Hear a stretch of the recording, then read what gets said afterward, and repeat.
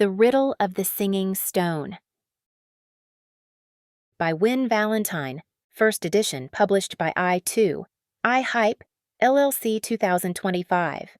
Copyright 2025 by Wynne Valentine, all rights reserved. No part of this publication may be reproduced, stored, or transmitted in any form by any means, electronic, mechanical, photocopying, recording, scanning, or otherwise, without written permission from the publisher. It is illegal to copy this book, post it to a website, or distribute it by any other means without permission. This novel is entirely a work of fiction. The names, characters, and incidents portrayed in it are the work of the author's imagination. Any resemblance to actual persons, living or dead, events or localities is entirely coincidental. Book cover by Dana Sacco. Chapter 1. A Melody Unleashed. He glanced up, unable to suppress a slight smile as the Fey baker twirled past the kitchen doorway, her silver-blue wings casting shimmering patterns across the stone walls. Her enchanted rolling pin hummed a cheerful tune as she worked, and the scent of cinnamon and possibility wafted through the air. "Good morning, my dear friend," Amara called out to her rolling pin, which responded with a melodic trill. "Today we're making moonbeam muffins and, oh, perhaps some whispering wind scones." In the corner of the common room, Lenora sat surrounded by a mess of chalk marks and open books, her auburn curls falling into her face as she traced protective runes on the wooden floorboards. Peanut circled her workspace with increasing agitation, his nose glowing a concerned shade of orange as he sniffed at the marks. "That doesn't look quite right," Draven observed quietly, noting how the third rune's curves bent the wrong way. He started to speak up, but years of experience had taught him that some lessons were better learned through practice, and occasional mishap. As if on cue, Lenora's voice cracked on the final syllable of her incantation. The chalk lines flared with a soft pop, and a shower of misaligned magic sparkled through the air like wayward fireflies. Several chairs around the room lifted gracefully from the floor, while a particularly enthusiastic table attempted to waltz with a startled guest's breakfast. Draven calmly reached out to steady the nearest floating table, his stone-touched skin gleaming faintly as he anchored it back to earth. He caught Lenora's frustrated gaze and offered an encouraging nod. The intent was solid. Sometimes the magic needs to stumble before it can dance. A sudden gust of wind interrupted any further instruction as the inn's heavy oak door swung open with theatrical timing. Autumn leaves skittered across the threshold like nature's own welcoming committee, swirling around the tall figure who stood framed in the doorway. Arendor Silversong seemed to command the very light of dawn, his silver hair catching the morning rays and transforming them into something more ethereal. His violet eyes swept the room with deliberate slowness, taking in the floating furniture and scattered chalk marks with an expression that might have been amusement, or something far more calculating. The usual morning bustle of the inn fell away as guests paused mid-bite or mid-conversation, transfixed by the bard's entrance. His flowing robes rippled with subtle patterns that seemed to move of their own accord, like shadows of leaves on water.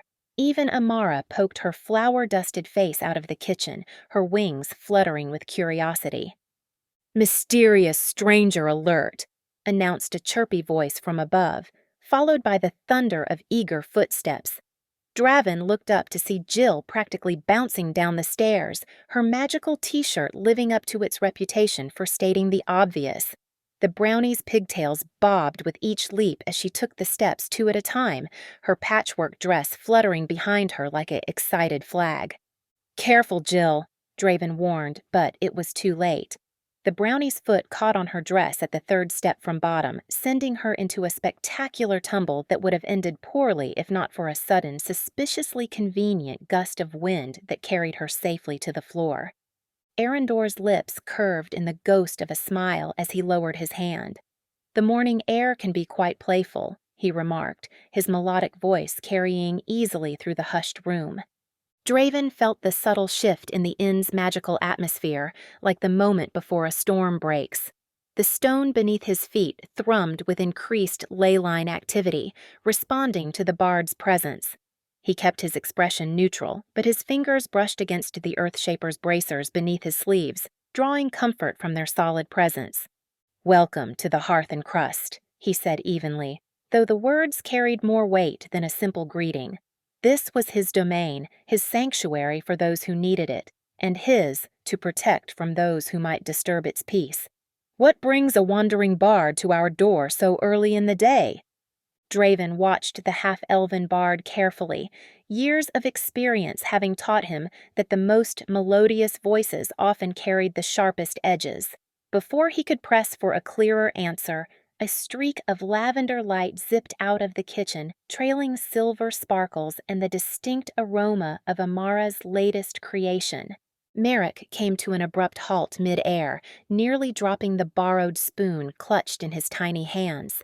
The pixie's usual mischievous grin faltered as his gaze locked onto the ornate brooch fastened at Arendor's throat, a piece that seemed to catch impossible amounts of light, sending rainbow fragments dancing across the inn's walls. Through his connection to the building's foundation stones, Draven felt a subtle ripple of something. His attention shifted to Arendor, catching the bard's swift glance toward the corner where the inn's oldest stones met. The disturbance in the ley lines beneath their feet grew stronger, like a quiet conversation just beyond hearing. "I asked what brings you here," Draven repeated, his tone remaining even despite the prickle of unease along his stone-touched skin. The bracers beneath his sleeves felt unusually warm. Arendor glided forward, each step precise and graceful as a dance step. "Where the hearth's warmth meets ancient stone," he intoned, his voice carrying an odd resonance that seemed to bounce off walls that shouldn't have created echoes. "I seek refuge for a treasure that sings alone." Draven suppressed a sigh. He'd dealt with enough bards to know they considered straight answers a personal failing. Still, something in the way the words lingered in the air gave him pause. With fluid movement, Arendor reached into his flowing robes and withdrew a bundle wrapped in silk that seemed to shift colors like oil on water. Even before he placed it on the counter, Draven heard it, a faint, haunting melody that made the hair on the back of his neck stand up. From the kitchen, Amara's enchanted rolling pin began to hum in harmony with the mysterious object, its usual cheerful tune taking on an otherworldly quality. The sound of chalk clattering to the floor drew his attention to Lenora, who had abandoned her ward practice.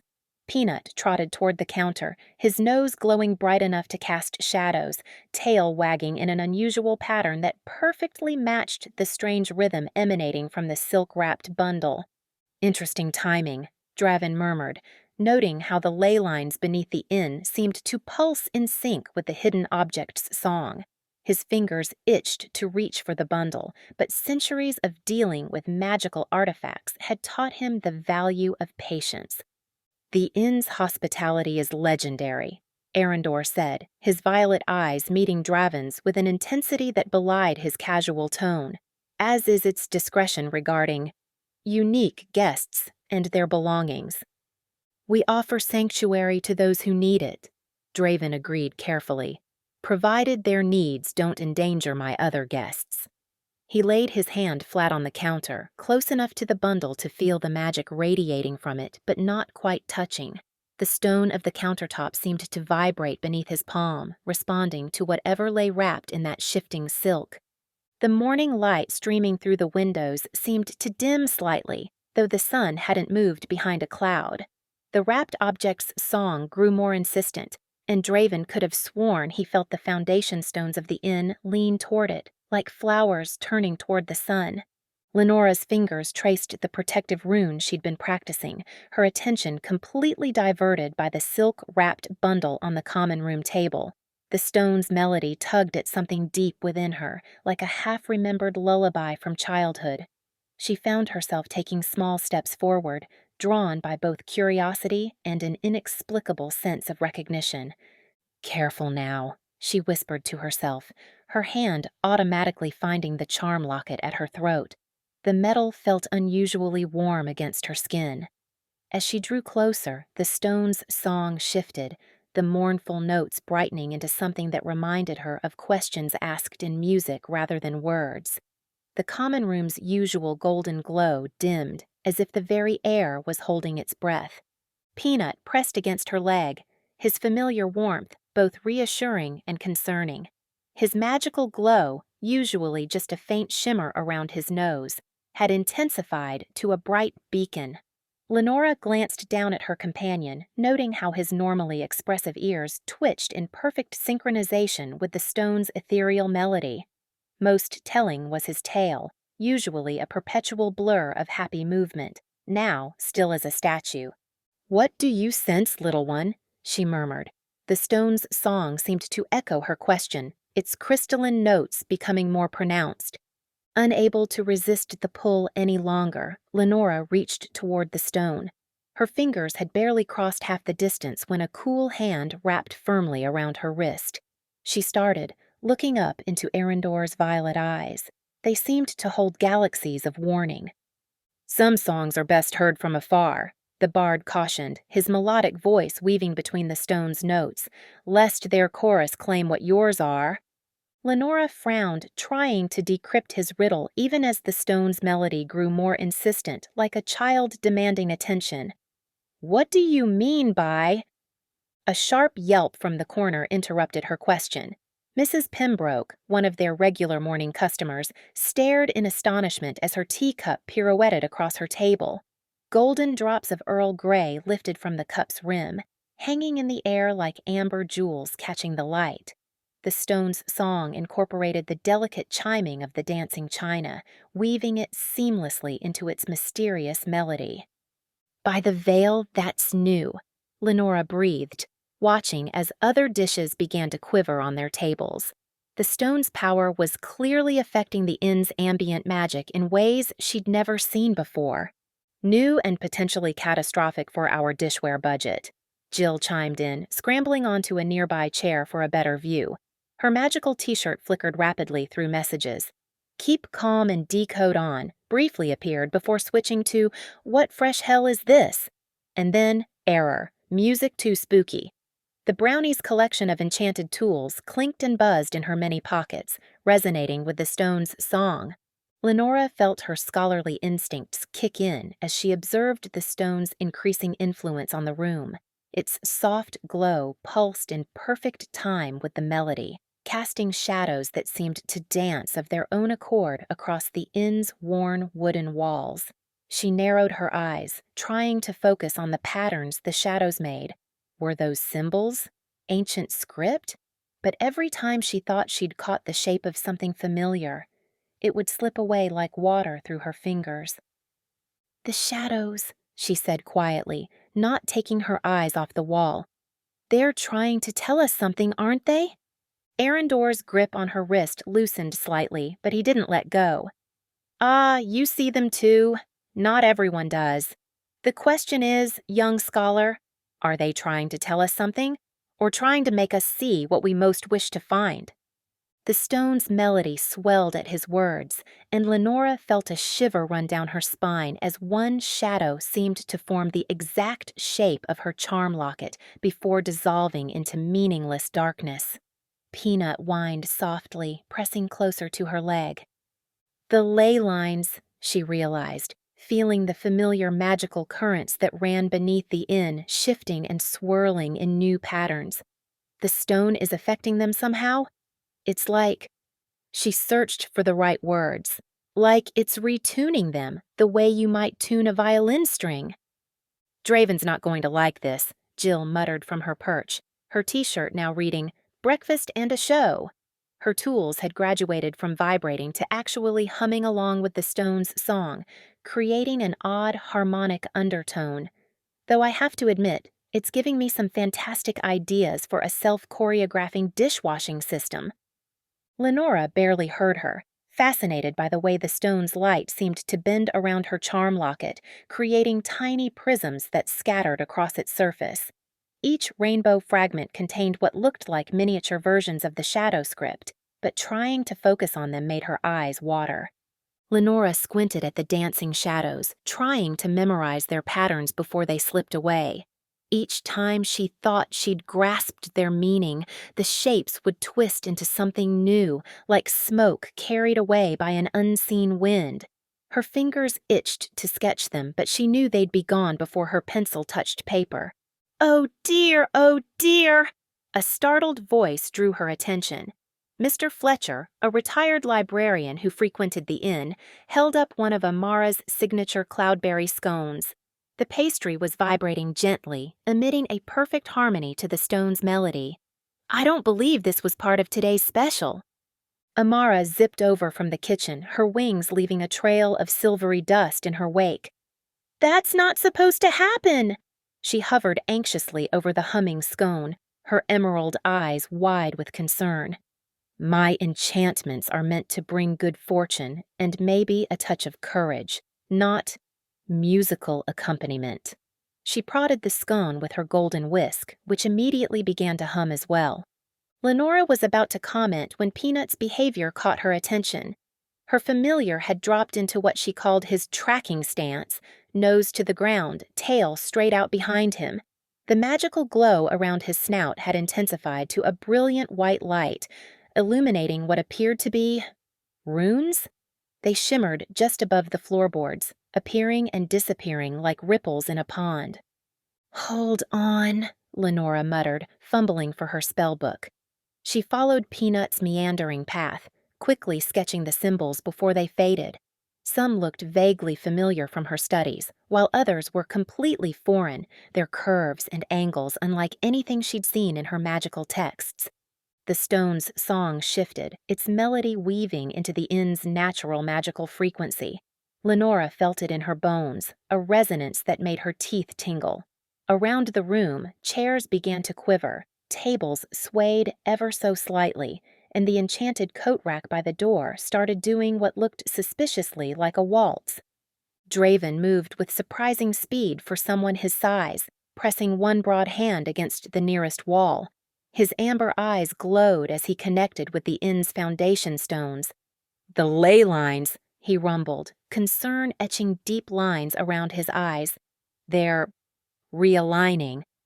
Throughout all of this, Arendor stood unnaturally still, his fingers dancing through the air as if playing an invisible harp. Lenora caught him watching the chaos with an expression that seemed almost satisfied. When their eyes met, he quickly looked away, but not before she caught the knowing smile that played across his lips. The stone's melody suddenly swelled, reaching a pitch that made Lenora's charm locket burn against her skin. The magical cascade that followed was immediate and overwhelming. Jill's t-shirt flashed rapid-fire messages. "Potato Wisdom Umbrella," followed by "Wait," and then what appeared to be an entire paragraph in wingdings. Amara's enchanted rolling pin launched itself off the counter with surprising velocity, forcing several guests to duck as it zoomed past. Lenora clutched her locket, which had grown hot enough to feel through her clothing. The stone's song poured through the room like liquid light, and she found herself humming along without conscious thought. The tune felt ancient, like something she'd known in a dream but forgotten upon waking. Peanut completed his circuit of the room, and Lenora's breath caught as she finally saw the pattern he'd revealed. The fading runes formed a perfect circle around the silk-wrapped stone, creating what appeared to be some sort of containment ring or focusing array.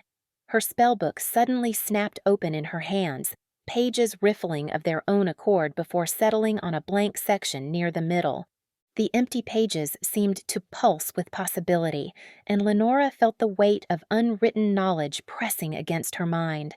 Her pencil hovered over the paper as the stone's song thrummed through her bones, waiting for something. But what?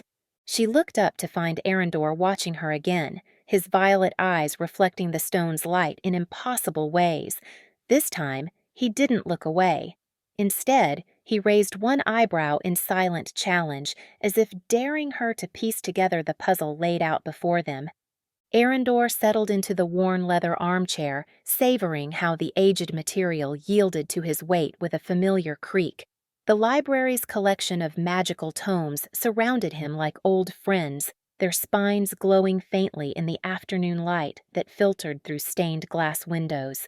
Before him on the oak table, the singing stone pulsed with a gentle radiance, its melody now reduced to a whisper that tickled at the edges of his consciousness.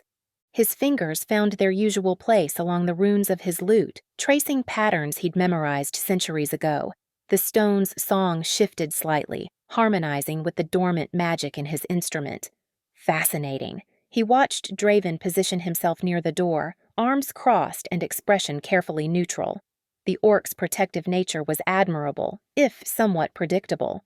"The stone," Arendor began, letting his voice carry the weight of centuries, "is more than just a pretty bauble that carries a tune. It's a key to understanding something far older than any of us." He paused, noting how the stone's glow intensified at his words. "Well, most of us." Drawing himself up with practiced grace, he delivered the first part of the riddle. "In halls where music meets the veil, ancient songs tell their tale." The stone's melody swelled, weaving itself into a more complex harmony that made the library's magical wards hum in response. Several books floated briefly off their shelves before settling back down. Lenora leaned forward, her charm locket swinging hypnotically. The stone's song brightened noticeably, its melody taking on an almost eager quality. Arendor filed away this reaction for later consideration. The stone's apparent recognition of the young mage was intriguing. "The Veilborn Music Hall," he continued, watching Lenora's expression carefully, "was said to be a nexus of harmonic magic, a place where the boundary between music and pure magical energy became." He plucked a single string on his lute, letting the note hang in the air. "Somewhat negotiable." "Sounds like a hit single in the making," Jill piped up, breaking his carefully crafted atmosphere. Her shirt immediately changed to display "hit single?" More like flop. In garish letters, Cogs, still perched on her shoulder, released a series of mechanical trills that somehow managed to sound both musical and sarcastic. Arendor pressed his lips together to suppress a smile. The brownie's irreverence was refreshing, even if it did derail his dramatic momentum. "Perhaps not quite top 40 material," he conceded. "But the stone song is indeed trying to tell us something." He lifted the stone carefully, cradling it in his palm. The melody shifted again, becoming almost questioning. The Veilborn believed that every piece of magic had its own frequency, its own song. This fragment? He turned it slowly, watching how the light played across its surface. Carries echoes of a much larger composition. The stone's song took on a melancholic note, and Arendor felt an old, familiar ache in his chest. How many centuries had it been since he'd last heard the full melody? He pushed the thought aside, focusing instead on the present moment and his carefully constructed role of mysterious bard. "But why bring it here?" Draven's deep voice rumbled from his position by the door. "Surely there are more appropriate venues for ancient artifacts." "Ah, but that's where you're wrong," Arendor responded, allowing a hint of mischief to color his tone. "The Hearth and Crust sits at the intersection of several ley lines, lines of power that the Veilborn once used to create their harmonic magic. And more importantly," he gestured to the stone, which had begun to pulse in time with the inn's own magical rhythm, "it seems to like it here." Arendor held the stone out, palm up, letting its song fill the library.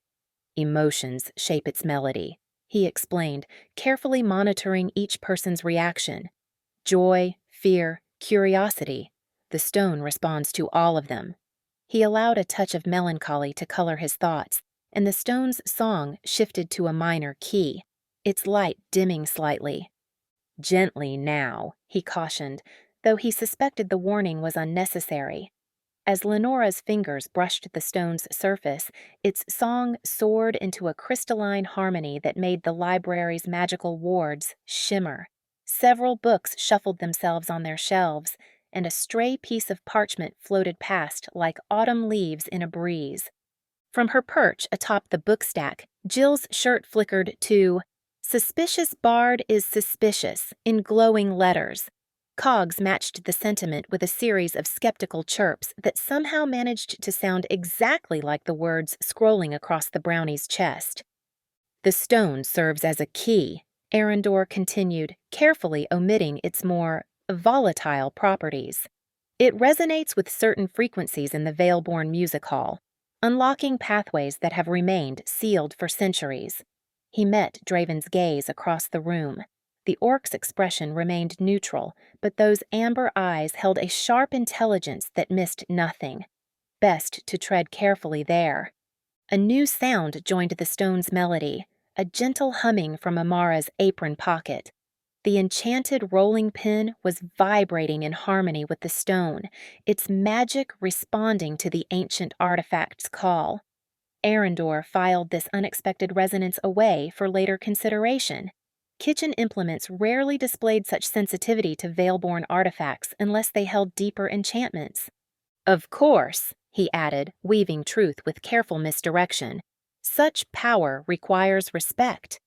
The melody seeks completion, but not all notes are meant to be heard." As if responding to his warning, the stone's song took on a darker timbre, its harmonies twisting into something almost discordant before settling back into its usual rhythm. "I propose a collaboration," Arendor announced, rising from his chair with practiced grace. He moved toward the library's tall windows, positioning himself so he could watch their reflections in the glass. "The stone's melody holds secrets that could benefit us all, but unlocking them requires—" He paused, plucking a single string on his lute. "The right combination of talents."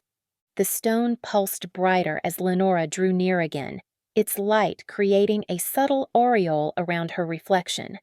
More telling were the shadows it cast around his own form, deeper than they should be, with edges that moved independently of the light source.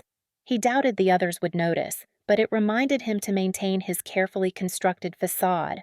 "Together," he continued, turning back to face them, "we might uncover what the Veilborn left behind."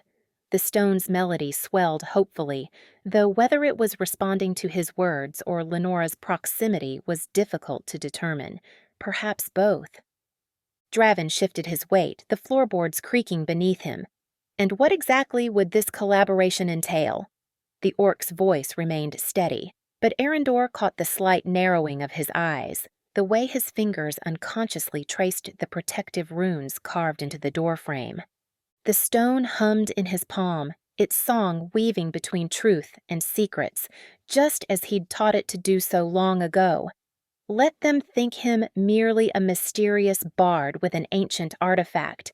The truth, like the stone's complete melody, would reveal itself when the time was right. Chapter 2. Whispers in the Woods.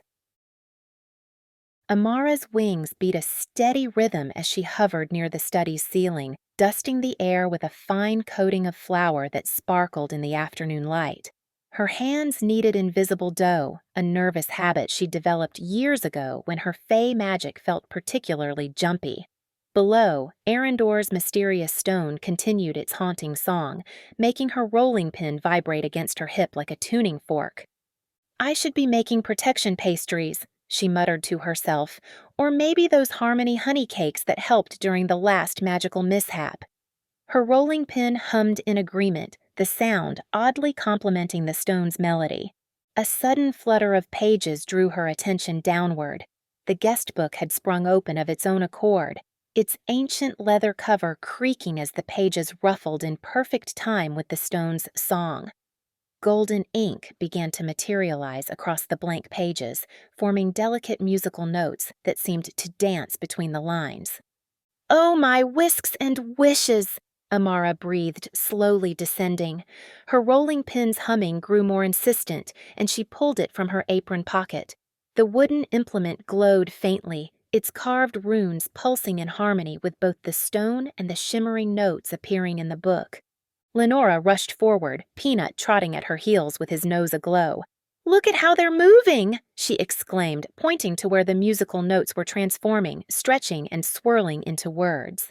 Amara noticed Arendor hanging back, his casual stance betrayed by the intensity in his violet eyes. The golden script flowed across the page. Where willows weep and music sleeps, find the sheets in shadows keep. A movement beyond the window caught her attention, and her breath caught in her throat. Two luminous yellow eyes peered in at them through the gathering dusk, surrounded by shadows that seemed too deep, too thick for the early evening hour. The protection charms she'd baked into her morning batch of cinnamon rolls began to tingle, sending little warning sparks through her magical awareness. Ooh, spooky! Jill bounced on her toes, her enchanted shirt flashing shadowy vibes detected in bright letters. She pointed eagerly at the window. We've got company. Everyone turned to look, but the eyes had already vanished, leaving only a ripple in the unnaturally dark shadows, like ink spreading through water. Jill's shirt flickered and changed to, "Don't blame me, blame the cat." "That was Devil Cat," Amara said softly, her wings creating gentle currents that stirred the settling flour. "I've seen those eyes in the kitchen sometimes, watching me bake." She didn't mention how her protection pastries always seemed to lose their potency on the days those eyes appeared. The guest book continued its mysterious transcription, but now the golden words appeared smudged and broken, as if something was interfering with the magic. Amara fluttered closer, her wings casting their natural fey light over the pages. Where her shimmer touched the paper, new symbols emerged between the lines, tiny runes that reminded her of the markings on her oldest baking sheets, the ones handed down through generations of fey bakers. "The interference," Arendor spoke up, his voice carrying an odd note that made Amara's rolling pin hum louder. "It's almost like something's trying to edit the message." Amara's wings cast prismatic patterns across the pages as she leaned closer. "These hidden marks," she said, pointing with her rolling pin, which was now vibrating like a struck bell. "They look like old protection runes, but they're mixed with musical symbols I've never seen before." Lenora pulled out her notebook, quickly sketching the symbols while Peanut sniffed the air, his magical glow pulsing in time with the stone's song. "They're similar to the runes I've been studying," she said, "but these are much older, more complex." The guest book's pages continued to fill, though some words remained frustratingly incomplete. "Well, that's helpfully cryptic," Amara muttered, absently sprinkling more flour from her wings as she hovered. Her rolling pin suddenly went silent, and the temperature in the room seemed to drop. Through the window, the shadows had begun to move against the wind, like curtains being drawn by invisible hands. Amara watched as Peanut's nose grew brighter, casting a warm glow across the guest book's weathered pages. The little familiar sniffed enthusiastically, his tail wagging in perfect time with the stone's melody. Her rolling pin hummed in response, and she found herself unconsciously swaying to the combined rhythms. "Look!" Lenora bent closer, her curls falling forward as she traced something in the paper. There are tiny notes woven into the watermark, like a hidden sheet of music. The stone's song shifted, matching the delicate pattern of notes with uncanny precision. Amara's wings fluttered nervously, sending a fresh shower of sparkles through the air. She reached into her apron pocket, fingers brushing past her humming rolling pin to find what she was looking for. "Here," she said, pulling out a small cloth bundle. "Fresh batch of clarity cookies. They help clear magical interference. Usually use them when my experimental recipes get too experimental."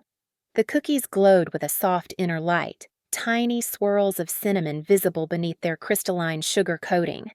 As everyone took a cookie, Amara noticed how the magical sparkles in the treats responded differently to each person. Lenora's cookie shimmered like moonlight, while Jill's sparked with tiny lightning bolts. Arendor's seemed to absorb the light around it, though his appreciative smile appeared genuine enough. The effect was immediate. The guest book's smudged writing began to sharpen, though the words still danced teasingly between mundane text and musical notation. "Seek the score where whispers soar, through branches high and roots below, where ancient melodies restore, the songs that time forgot to know." A sudden chill swept through the study, making Amara's wings quiver. The magical lanterns flickered, their flames dancing wildly as shadows crept across the floor. Her fey senses tingled as she watched those shadows reach toward Arendor's stone with an unsettling purpose. Draven moved quietly but deliberately, his large hands pressing against the study's walls. Ancient protection runes flared to life beneath his touch, pushing back against the encroaching darkness. Amara felt her own protection charms responding, the magic in her recent baking harmonizing with Draven's wards. Slam! The guest book snapped shut with such force that Peanut jumped backward with a startled yip, but not before one final line appeared in gleaming script. Between root and branch of Whispering's heart lies the score to set the melody apart. Jill's shirt flashed. Well, that was dramatic in bold letters before switching to Trees, Nature's Sheet Music Storage in a flowing script that mimicked tree branches. Arendor lifted the stone, turning it slowly in his hands. The haunting melody it produced now carried undertones that reminded Amara of quiet afternoons spent near the Whispering Willow, when the ancient tree's song drifted through the village like a half-remembered lullaby. She noticed how his gaze kept drifting to Lenora, who was frantically copying the guest book's final message into her notebook. There was something in his expression that made her rolling pin tap an agitated rhythm against her hip. Not quite warning, not quite calculation, but something that set her fey instincts on edge. The temperature dropped again, and Amara's wings instinctively drew closer to her body. Through the study's window, another shadow passed. Too fluid, too purposeful to be natural. Her protection charms pulsed strongly, sending waves of warmth through her apron pockets where she kept her most powerful baking enchantments. Jill's shirt flickered one last time. To be continued, hopefully without cats. Her rolling pin's warning taps grew more insistent, and Amara found herself reaching for the little pouch of emergency protection pastries she always carried. The sugar-dusted charms felt warm against her palm, ready to release their magic if needed, but the shadow had already melted away into the gathering dusk, leaving only questions and the stone's endless song hanging in the air.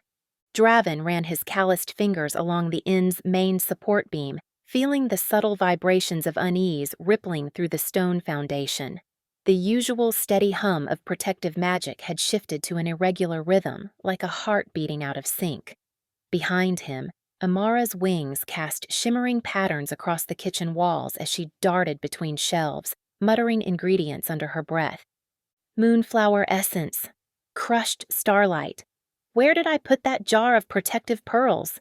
She swooped past him, trailing a fine dusting of silver magic that made the stones beneath his feet tingle. Second shelf, behind the dream spice.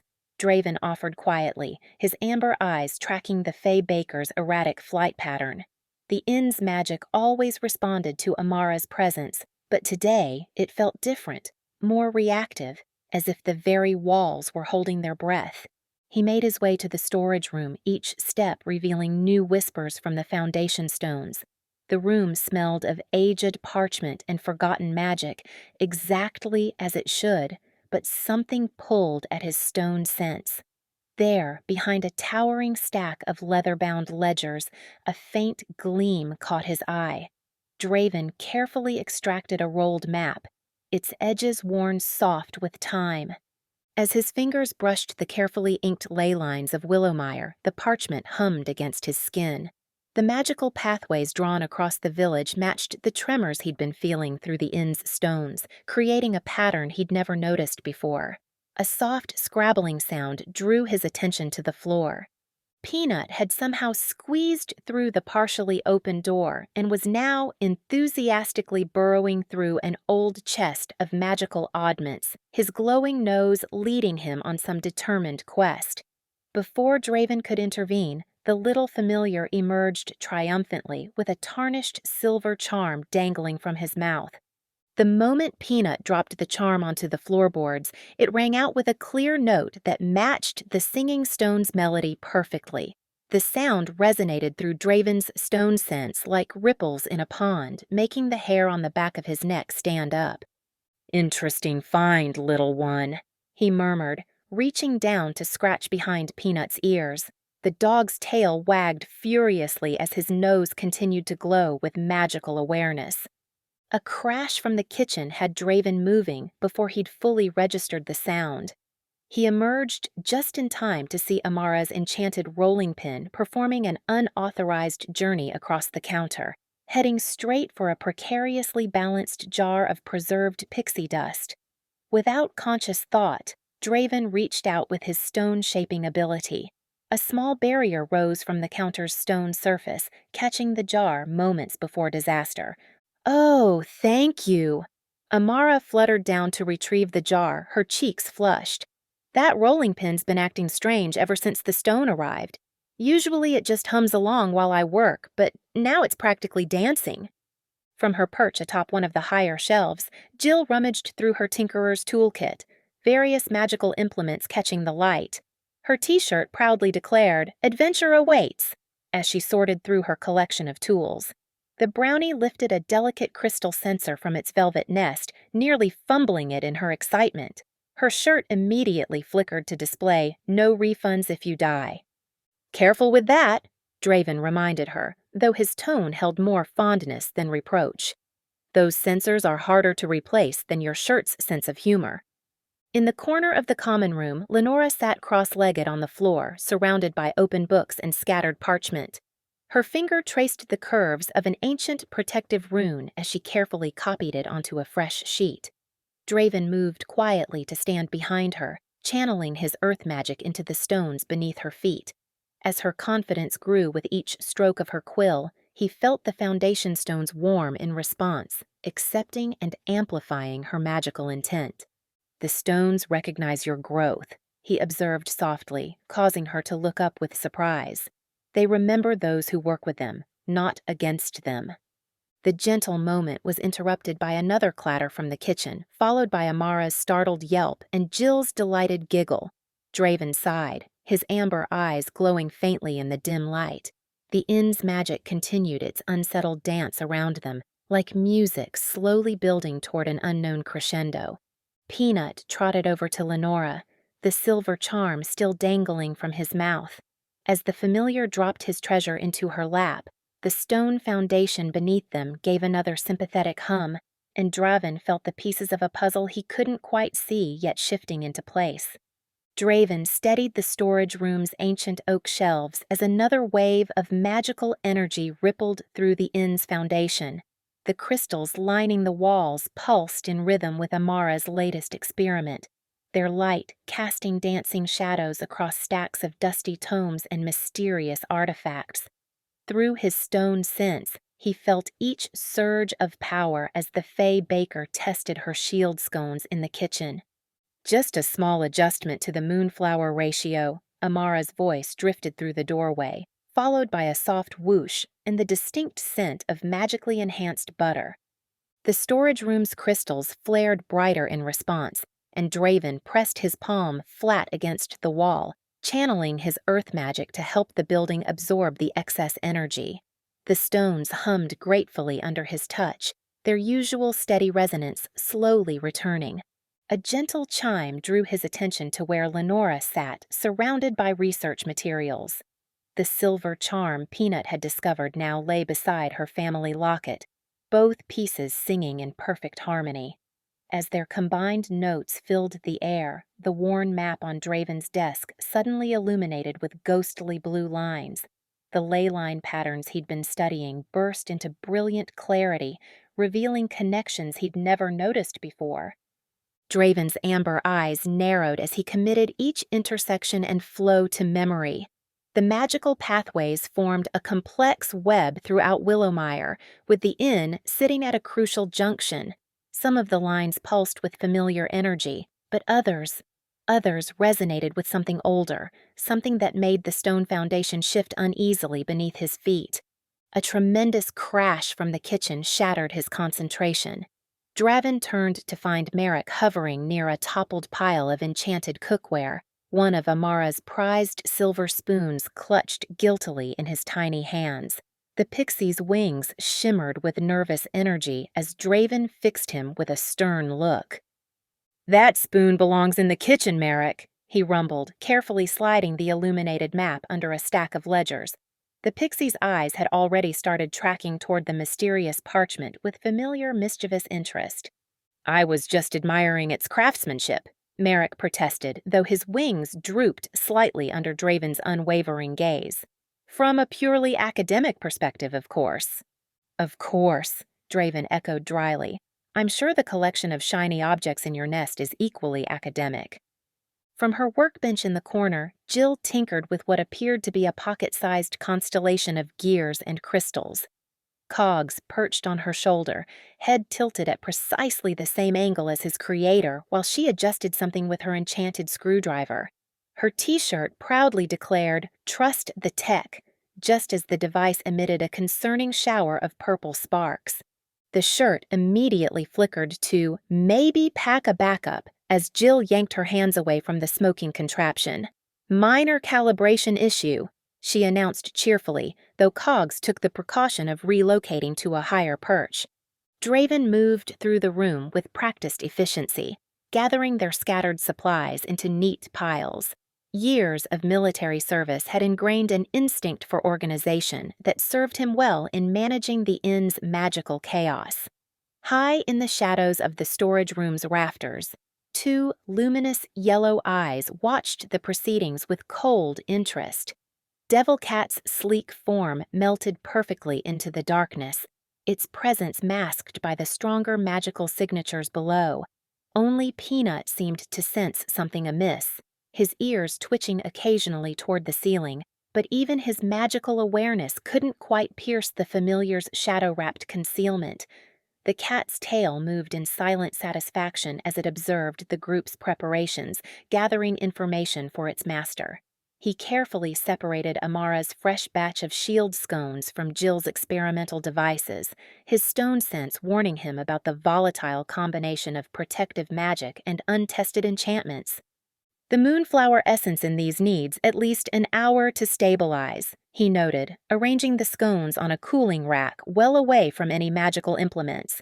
The stones beneath the rack hummed in agreement, their protective energies automatically adjusting to support the pastry's enchantments. Amara fluttered in with another tray, her wings casting prismatic patterns across the walls. "These are the speed enhancement tarts," she explained, searching for a safe spot among their gathered supplies. "Though they might have a slight side effect of temporary levitation. The cinnamon was feeling particularly buoyant today." Draven wordlessly cleared a space on the highest shelf, well out of reach of Merrick's curious hands. His stone sense registered each magical item's unique resonance as he worked. The sharp tang of Jill's tools, the warm glow of Amara's baking, the ancient whispers of Lenora's research materials. The inn's magic flowed around them all, weaving the disparate energies into a complex harmony. He rested his hand against the wall one final time, feeling the building's anticipation pulse through the stones. The foundation thrummed with barely contained energy, like a breath held too long. Whatever path the singing stone was leading them toward, the inn itself seemed eager to help them begin. Jill's shirt cycled through several messages before settling on, "Ready or not, here we go." "Probably." The brownie grinned up at him, her toolkit already packed and secured.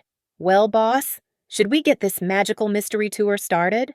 Jill adjusted the straps of her tinkerer's toolkit, the enchanted tools inside clinking softly as she stepped onto the moss-covered forest path. Her t-shirt flickered to life with glowing letters that spelled out, "Into the woods we go," while Cogs settled onto her shoulder, his metallic feathers catching the dappled sunlight filtering through the canopy. "Ready for some trouble, old friend?" she whispered to the clockwork raven. Cogs responded with a soft whir, his mechanical eyes scanning the shadows between ancient willows. The forest felt different today, more awake somehow, as if the very air held its breath in anticipation. "Well, that's certainly not ominous at all," Jill muttered as her shirt updated itself to read, "Follow the creepy tunes." She pulled out her favorite wrench, lovingly named Twistmaster, and held it like a dowsing rod. The tool's enchanted core hummed in harmony with Arendor's music. A flash of movement caught her eye as Merrick zipped between the trees, his lavender glow leaving trails in the morning mist. The pixie darted here and there, stuffing dewdrops and interesting pebbles into his tiny waistcoat pockets. "Merrick, you magpie! What have you found this time?" Jill called out, grinning as the pixie proudly displayed a collection of crystalline dewdrops. His response was cut short when his latest sprinkle of pixie dust revealed something far more interesting: ancient runes carved into a nearby tree trunk, previously hidden by a concealment charm. The magical symbols pulsed with a faint purple light where Merrick's dust had settled. Jill's shirt immediately flashed. Thank the local magpie, making Merrick beam with pride as he performed an elaborate mid-air bow.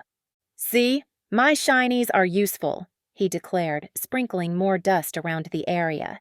Before Jill could examine the runes more closely, Cogs suddenly spread his wings with a sharp mechanical screech. The movement nearly knocked her favorite screwdriver from her toolkit, but more concerning was the way Twistmaster began to vibrate in her hand, its metal growing warm against her palm.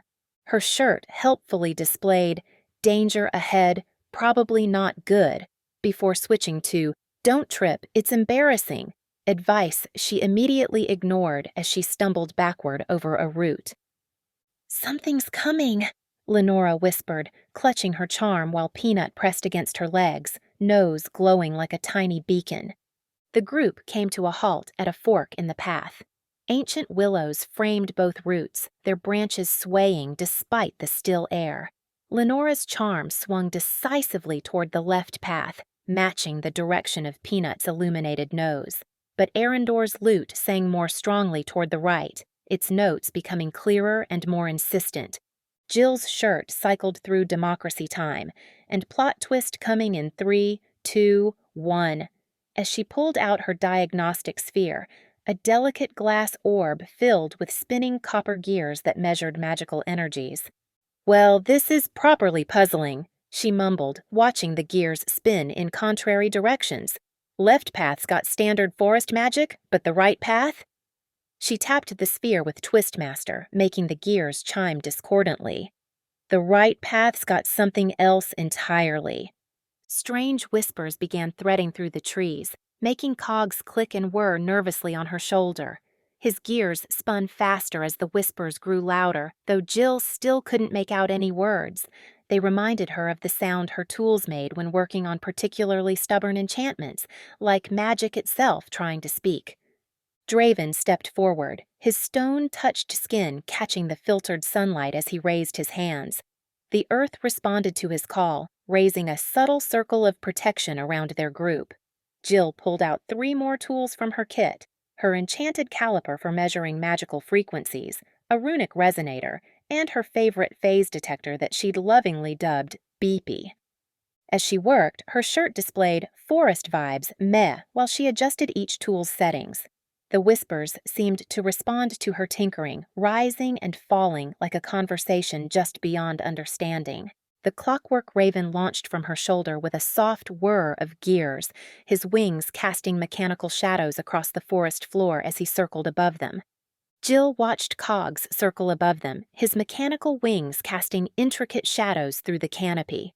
Her diagnostic tools continued their erratic readings when a high-pitched squeal from Merrick made her nearly drop Beepy. "Look, look! The shiniest moss I've ever seen!"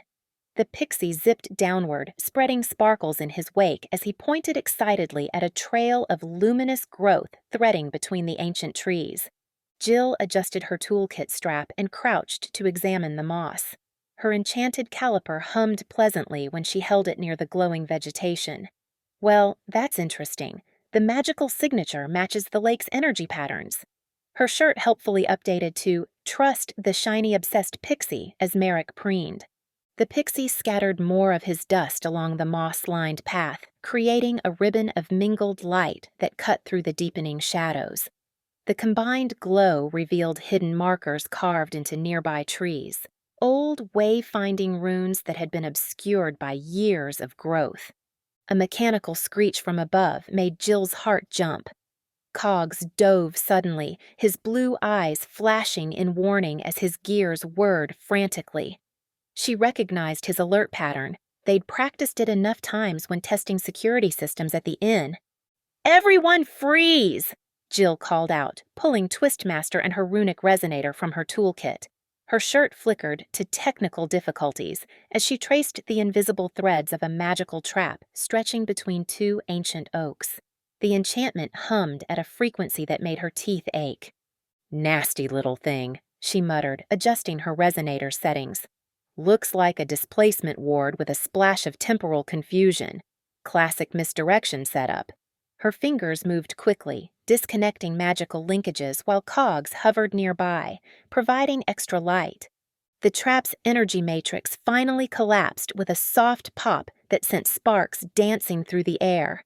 Her shirt proudly displayed "Hack the Forest Success" as she packed away her tools. "We should consult Eldrin," Lenora suggested, clutching her charm tighter as Peanut sniffed the deactivated trap site.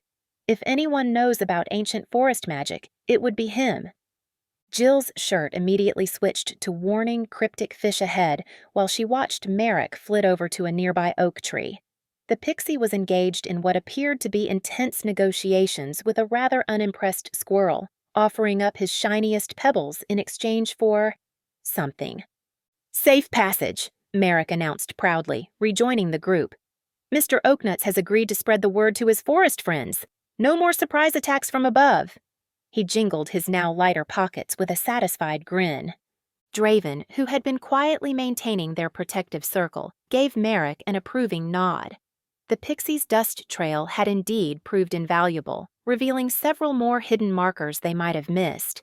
Jill's shirt couldn't resist flashing "character development alert" before quickly adding "still don't touch his spoon collection," a reminder of last week's unfortunate incident involving Merrick's magpie tendencies and Draven's prized silverware. The forest grew denser as they followed the glowing path toward Eldrin's lake. Ancient willows pressed closer, their branches weaving together overhead until only scattered rays of sunlight penetrated the canopy. Cog's blue eyes cast eerie shadows as he flew ahead, scanning for more traps. Jill's tools began acting stranger with each step. Beepy's usual steady pulse turned erratic, and her diagnostic sphere's gears spun in impossible patterns. "The magical interference is getting stronger," she reported, watching her shirt update to "underwater wisdom loading." Pushing through the last stand of willows, they emerged at the lake's edge. The water stretched out before them, black and mirror-smooth except where shadows danced across its surface like living things. Jill's diagnostic sphere hummed with energy as the strange harmony grew stronger, and her shirt displayed its final assessment of their situation. Time to fish for answers. Literally. Cogs landed on her shoulder, his gears clicking softly as they all stared at the lake's mysterious surface. Something about those dancing shadows made Jill suspect that Eldrin was already well aware of their presence and probably enjoying their moment of uncertainty. Chapter 3. Runes and Rhythms. Lenora stood in the chapel's dusty nave, mesmerized by the way her charm locket pulsed against her chest. The rhythm matched perfectly with the subtle thrum of dormant magic that seemed to permeate the ancient stones around them. Through the stained glass windows, shafts of colored light painted the floor in ethereal hues, and she couldn't help but notice how the shadows formed distinct shapes, musical notes that danced and shifted with each passing cloud. "Peanut, what do you smell?" she whispered to her familiar, who had already begun sniffing excitedly at the floor. The little dog's nose lit up with a soft, magical glow as he traced what appeared to be an invisible pattern across the weathered stones. Lenora's eyes widened as she recognized the emerging shapes, glyphs that matched the ones she'd been studying in her spellbook just that morning. "Quick, someone hand me my journal," she called out, already reaching for her pencil. Her fingers flew across the page as she sketched the symbols Peanut revealed. "Look at this. They're not just random marks. They form parts of a musical scale." The singing stone in Arendor's hands suddenly hummed louder, its melody growing stronger as he plucked a tentative sequence of notes on his lute. Lenora watched, fascinated, as certain runes began to illuminate in response to specific notes. Her locket grew warm against her skin, and she pressed her hand against it, feeling the steady pulse of magic beneath her fingers. "The stone's responding to your music," she told Arendor, who nodded sagely as his fingers continued to dance across the strings. Nearby, Jill hunched over her latest contraption, a brass and copper device covered in tiny dials and crystalline sensors. Her t-shirt helpfully displayed "Puzzle time, don't break anything" as she made minute adjustments to the machinery. Above them, cogs swooped and circled near the chapel's vaulted ceiling, the clockwork raven's mechanical chirps perfectly matching the stone's haunting song. "The resonance patterns are unlike anything I've seen before," Jill muttered, twisting a dial that made her device emit a soft chime. Lenora returned her attention to the floor, where several of the glyphs still glowed faintly in Peanut's wake. An idea struck her as she recognized a protection rune similar to ones she'd been practicing at the inn. Pulling out her chalk, she carefully traced the protection symbol, then added a harmony glyph she'd noticed repeated in the pattern. The effect was immediate. Several stone panels in the wall began to glow with an inner light, and Lenora felt the floor beneath her feet shudder. Before she could stumble, Draven's steady hand caught her elbow, his connection to the stone keeping them all balanced as the chapel's foundation shifted slightly. "Careful," he rumbled, his amber eyes scanning the walls. "The whole building's responding to whatever you just did." "Teamwork makes the dream work," Jill announced cheerfully, making another adjustment to her resonance detector. Her shirt flickered, first displaying "Speak for yourself," before changing to "Rune Nerds Unite." The message drew a laugh from Lenora, which turned into a smile as Peanut barked enthusiastically, his tail wagging in perfect time with the stone's melodic pulse. Lenora was still studying the glowing runes when a sudden movement caught her eye. Amara's enchanted rolling pin, which had been resting quietly in her apron pocket, spun wildly before pointing like a compass needle toward a shadowy corner of the chapel. The motion was so precise that Lenora found herself following its direction to a recessed alcove she hadn't noticed before. Her breath caught as she recognized the faint etchings around the alcove's edge. "These runes—" She traced them with careful fingers, feeling the dormant magic tingle beneath her touch. "They are almost identical to the protection wards I've been practicing at the inn, but there's something different about the resonance pattern." Peanut padded over to investigate, his nose glowing brighter as he sniffed along the base of the alcove. Above them, cogs swooped lower, mechanical eyes whirring as he adjusted his focus on the area Peanut was investigating. "Arendor!" Lenora called, excitement creeping into her voice. "Could you try matching these tones?" She pointed to a sequence of runes that looked particularly similar to musical notation. "I think they might correspond to specific notes." The bard nodded, positioning his fingers on the lute strings.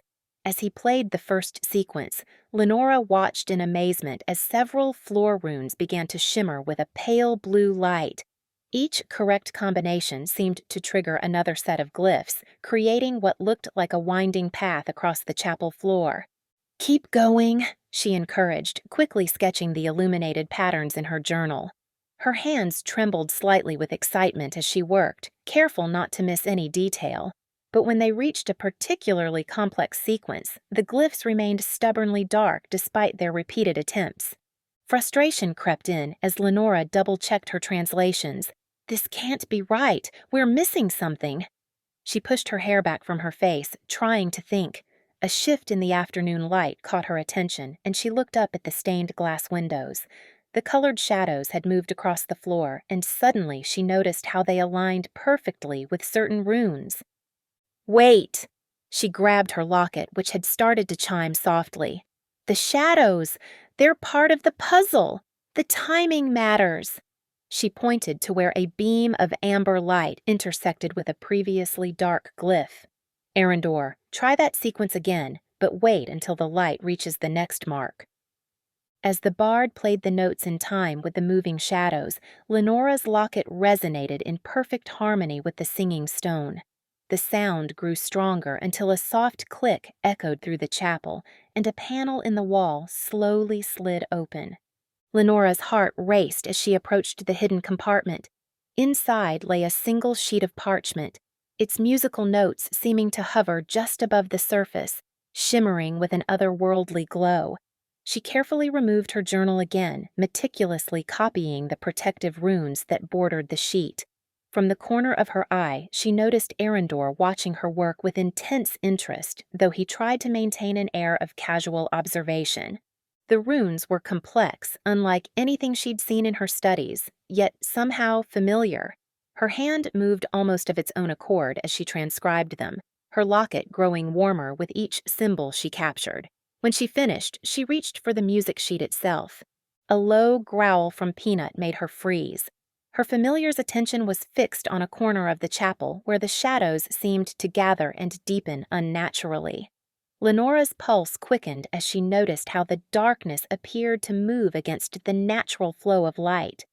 When it returned to Lenora, the notes swirled into formations that reminded her of the protection wards she'd been studying, though far more intricate. Her locket hummed in response, as if recognizing a long-forgotten song. Behind them, the runes that had led them to this discovery were already beginning to fade, returning to their dormant state. Lenora watched them disappear with a mixture of satisfaction and wistfulness, knowing they had unlocked only one of the chapel's many secrets. Jill's shirt changed one final time, displaying "Level complete, boss fight pending" in bold letters. Lenora clutched her locket tightly, trying to memorize the feeling of the magic that still pulsed through the air around them. Lenora quickly but carefully lifted the music sheet, surprised by how light it felt, almost weightless in her hands. As she passed it to Arendor for safekeeping, she noticed how the notes shifted and changed, the melody adapting itself differently for each person who held it. When Jill took a turn examining it, the notes rearranged themselves into what looked like mechanical diagrams. In Draven's hands, they seemed to take on an earthier, more grounded pattern. When it returned to Lenora, the notes swirled into formations that reminded her of the protection wards she'd been studying, though far more intricate. Her locket hummed in response, as if recognizing a long-forgotten song. Behind them, the runes that had led them to this discovery were already beginning to fade, returning to their dormant state. Lenora watched them disappear with a mixture of satisfaction and wistfulness, knowing they had unlocked only one of the chapel's many secrets. Jill's shirt changed one final time, displaying "Level complete, boss fight pending" in bold letters. Lenora clutched her locket tightly, trying to memorize the feeling of the magic that still pulsed through the air around them. Draven watched as Arendor's elegant fingers rewrapped the singing stone in its silk cloth, each fold precise and deliberate. Even muffled, the stone's melody thrummed through the common room, resonating with something deep beneath their feet. Through his stone sense, Draven felt the inn's foundation stones respond, their ancient magic stirring like drowsy bears waking from hibernation. "The ley lines are dancing," he murmured, pressing his palm against the worn floorboards. The magical currents beneath the inn swirled and eddied around the stone's presence, familiar yet strange, like finding an old friend speaking a new language. Arendor's violet eyes flickered with interest. "You can feel them that clearly?" He reached into his robes and withdrew a weathered map, spreading it across the heavy oak table. "Perhaps you can sense what went wrong at the other sanctuaries." Dark ink marked failed safe havens across the continent. Draven's finger traced the locations as Arendor spoke, each site a wound in the world's magic. "The mountain temple of Dawn's Grace," Arendor said, tapping a spot along the northern range. Its wards collapsed from within, as if the very stones rejected their own magic. His finger slid southeast. "The Lighthouse of Eternal Watch." Its guardian vanished one stormy night, leaving only scorched shadows on the walls. And here, he indicated a forest glade, the Grove of Whispers. Nothing remains but ash and silence. The stone's song shifted as Arendor spoke, its melody growing more erratic. Through the silk, pulses of light escaped in irregular patterns, like a heartbeat gone wrong. "Show me," Draven said quietly. Arendor carefully unwrapped one corner of the stone. "Observe." He held up a simple protection charm, one of Lenora's recent creations. As it neared the stone, the charm's steady blue glow began to spark and sputter like a dying firefly. A ward stone from Draven's pocket had its runes dancing wildly, their careful patterns dissolving into chaos.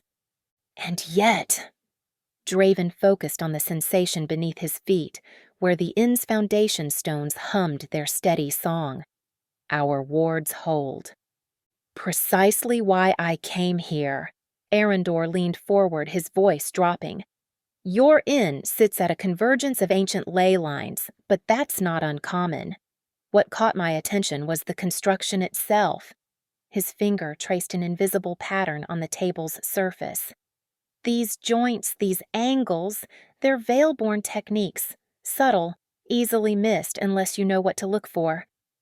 The hearth's flames suddenly leapt and twisted as the stone's melody spiked. Without thinking, Draven reached out with his stone magic, connecting to the foundation beneath them. The volatile energies coursing through the room met something solid and ancient, like waves breaking against a cliff face. The inn's very bones seemed to absorb and gentle the stone's wild song. "Fascinating!" Arendor watched the interaction with sharp attention. "The inn doesn't just resist the stone's influence, it harmonizes with it, adapts to it." A slight smile played at his lips. "Like calls to like, wouldn't you say?" Draven studied the bard's face, noting the careful arrangement of his expression. Everything Arendor said made sense, followed a logical pattern, and yet— "You knew this would happen," he stated, not a question. "I suspected."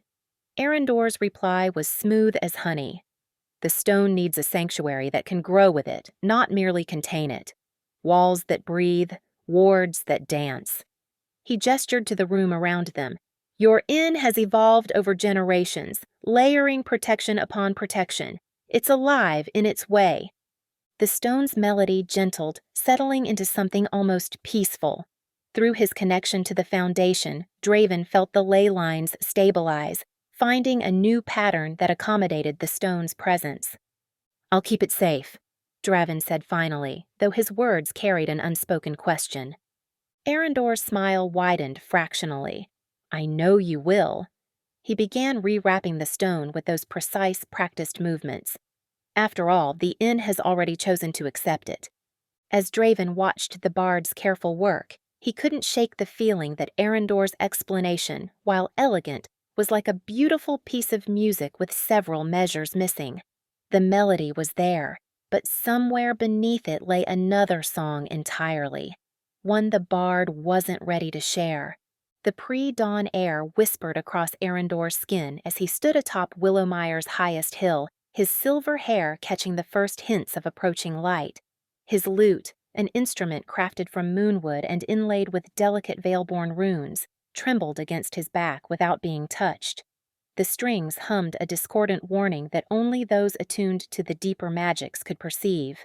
Arendor removed the instrument with practiced grace, holding it before him like a dowsing rod. Beneath the earth, ley lines pulsed with an irregular rhythm that set his teeth on edge. He'd tracked these disturbances across 3 provinces, each one stronger than the last, leading him here to this sleepy village with its peculiar inn. "Show me," he murmured, reaching into his sleeve to withdraw a crystal tuning fork. The delicate instrument caught the pre-dawn light, scattering tiny rainbows across his hands. With deliberate precision, he struck it against the lute's neck. A pure note rang out, piercing the magical weave that connected all things. The sound rippled outward, carrying his question to fellow bards stationed across the realm. As the note faded, echoes returned, carrying whispered messages and fragments of vision. The air between fork and lute shimmered, forming ghostly images. First came Lyra, the blind weaver of Mistbrook, her fingers tracing patterns in her tapestries that shouldn't exist. The threads sing of their own accord, her voice whispered. They weave stories of the Veilborn that I've never taught them. The image shifted to Thornhaven's bustling market square, where Jasper, the street musician, gestured to frosted window panes. The songs write themselves, he reported, pointing to crystalline patterns that bore an unsettling resemblance to ancient musical notation, and the children who hear them speak in riddles for hours afterward. Another echo brought Marcus, the tavern keeper in Ashwood, standing amid rows of humming ale barrels. "It's the old songs," the man's projection muttered. "The ones my grandmother used to sing about the Veilborn and their lost melodies." Arendor pulled out his journal, its pages filled with carefully documented musical phrases and leyline patterns. With quick, precise strokes, he added these new data points to his map. The disturbed energy lines formed an unmistakable spiral, with Willowmire Village sitting squarely at its center. More troubling still, the resonance patterns matched fragments of Veilborn music he'd spent decades collecting, pieces of a greater whole that had haunted his research for longer than he cared to admit. The Singing Stone's influence was obvious now, its melody weaving through the magical tapestry like golden threads through common cloth. Each hour strengthened its call, reaching toward something hidden deep beneath the village's foundations. A flicker of dancing lights interrupted his thoughts, carrying an urgent message from Mira, his contact in Thornhaven. Shadow Walker seen in the market. Mordain asks of musical artifacts, offers gold for information about the stone. Arendor's fingers tightened on his lute.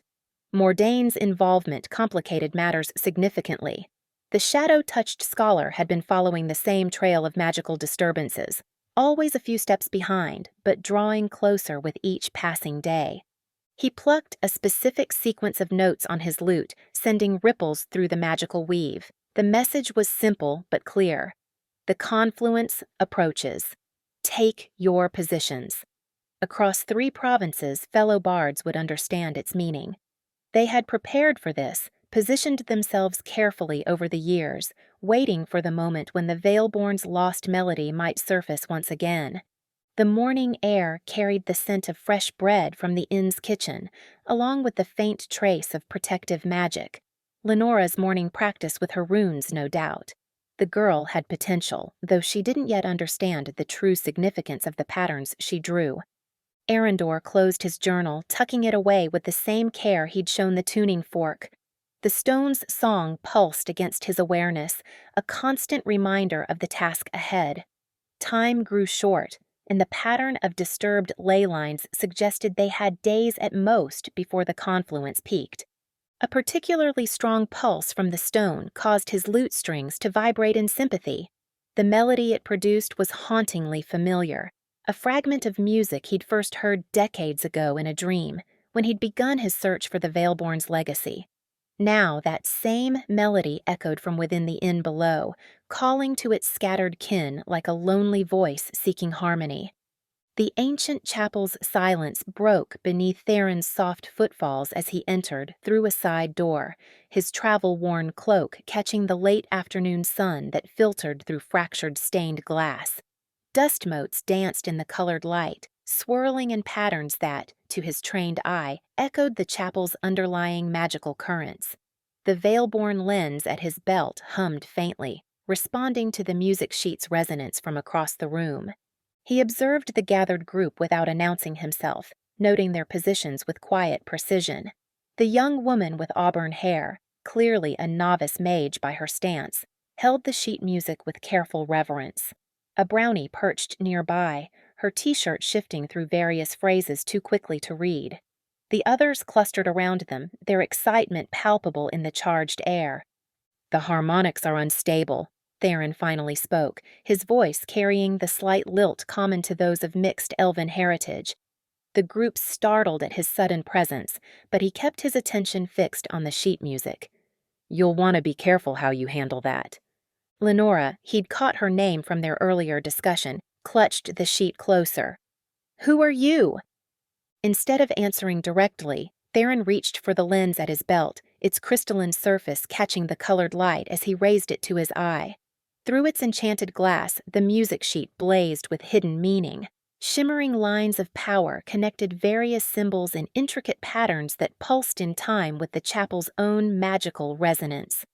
"The notation isn't merely musical," he observed, keeping his tone professionally detached despite the thrill of recognition that coursed through him. These were patterns he'd seen before, in texts long thought lost. "See how the grace notes curl? Classic Veilborn protection sigils." "You can read Veilborn script?"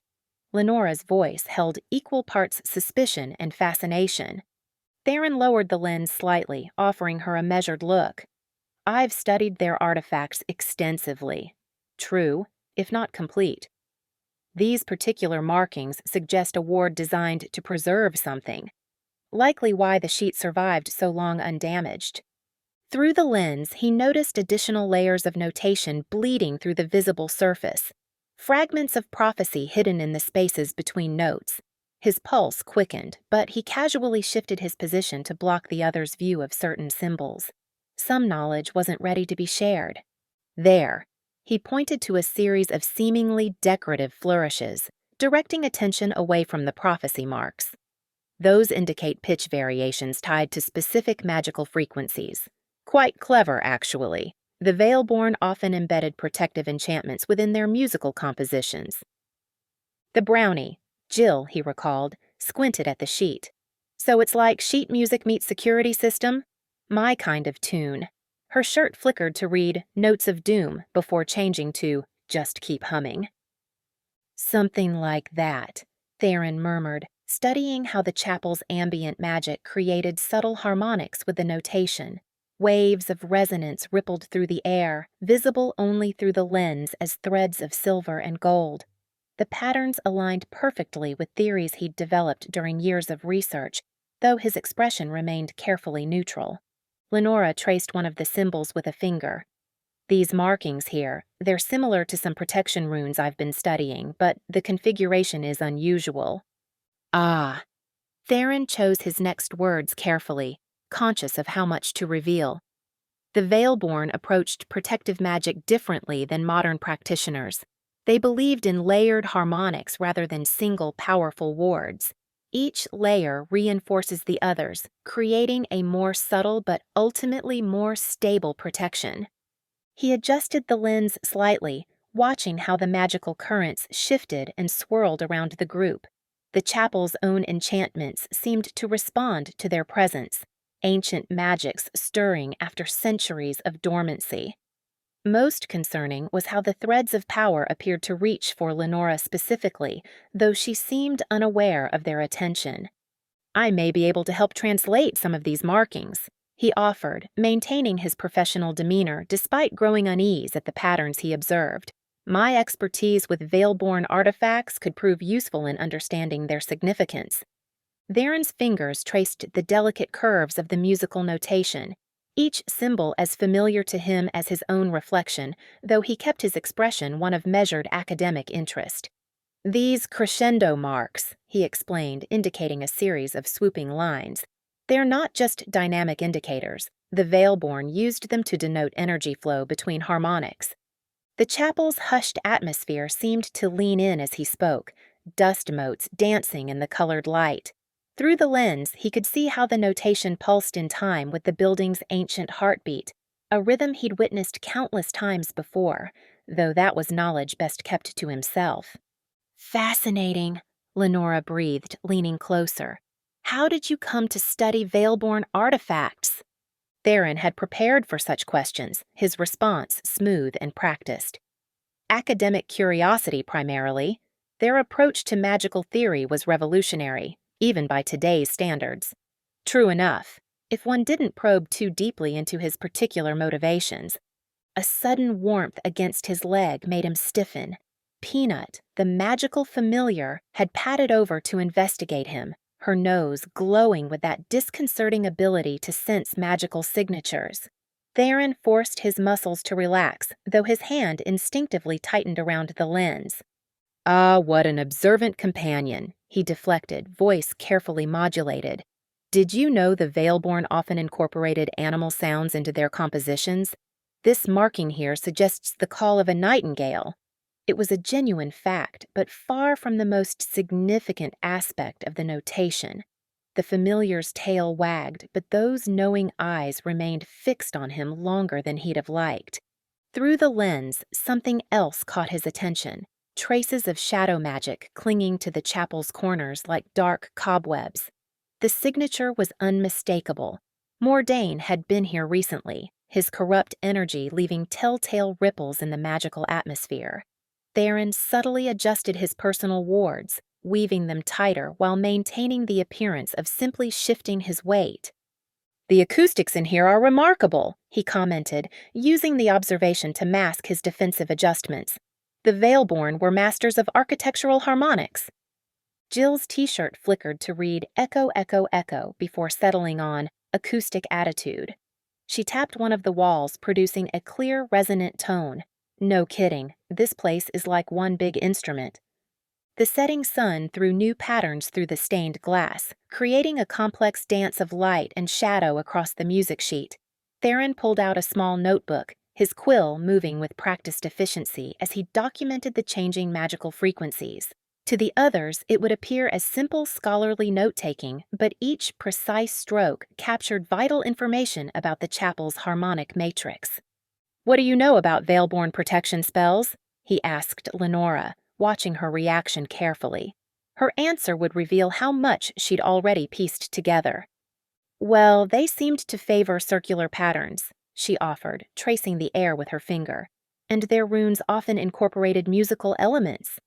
"Indeed?" Theron nodded with exactly the right amount of encouragement.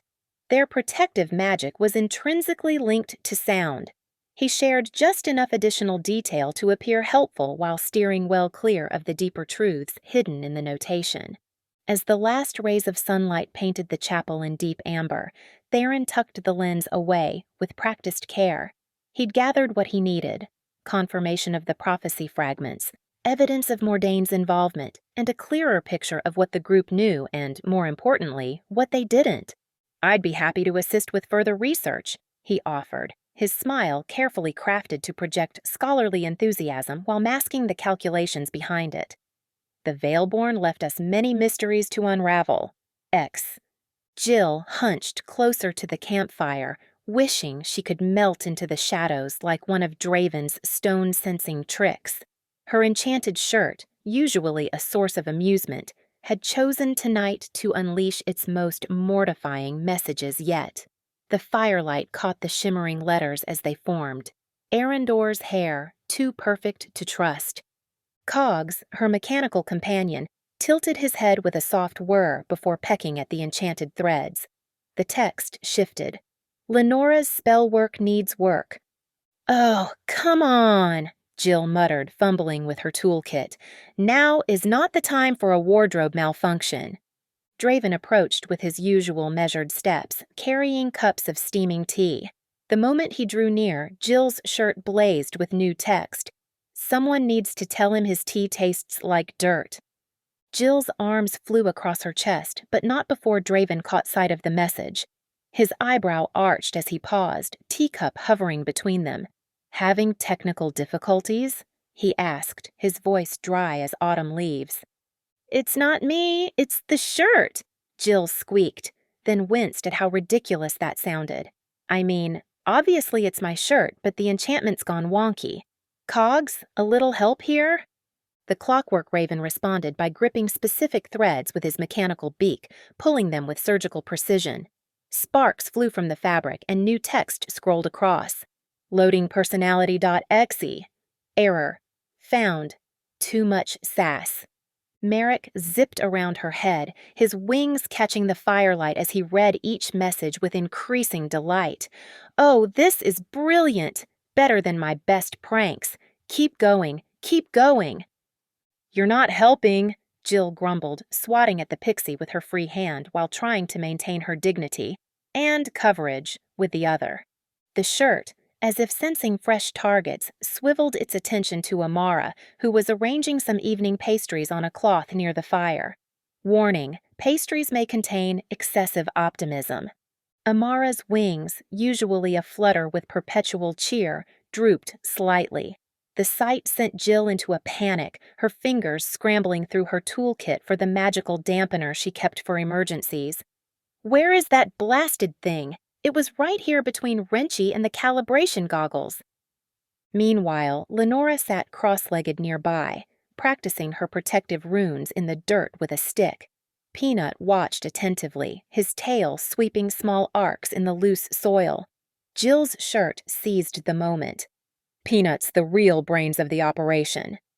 Peanut's tail wagged faster while Lenora forced a laugh, though Jill noticed her charm locket's glow dim noticeably. That's actually kind of true, Lenora said, but her voice wavered slightly. Right, that's it. Jill yanked out her specialized calibration wrench, the one with the rotating crystals along the handle. This ends now. Hold still, you trouble-making textile. She pressed the wrench against one of the shirt's enchantment nodes, twisting it carefully. The fabric rippled, and for a moment, Jill thought she'd succeeded. Then, new text crawled across her chest. Group therapy session, now in progress. Before anyone could react, it scrolled to side effects include brutal honesty. I don't suppose anyone packed a spare shirt? Jill asked hopefully, looking around at her companions. Cogs landed on her shoulder, offering what seemed like a sympathetic caw, though it might have been mechanical laughter. Draven settled beside her, still holding out the cup of tea. Perhaps, he said, his voice gentler than usual. You should stop fighting it and let the enchantment run its course. Easy for you to say, Jill muttered, accepting the tea despite her shirt's criticism. Your clothes don't broadcast your every unfiltered thought to... She paused, sniffing the tea. Actually, this does smell a bit like fresh dirt. But, in a good way. Like spring gardens and... oh, botheration. Her shirt helpfully displayed. Nice save. Not really. Amara fluttered over, offering a pastry that sparkled with what looked like starlight frosting. Maybe a little sugar will help balance things out? Her optimism remained undimmed despite the shirt's earlier jab. Jill accepted the treat, watching as Cogs continued his methodical work on the enchanted threads. Thanks, Amara, and I'm sorry about... She gestured vaguely at her chest, where the text now read, apology loading. Please wait. We could turn it into a game, Merrick suggested, now perched on Draven's shoulder in a rare moment of stillness. Get ahead of it, Make our own embarrassing observations before the shirt does? Lenora looked up from her rune practice. That might actually help diffuse its power. Magical enchantments often lose their bite when you embrace them instead of fighting back. Or, Jill said, reaching for another tool from her kit, we could just... Don't you dare try to disable it completely, Draven interrupted, his voice carrying that particular tone that meant business. That shirt's enchantments are tied to your brownie magic. Tampering too much could have unexpected consequences. Jill slumped, knowing he was right. Her shirt cheerfully displayed. Voice of reason, 1. Stubborn brownie, 0. Jill watched helplessly as Arendor stepped forward, his silver hair catching the firelight as he lifted his lute. Perhaps I can assist with a counter-melody, he offered, fingers hovering over the strings. Music often has a way of... Her shirt blazed. Trust issues loading. Please wait. The half-elf's usual mask of serene confidence slipped for just a moment, and Jill felt a tiny spark of satisfaction, which immediately turned to mortification as her shirt added, schadenfreude level, rising. Cogs let out a series of clicking whirs that sounded suspiciously like chortling. Traitor. That's not helping, Jill muttered to her mechanical companion, but then the singing stone began to pulse with its ethereal melody. The sound seemed to ripple through the air, making her skin tingle and her shirt's enchantment go absolutely haywire. Stoneface, the shirt declared, clearly referring to Draven. Then it cycled rapidly. Wing girl, poor Amara. Rune rookie, Lenora slouched lower. And finally, sus bard. Arendor's eyebrows shot up. Right, that's it. Jill stood, ready to march straight to the nearest body of water. I'm going for a swim, in my clothes, for about 3 hours. Cogs hopped closer, his mechanical talons clicking against her toolkit. Before she could stop him, he'd extracted 3 specific threads from the shirt's weave and twisted them together. Jill had just enough time to think, "Oh no," before tiny magical fireworks exploded from the fabric. The shirt's text shifted to an alarming rhyming format. Draven's glare could freeze the sun, while Merrick thinks stealing's just for fun. "I do not!" Merrick protested, even as he hastily tucked something shiny back into his pocket. Jill buried her face in her hands, peeking through her fingers as the shirt continued its poetic rampage. Amara bakes with extra flair, while Lenora pulls at her hair. "Fascinating," Arendor murmured, leaning closer to study the enchantment. "The magical resonance seems to be—" "Group hug needed," the shirt interrupted in giant letters before adding, "Warning, Draven may resist." The tension broke. Lenora snorted first, then Amara's musical giggle joined in. Even Draven's stern expression cracked slightly at the edges. Merrick seized the moment, launching himself dramatically at the orc with spread arms. "Come here, you big stone softy," the pixie declared. "Don't," Draven warned, but there was a hint of amusement in his voice. Jill couldn't help laughing, especially when Cogs decided to participate by landing on Draven's head and spreading his mechanical wings in what might have been an attempt at an embrace. The shirt, apparently pleased with the chaos it had caused, displayed "Mission accomplished" before cycling back to its random observations. As night settled around their camp, the shirt's enchantment finally began to stabilize, though it couldn't seem to resist commenting during quiet moments. "Someone's stealing Amara's cookies. It's Merrick," flashed across Jill's chest, causing the pixie to nearly choke on what was definitely one of said cookies. Peanut, who had been dozing near Lenora's feet, suddenly perked up at the mention of treats. The shirt immediately ratted him out. Peanut fakes sleep to get extra treats. "I knew it!" Lenora exclaimed, but she still reached down to scratch behind the familiar's ears. Finally, Draven approached Jill with his spare cloak, a massive thing that could have wrapped around her at least 3 times. "Here," he said simply. Jill accepted it gratefully, wrapping herself in its warm folds. Underneath, her shirt glowed faintly. Loading normal service. Maybe. No promises. Cogs settled on her shoulder, looking far too pleased with himself. Jill narrowed her eyes at him. "You enjoyed that way too much, didn't you?" The mechanical raven's eyes flickered in what she could have sworn was a wink. "At least it can't get any worse," Jill muttered, then immediately regretted tempting fate as her shirt's text began to glow brighter beneath the cloak. Oh no, what now? Draven's boots scraped against worn stone as he led the group deeper into the grotto. The familiar weight of the earth pressed around them, speaking to his elemental blood in whispers only he could hear. Phosphorescent moss carpeted the walls in patches of ethereal blue-green light, making their shadows twist and writhe like living things. "Watch your step," he murmured, one hand trailing along the damp wall. "The stone's old here, very old." Ancient magic pulsed beneath their feet in steady waves, reminiscent of a sleeping giant's heartbeat. Draven felt each throb echo through his bones, stirring memories he'd rather keep buried. Behind him, Jill's enchanted tools clinked softly as she walked. "Ooh, pretty," she whispered, reaching for a particularly bright cluster of crystals. "Don't touch anything," Draven warned, his voice gruffer than intended. The crystals weren't just for show.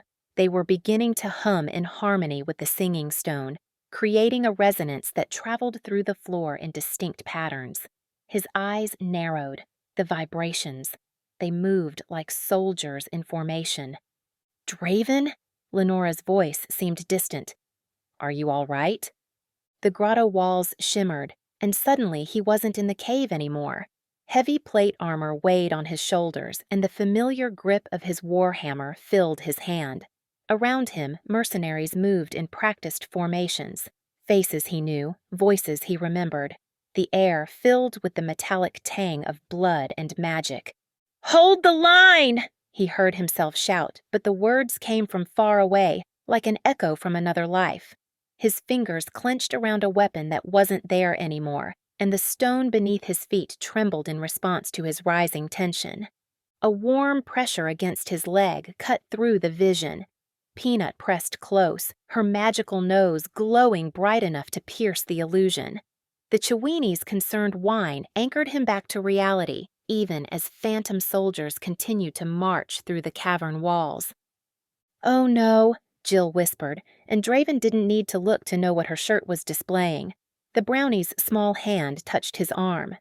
"I can't make it stop showing PTSD, professional trauma support dog." Draven closed his eyes, pressing his palm flat against the grotto wall. The ancient stone thrummed beneath his touch, steady and real. When he opened his eyes again, the others were watching him with varying degrees of concern. He straightened his shoulders, fighting the urge to retreat behind his usual stoic facade. "The stone's showing us things," he explained, his voice rough. "Memories, maybe. Or echoes of what happened here." He recognized more faces now, brothers and sisters in arms who hadn't made it home. They marched endlessly through the rock, locked in battles long past. Peanut refused to leave his side, her warm presence a constant reminder of the present moment. The dog's nose twitched as she sniffed the air, helping him distinguish reality from memory. "We should keep moving," Draven said, forcing himself to focus on their mission. "The music sheet's close. I can feel it in the stone." He didn't mention how the vibrations matched the rhythm of ancient Orcish battle hymns, or how each step stirred more ghosts from his past. Lenora's protective runes glowed faintly as she worked to stabilize the magical atmosphere. "The singing stone's getting louder," she observed, cradling the artifact carefully. "It's like it's trying to harmonize with something." "Or someone," Arendor added softly, his lute humming with sympathetic magic. Draven pressed forward, using his connection to the stone to guide them. The phantoms continued their endless march, but with Peanut's help, he could see through them now. His companions followed without question, their trust a weight both comforting and heavy on his shoulders. "You know," Jill piped up, her voice deliberately light, "my shirt's never wrong about these things." She gestured to where professional trauma support dog still glowed across her chest. "Peanut's got your back. We all do." The stone beneath Draven's feet warmed slightly, as if agreeing with the brownie's words. He didn't respond, but he felt some of the tension ease from his shoulders as they ventured deeper into the crystal-lined passage, past and present interweaving with each step. The melody wrapped around them like a cool stream, and Draven felt the phantom soldier's march begin to slow. The stone beneath his feet still thrummed with ancient energy, but the overwhelming press of memories eased. He could see the ghosts clearly now, transparent figures moving in disciplined formations through the rock walls, but they no longer threatened to drag him back into the past. Draven noticed Arendor watching him, the bard's violet eyes sharp with calculation despite his serene expression. The observation made his skin prickle, but he forced himself to focus on the task at hand. The music sheet's presence pulled at his stone sense like a lodestone, growing stronger as they ventured deeper into the grotto. "Wait." He held up one hand, feeling the subtle shift in the rock's energy. "There are wards ahead. Old ones worked into the stone itself." His fingers traced the air, following the flow of magic. "Clever work. They used the natural formations as anchor points." Peanut's nose twitched, her magical glow pulsing in response to the hidden defenses. Draven knelt, pressing his palm flat against the ground. The stone's song flowed through him, revealing safe passages between the ward points like a map drawn in vibration and pressure. "Follow exactly where I step," he instructed, fighting back another wave of memory as he recognized the ward pattern. He'd used similar configurations to protect his company's camps, though never on this scale. "The safe path is narrow." He led them through a complicated series of steps, weaving between invisible trigger points. Behind him, Lenora gasped softly as her charm locket began to glow, its light cutting through the lingering phantoms like a knife through fog. The protective runes etched into its surface matched those hidden in the stone. variations on the same ancient symbols he'd once carved into his soldiers' shields. The chamber housing the music sheet opened before them, its walls studded with crystals that caught and amplified the locket's glow. Amara moved forward carefully, her wings folded tight against her back as she reached for the weathered parchment. The moment her fingers touched the sheet, the grotto's defenses flared. The crystals blazed with sudden light, and Draven found himself standing in a blood-soaked battlefield. He recognized this moment, the turning point when he'd realized what his rage and his stone magic were doing to him, to his soul. Bodies lay scattered across the ground, the earth itself torn and twisted by his power. But this time, instead of running from the memory, he forced himself to look, to really see. The weight of his choices settled heavy on his shoulders, but Peanut's warm presence against his leg reminded him that he wasn't that person anymore. He'd chosen a different path. The vision faded slowly, leaving him steady on his feet in the crystal chamber. His companions waited quietly, respect and understanding in their silence. Even Jill's usual quips were absent as they gathered the music sheet and prepared to leave. "Go on ahead," Draven said softly. "I need a moment." He waited until they'd moved toward the entrance, then pressed both hands against the chamber wall. The stones sang to him of other warriors who had passed through this place, men and women who, like him, had sought redemption in peace rather than glory in battle. Their energy lingered in the rock, absorbed over centuries until the very walls hummed with their collective wisdom. When he finally emerged from the grotto, the evening air felt cool against his face. Peanut stayed close, her magical nose still glowing faintly in the gathering dusk. He caught a glimpse of Jill's shirt. Character development achievement unlocked. But for once, no one seemed inclined to comment. The weight of his past felt different now, transformed by understanding rather than diminished. He'd faced his ghosts, and while they might never fully leave him, he knew now that he wasn't facing them alone. Chapter 4. Harmony and Shadows. The ancient doors of the Valeborn Music Hall groaned open with the weight of centuries, and Amara found herself hovering nervously at the threshold. Her wings cast dancing patterns of silver-blue light across the crystalline walls, creating a kaleidoscope of color that seemed to pulse with each beat of her heart. In her apron pocket, her enchanted rolling pin vibrated with an intensity she'd never felt before, as if eager to join some unseen orchestra. "Well, that's certainly something," she murmured, unconsciously dusting flour from her dress. The chamber before them stretched vast and impossible, like the inside of the most elaborate geode ever discovered. Crystalline formations jutted from the walls and ceiling in shapes that reminded her of musical notation, if musical notes had been frozen mid-song and transformed into translucent jewels. A gentle nudge from behind, one of her fresh-baked courage cookies floating past her ear, made her realize she'd been blocking the entrance. The magical pastries she'd brought along weren't behaving quite right in here. Instead of staying put in their basket, they hovered at various heights, leaving trails of sparkles in their wake. "Your baking's got the right idea," Jill piped up from somewhere near her elbow. The brownie's t-shirt flickered with text that read, "Cue the dramatic music," before quickly changing to, "Warning, acoustics may cause existential crisis." Cogs took off from Jill's shoulder, mechanical wings whirring as the raven soared into the chamber. The sound of his flight transformed as it bounced off the crystal formations, each echo becoming a different note until the hall filled with an otherworldly chorus. Amara's wings fluttered in response, sending ripples through the melodic air. "The acoustics are incredible," she whispered, though even that soft sound carried and transformed, becoming something musical and strange. "It's like the whole room is one giant instrument." The singing stone pulsed in Arendor's hands, its familiar melody growing stronger and more complex.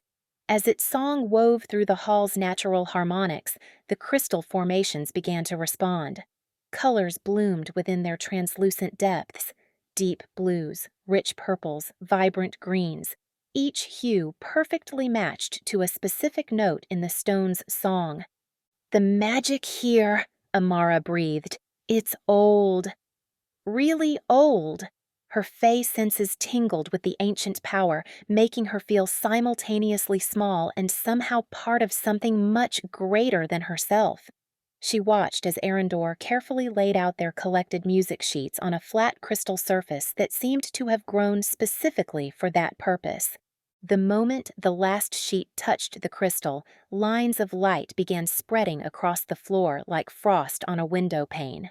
Veil-born runes, dormant for centuries, sparked to life beneath their feet. Amara gasped as her own fey magic responded, completely beyond her control. Sparkles of silver light began trailing from her wings, but instead of falling like normal, they swirled upward to join the growing illumination. "Oh!" she squeaked as her rolling pin suddenly wriggled free from her apron pocket. It spun once in the air before her, as if getting its bearings, then shot upward with purpose. All around the chamber, sections of wall were sliding away to reveal crystal instruments, delicate harps with strings that seemed made of pure light, drums that looked like they'd been carved from single massive gems, chimes that hung like icicles but rang with the warmth of summer bells. "I don't suppose," Amara said faintly, watching her usually well-behaved kitchen implement orchestrate what had to be the most unusual concert in history. "This is normal for an ancient Veil-born music hall?" The harmonies grew more complex, layers of sound building upon each other until the very air seemed to shimmer with music. Her wings buzzed with the resonance, and she could feel the magic of her baking responding too. The courage cookies glowing brighter, her clarity tarts releasing swirls of enlightening aromatics. Even the simple sugar cookies she'd brought for snacking were now dusted with what looked suspiciously like edible starlight. The rolling pin twirled and dipped, clearly enjoying its new role. "You know," Amara called to it, trying to sound stern but unable to keep the wonder from her voice. "We're going to have a serious talk about career changes when this is over." The pin performed what could only be described as a pirouette in response, and she could have sworn she heard it laugh. Amara watched in fascination as Lenora and Peanut moved across the crystalline floor, their movements creating ripples of light through the ancient runes. Peanut's nose glowed brighter with each new pattern they traced, while Lenora's fingers danced through the air, copying the symbols into her notebook. Draven stood with his feet planted firmly, his connection to stone magic seemingly the only thing keeping the vibrating floor stable. Rising higher on her silvery wings, Amara gasped at the sight above them. The domed ceiling had transformed into a mirror of their activities below, but with an added layer of complexity. Their reflected forms trailed streams of colored light that wove together like threads in an endless tapestry. Her own reflection sparkled with an intensity that made her wings flutter nervously. "Oh dear," she murmured as her basket of protection pastries began to pulse with an inner light. The carefully crafted shield scones and barrier biscuits she'd baked that morning were humming in perfect harmony with the crystal formations around them. Each pastry gave off a different note, creating a delicate counter-melody to the hall's ambient song. She could feel her fey magic responding to the ancient power, flowing through her baking in ways she'd never experienced before. A raspberry-filled protection tart floated past her ear, its usual subtle glow now blazing like a miniature sun. "That's definitely not supposed to happen," she said, watching as her other creations began to orbit around her like tiny, edible planets. The magic of the hall seemed to be using her baking as a conduit, amplifying both her fey abilities and the enchantments in her treats. Movement in the shadows caught her eye. 2 yellow orbs gleamed briefly from a dark corner, Devil Cat's unmistakable gaze, before vanishing into the gloom. Her wings stiffened with alarm as more shadows began gathering in the hall's recesses, defying the light from the crystals. "Right then, emergency protocol," she announced, diving down to her basket. Her rolling pin hummed anxiously as she distributed her most powerful protection cookies to everyone. These are triple reinforced with moonlight essence and star-blessed butter. Please eat them before— Well, that's convenient, Jill quipped, her shirt flickering to display "Warning, musical death trap ahead" in glowing text. Above them, Cogs settled onto a jutting crystal, his mechanical eyes whirring as they adjusted to scan the transformed space. The Raven's presence was oddly reassuring, like having a very alert security guard in the rafters. The surge of magical energy hit Amara like a wave, making her hover unsteadily. Her Fey senses, usually attuned to the gentle magic of her kitchen, were overwhelmed by the pure musical power emanating from the awakening hall. Her wings spread wide of their own accord, each feather trembling as it caught and channeled the ancient magic. Silver light cascaded from her wingtips, adding to the swirling energies filling the chamber. The protection pastries circling her began to spin faster, their glow intensifying until they formed a ring of golden light. She could feel the hall's magic flowing through her, using her natural Fey abilities to amplify its power. The sensation was both exhilarating and terrifying, like being caught in a whirlwind of pure enchantment.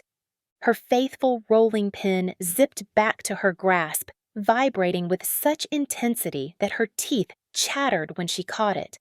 The wooden surface was warm to the touch and thrumming with absorbed magic.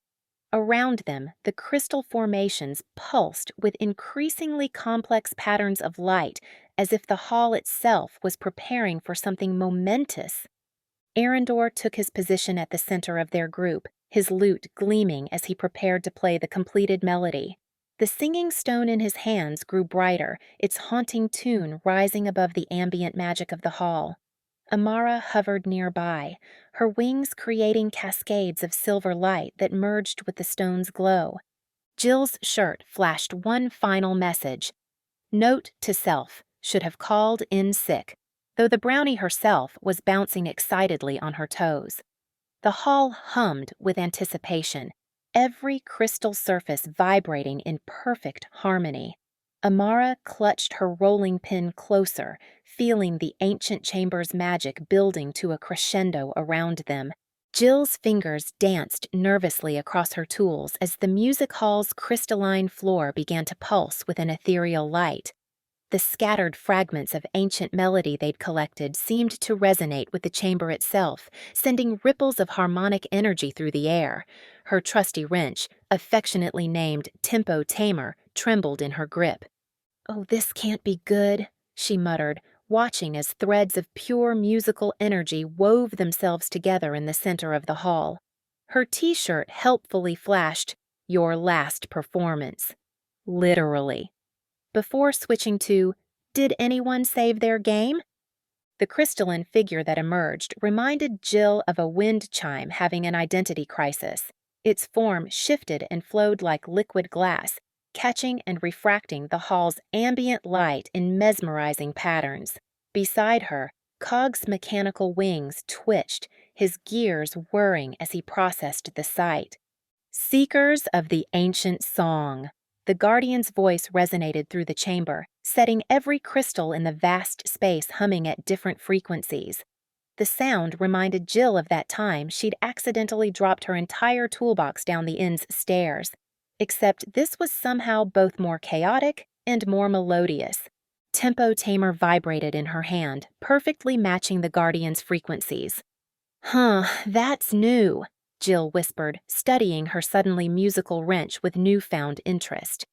Before anyone could react, shimmering barriers of pure sound erupted from the floor, separating the group into individual sections of the hall. Jill's shirt immediately updated its commentary. "Divide and conquer? More like divide and panic." "Everyone remain calm," Arendor called out, his voice carrying despite the magical barriers. "The Guardian requires proof of our harmony, both literal and metaphorical, I suspect." The half-elven bard drew his instrument and began to play, his fingers weaving an intricate melody that should have been captivating. Instead, it felt hollow, incomplete, like a joke without a punchline, or one of Jill's inventions missing its crucial gears. Jill glanced down at her wrench, then at the crystals surrounding her section of the hall. "Well, Tempo Tamer, time to live up to your name," she grinned, reaching out to tap the nearest crystal. A clear, perfect note rang out. Her eyes widened. "Now that's what I call music!" She scrambled to tap different crystals, quickly discovering that each one produced a unique tone. Years of working in her workshop had given her an innate sense of rhythm, the steady beat of hammer on anvil, the precise timing needed for delicate mechanical adjustments. Arendor's sophisticated melody suddenly found its foundation as Jill created a steady rhythmic backbone, her wrench dancing from crystal to crystal with mechanic's precision. Her shirt switched to display "Who Needs Sheet Music?" Cogs, who had been quietly observing, suddenly spread his mechanical wings wide and positioned himself at the center of their impromptu performance. His gears began turning in perfect synchronization, each click and whir adding a mechanical percussion that bridged the gap between Jill's crystal rhythms and Arendor's ethereal notes. "That's it, Cogs!" Jill cheered, her shirt updating to Rhythm Hero as she continued her crystal percussion. Around the hall, the others began finding their own ways to contribute. Lenora's protective runes hummed in harmony, while Amara's kitchen-honed timing added another layer to their growing symphony. The Guardian raised its crystalline arms, sending waves of discordant energy through the chamber that threatened to shatter their carefully crafted harmony. But Jill had spent years fixing things that others thought broken, finding rhythm in chaos and order in discord. She adjusted her tempo, using tempo tamer to strike counter rhythms that stabilized their musical structure. "About time I got credit," her shirt proclaimed as she conducted their unlikely orchestra with her enchanted wrench, years of tinkering with the inn's magical mechanisms translating perfectly into this moment of musical innovation. "The harmony builds," the Guardian's voice resonated through their combined melody. "But can you maintain it as the song grows more complex?" The crystalline being began weaving its own layer of music into their performance, introducing patterns that seemed to defy normal musical laws. Jill gritted her teeth, focusing on the steady beat of her wrench against the crystals. She'd once calibrated a clockwork phoenix while blindfolded.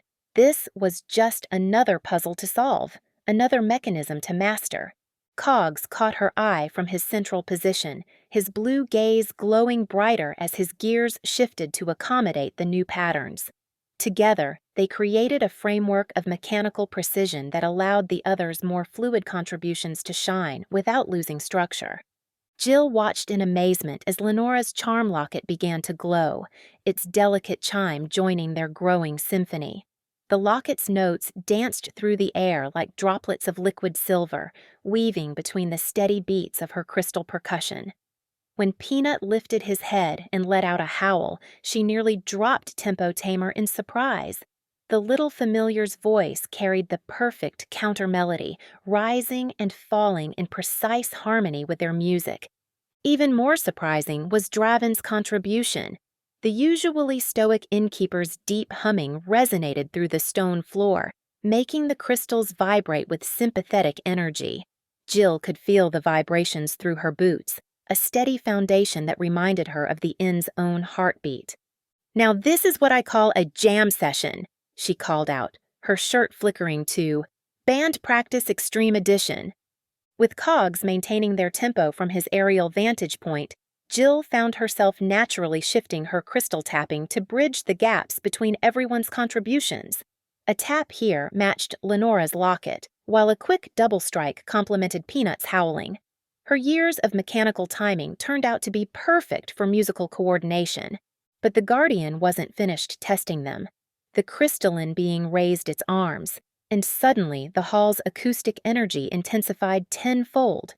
The surge of magical resonance made Tempo Tamer spark wildly in Jill's hands, while her other tools began buzzing like angry bees in their pouches.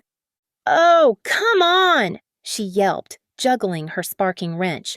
Her shirt helpfully displayed technical difficulties before switching to "Don't panic." "Okay, maybe panic."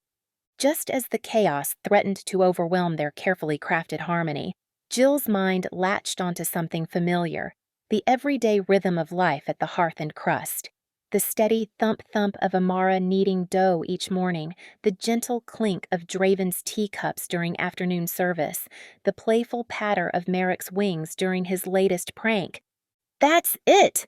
She began tapping out new patterns on the crystals, matching the inn's daily rhythms. Her tools stopped sparking as she incorporated these familiar beats into their performance. Even her shirt seemed to approve, displaying home sweet harmony. The hall's crystals pulsed with growing intensity, their light synchronizing with Jill's innovative rhythm. She could feel the approval radiating from them as her contribution completed the harmony in an entirely unexpected way. Above her, Cogs performed a series of aerial loops, his mechanical wings leaving trails of blue light that formed musical notation in the air.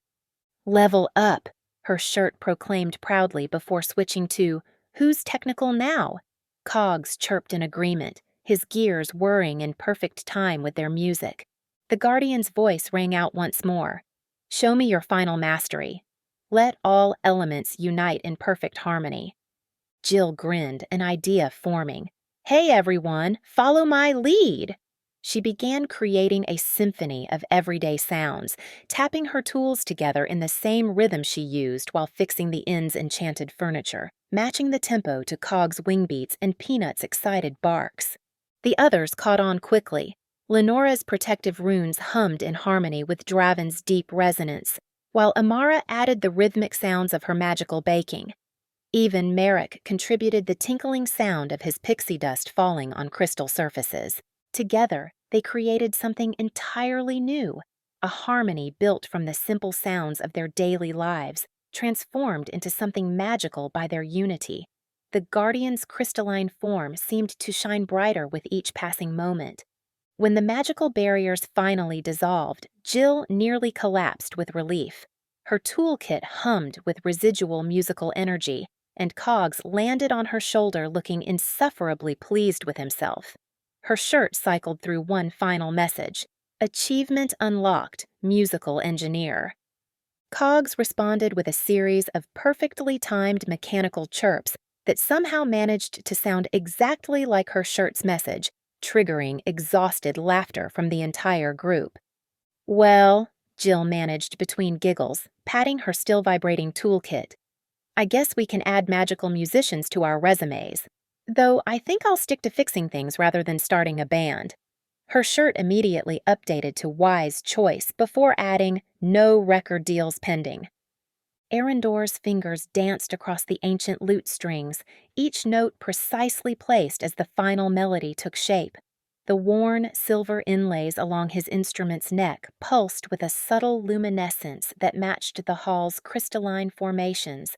As the last harmonic hung in the air, he watched the gathered crystals respond, their light shifting from a soft azure to deep violet.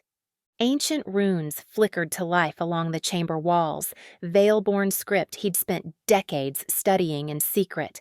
The familiar symbols spoke of convergence and dissolution, of paths diverging and reuniting like streams in an endless dance. His expression remained carefully neutral, though his heart quickened at the sight of particular phrases he'd long sought to confirm. The singing stone lifted from his grasp with graceful buoyancy, its haunting song interweaving with the echoes of his lute. The resulting harmony made the very air shimmer as threads of prophecy began materializing in ribbons of light. Everything was proceeding according to his calculations, though the resonance patterns suggested an instability he hadn't anticipated. A slight furrow creased his brow before he smoothed it away. "Fascinating," he murmured, his voice carrying just the right note of scholarly interest. "The harmonics are revealing quite the tale." From the corner of his eye, he caught the sudden change in Jill's enchanted shirt. "Villain incoming" blazed across the fabric in urgent crimson letters. Shadows began pooling unnaturally in the chamber's corners, and Arendor noticed Devil Cat's sleek form materializing near a fallen column. The feline's yellow eyes met his for a fraction of a second, and he continued his performance without missing a beat, curious to see how the pieces would fall. His fingers never stilled on the lute strings as the prophecy took shape above them. "The text speaks of ancient balance," he translated, his voice taking on the measured cadence of a practiced storyteller. When shadow and light entwined in song, the Veilborn achieved their greatest works. He deliberately skipped over the warnings about corruption and catastrophic failure, maintaining the melody that helped stabilize the hall's energies. "And this part?" Lenora asked, pointing to a particularly complex series of glyphs. "It describes the music's power to mend or shatter the ley lines," Arendor replied smoothly, choosing his words with care. The Veilborn understood that such power required perfect harmony to control. "How kind of you to do all the hard work, Silver Song," Mordaine's voice carried the chill of midnight frost, "though I suspect you've been less than forthcoming with your translations." Arendor felt Lenora's gaze settle on him, sharp and questioning. Her charm locket pulsed in perfect synchronization with both his music and the prophecy's shifting light, an interaction that shouldn't have been possible unless... He arranged his features into an expression of appropriate concern, though his mind raced with new possibilities. "The Veilborn texts are notoriously difficult to interpret," he deflected, adding a subtle counter-melody as Mordaine moved toward the floating stone. "Perhaps we could combine our knowledge? I've always admired your work on harmonic resonance theory." The shadows around Mordaine writhed like living things as he laughed. "Still playing the silver-tongued scholar? We both know there's more at stake than academic discourse." Devil Cat prowled along the chamber's edge, its movement creating ripples in the magical energies Arendor had so carefully woven. He adjusted his finger positions, compensating for the disruption while maintaining his facade of scholarly calm. The prophecy's light caught the subtle markings on his lute, runes that mirrored those now glowing on the walls, though none present seemed to notice the connection. "Spare me your protective warnings," Mordaine interrupted, reaching for the singing stone. "I've waited too long for this moment." Arendor's lute strings hummed with sympathetic magic as the prophecy's light intensified. He watched Lenora's hand move to her locket, her expression shifting from suspicion to realization as the patterns aligned. Their eyes met briefly, and he saw the questions forming behind her amber gaze. The corner of his mouth twitched in the ghost of a smile as he continued playing, each note another thread in a web far more complex than anyone in the chamber suspected. Arendor's fingers danced across the lute strings with practiced precision as the prophecy's light painted ancient stories across the chamber walls. Each note he played served multiple purposes, maintaining the hall's resonance, stabilizing the magical energies, and most importantly, controlling exactly how much of the prophecy became visible. Years of study had taught him the delicate art of revealing just enough truth to guide events while keeping crucial details hidden in shadow.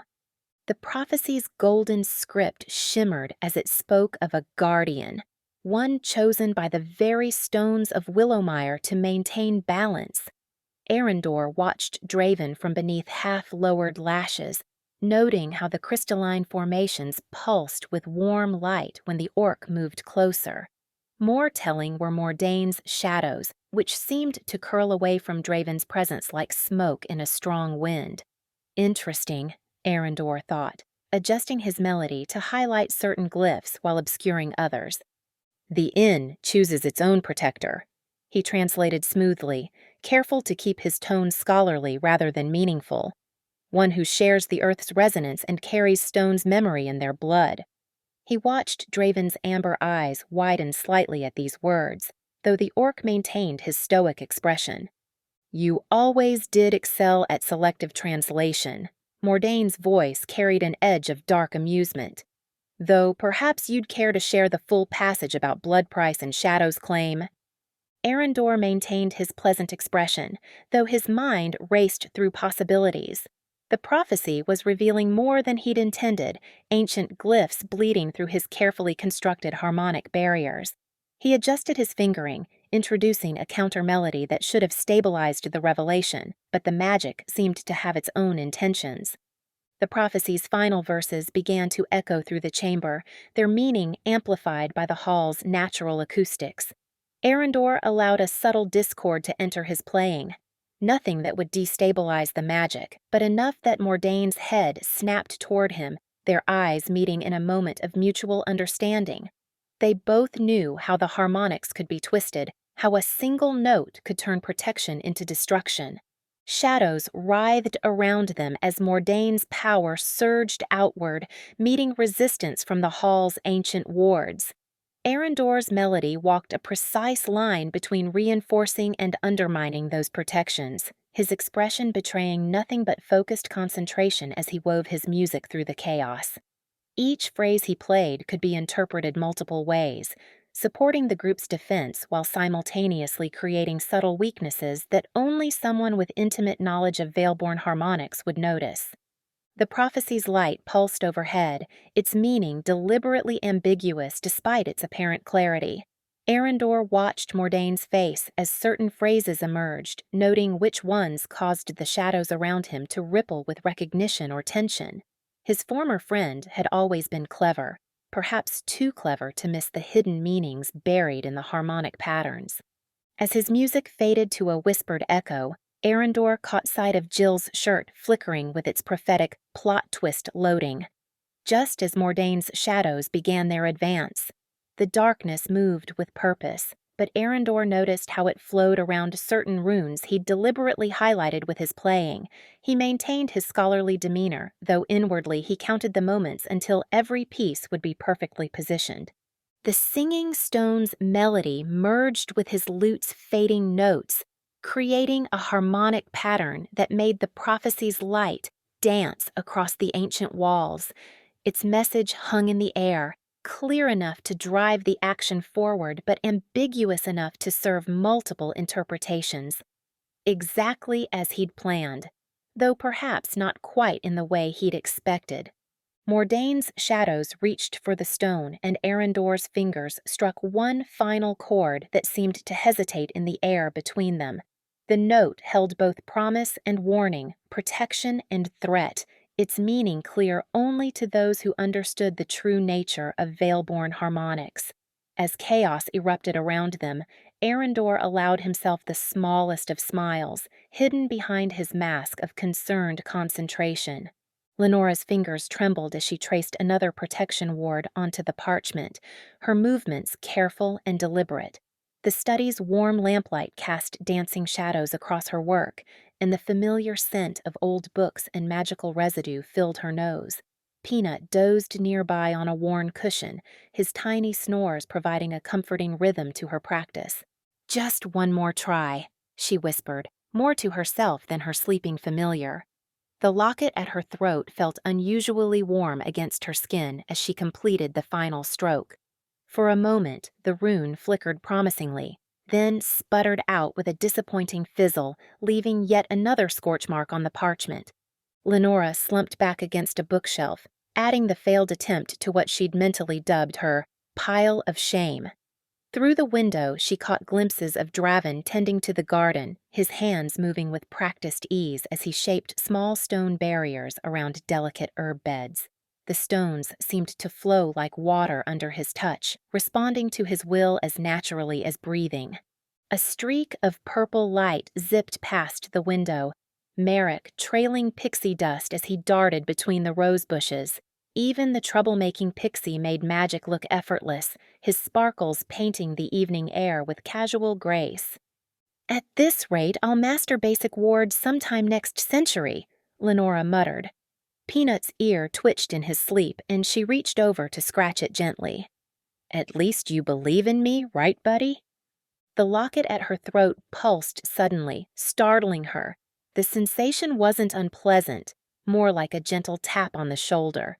Her grandmother's spellbook lay open beside her, and something about the way the lamplight caught its pages seemed different. The inn's ambient magic, usually a soft background hum, felt stronger somehow, more focused. Lenora sat up straighter, studying her failed attempts with fresh eyes. The scorched patterns weren't random at all. They followed a distinct rhythm, like music written in light and energy. Her previous tries had fought against that rhythm, trying to impose order rather than flow with it. "Of course," she breathed, running her fingers over the locket. Grandmother always said magic was more like dancing than drawing. The chalk made a soft, scratching sound against the parchment, and Lenora realized she was humming along with the inn's magic, a tune she'd never heard before but somehow knew by heart. When she completed the final line, the rune didn't flicker or fade. Instead, it bloomed with steady blue light, its protection spreading outward in gentle waves. Peanut's nose began to glow in response, and he blinked awake, padding over to inspect her work.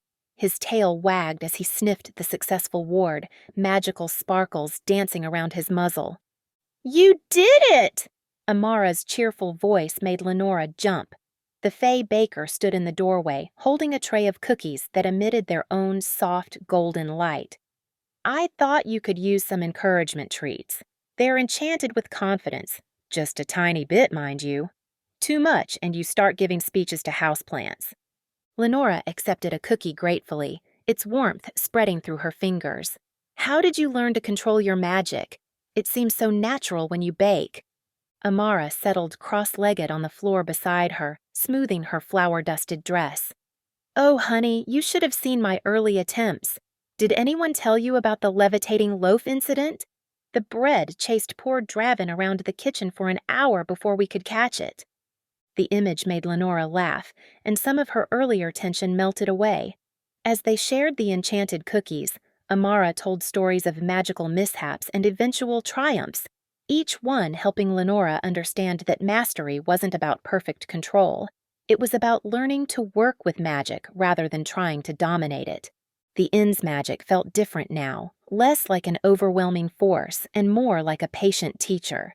Lenora pulled out her journal, beginning to sketch out a practice schedule, while her successful ward continued to pulse softly beside her, its rhythm perfectly matched to both her locket and the inn's magical heartbeat. "I think," she said, watching the blue light dance across her notes, "I'm finally starting to understand what Grandmother meant about listening to the magic instead of just using it." Peanut curled up in her lap, his nose still glowing faintly, and Lenora felt a surge of gratitude for this peculiar magical home and all its inhabitants. Perhaps she wasn't as far behind as she'd thought. She just needed to learn the inn's song first. Chapter 5. The Clash of Notes. Draven felt the wrongness before he saw it, a sick, oily sensation creeping through the ancient stone beneath his feet. His connection to the earth thrummed with warning as dark energy seeped through hairline cracks in the crystalline floor. Amber eyes narrowing, he cataloged potential entry points while shifting his bulk to shield the others. "Something's coming," he rumbled, voice low but carrying in the hall's perfect acoustics. The stone whispered to him of corruption spreading through the foundation, of shadows pooling in corners where light should reign. His fingers brushed the cool surface of his Earthshaper's bracers, drawing strength from their familiar texture. Darkness coalesced like ink in water, and Mordane's shade cloak materialized from the writhing shadows. Without hesitation, Draven channeled his magic deep into the bedrock. Crystalline barriers erupted from the floor in a defensive circle around their group, their faceted surfaces catching and multiplying what little light remained. Peanut's warning growls reverberated off the crystal walls, taking on an almost musical quality that made the singing stone pulse in response. As Jill scrambled to higher ground, her enchanted shirt glitched through several phrases. "Time for tea," "nap mode," "danger," before finally settling on a frantic "battle mode," "run away." Above them, cogs wheeled in protective circles, gears whirring anxiously. Crude, but effective. Mordane's voice slithered through the air as shadow tendrils lashed against Draven's barriers. The crystal held, but he could feel each impact resonating through the stone. Sweat beaded on his brow as he maintained the formations, grateful when Amara's wings cast their own soft light beside him. "I've got the west side," she called, tossing what looked like glowing pastries into strategic positions. Where they landed, circles of protective light bloomed, creating safe zones that pushed back the encroaching darkness. Draven nodded in acknowledgement, adjusting his defenses to complement her work. Merrick became a streak of lavender light, darting between shadow tentacles with remarkable precision. The pixie's usual mischief had transformed into focused determination as he scattered his precious collection of trinkets across the battlefield. Draven almost missed the significance of one small crystalline bell as it struck a shadow tendril, but he couldn't miss how it rang with the exact same frequency as the singing stone. More interesting was Arendor's reaction, a slight tensing of shoulders, a sharp intake of breath that would have gone unnoticed if Draven hadn't been watching for it. He filed away that detail even as he sent another surge of power through the floor, reinforcing a section of barrier that had begun to crack under Mordane's assault. A streak of midnight fur caught his attention as Devilcat emerged from the shadows, yellow eyes gleaming with malevolent intelligence as it stalked toward their protective circle. The familiar's presence seemed to dampen the magical energies around it, making Draven's connection to the stone feel fuzzy and distant. Meeting Peanut's determined gaze, Draven jerked his chin toward the approaching threat. The magical familiar understood immediately, positioning himself to guard Lenora as she worked on what looked like a complex series of protective runes. Together, they created a rotating defense that kept Devilcat at bay while ensuring Lenora's spellwork remained undisturbed. Power thrummed through the hall's crystal matrix as Draven dug deeper into his elemental connection. He shaped the floor itself, creating rising and falling platforms that gave his companions tactical advantages in the ongoing battle. Jill's shirt flickered to dying dramatically in 3, 2, 1. As she and Cogs maintained their position around the stone, the mechanical raven's wings casting strange shadows that somehow seemed to confuse and tangle with Mordane's own. The stone requires proper resonance. Mordane's voice echoed from multiple directions at once. Your crude defenses cannot hope to contain its power. Another wave of shadow tendrils crashed against the barriers, and Draven felt the impact in his bones. But he held firm, drawing strength from the ancient stone beneath his feet and the trusted companions at his back. The hall's crystals pulsed with battle energy, and Draven channeled that power into his defenses, determined to protect both his found family and the mysteries they'd worked so hard to uncover. Each crash of shadow against crystal sent reverberations through the chamber that seemed to harmonize with the singing stone's melody. The sound made Draven's teeth ache, but he noticed how the resonance seemed to strengthen their protective circle rather than weaken it. Another detail to consider, if they survived long enough to make use of it. Draven tracked Merrick's erratic flight pattern as the pixie scattered more trinkets across the crystalline floor. Something about the small objects caught his attention. They weren't the usual magpie collection of buttons and baubles. These pieces, though tarnished and broken, bore the unmistakable geometric patterns he'd discovered while studying the inn's foundation stones.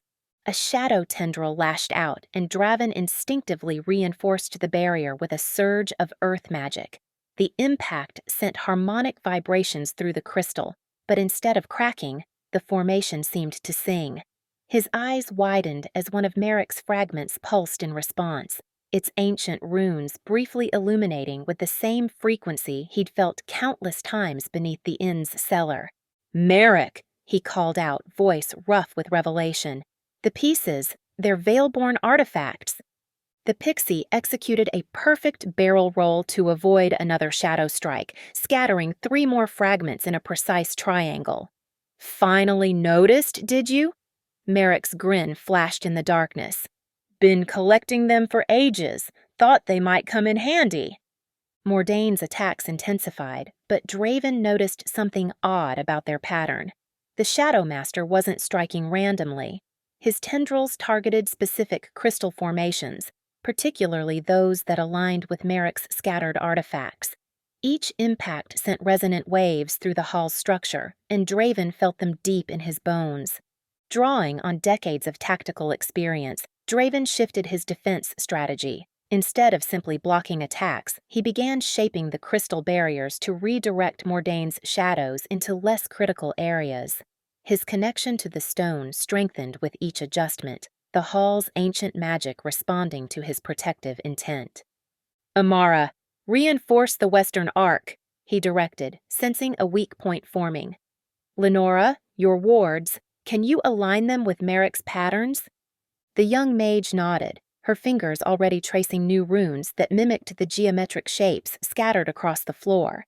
Peanut's nose glowed brighter as the magical resonance increased. The familiar's ears perked forward in concentration. A massive wave of shadow magic rolled toward them, darker and more potent than before. Draven planted his feet firmly, feeling the pulse of leyline energy beneath them. Without conscious thought, he reached out with his power, connecting the crystal barriers to Merrick's resonating artifacts. The hall's foundation thrummed in response, and suddenly the scattered trinkets made sense. They weren't random at all, but pieces of an ancient protective matrix. "Hold position!" he commanded as the shadow wave struck. The combined energies of his earth magic and the veil-born artifacts created a barrier that hummed with crystalline music. Shadows crashed against it like water on stone, unable to penetrate the harmonious defense. Draven felt sweat trickle down his back as he maintained the connection, but pride swelled in his chest as he watched his companions work together. Jill and Cogs coordinated their movements with practiced ease, the mechanical raven's wings creating interference patterns that disrupted Mordaine's smaller shadow attacks. Amara's protective pastries glowed brighter where they touched the veil-born fragments, their magic amplified by the ancient resonance. Mordaine snarled in frustration, summoning more shadows that writhed and twisted through the air. But as the darkness grew, so did Draven's understanding of the hall's defenses. The ley lines pulsed beneath them in a complex rhythm that matched the pattern of Merrick's scattered artifacts. Each piece sang with its own frequency, yet together they created a harmony that strengthened their protective circle. "The fragments," Draven muttered, his voice barely audible above the magical clash. "They're not just pieces, they're nodes in a veil-born ward system." Years of studying the inn's mysterious foundation stones clicked into place.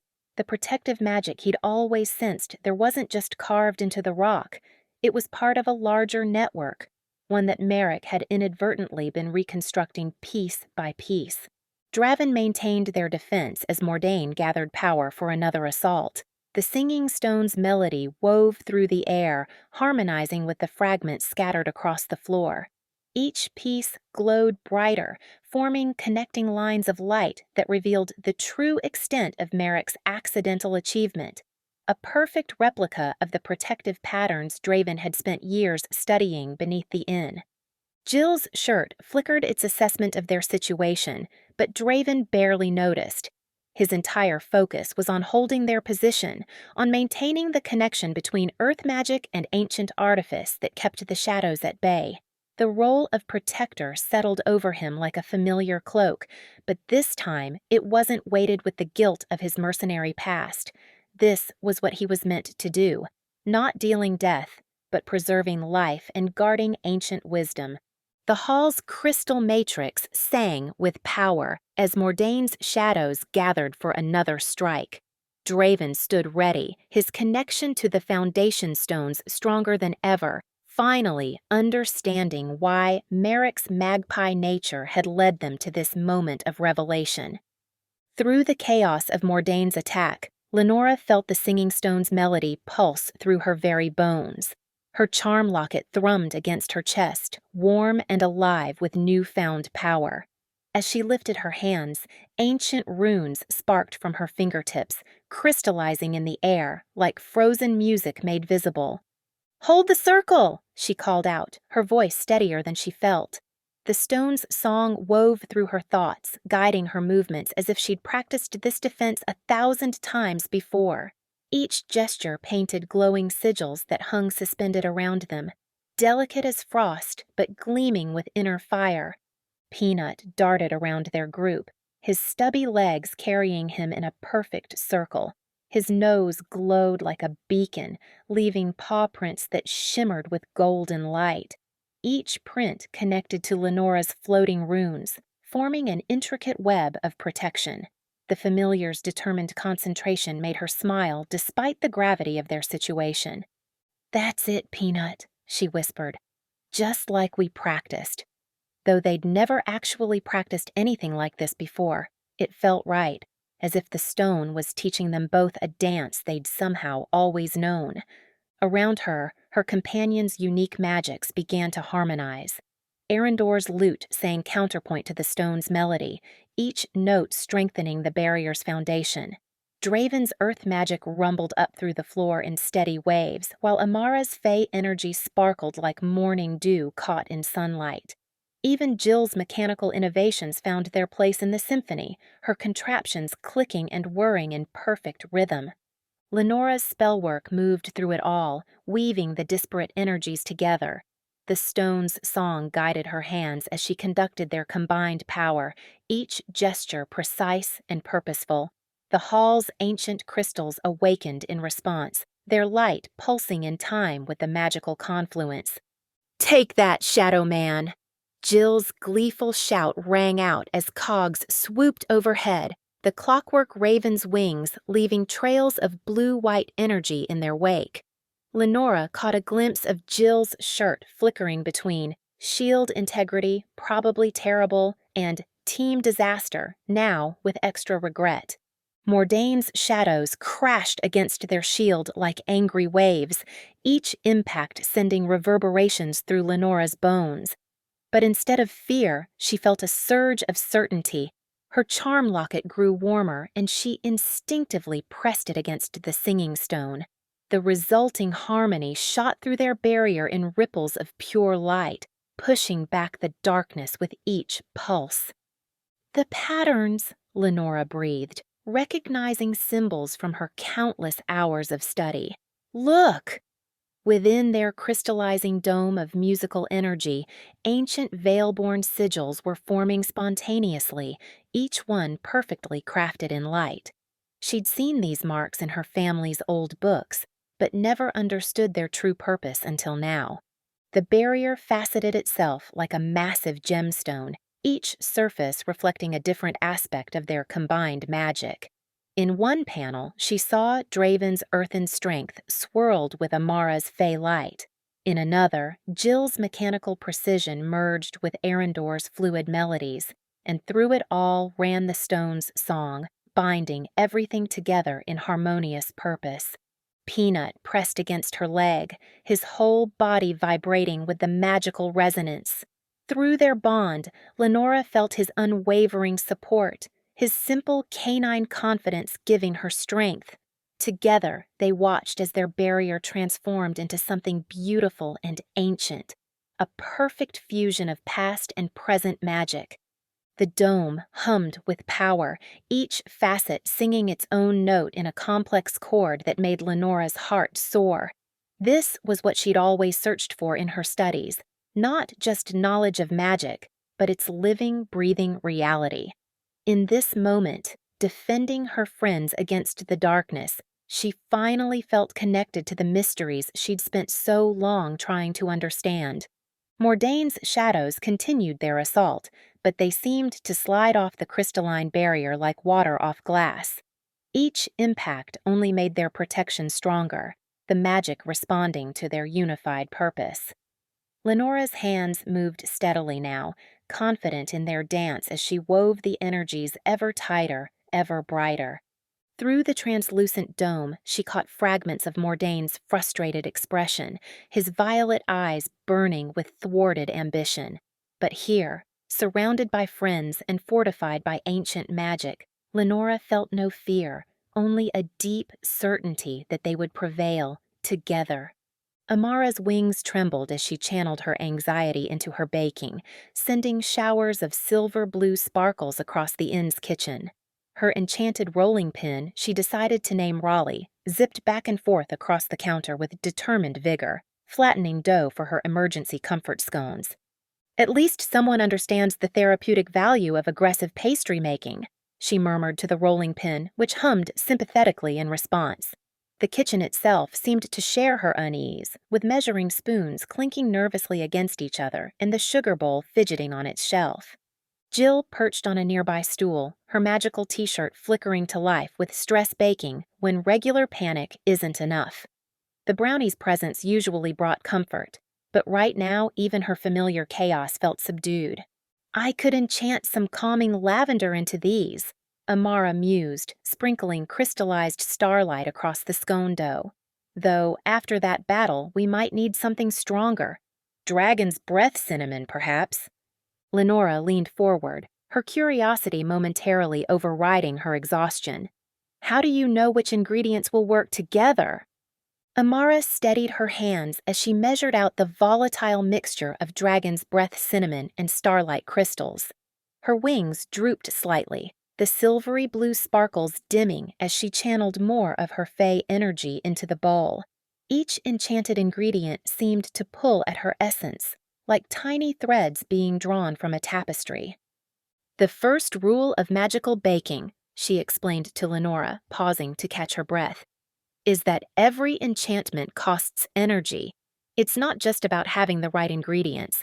Each pastry takes a piece of myself to create. She flexed her tired wings, sending a shower of dulled sparkles across the counter. That's why I can't just bake an endless supply of protection pastries, no matter how much we might need them. Oh!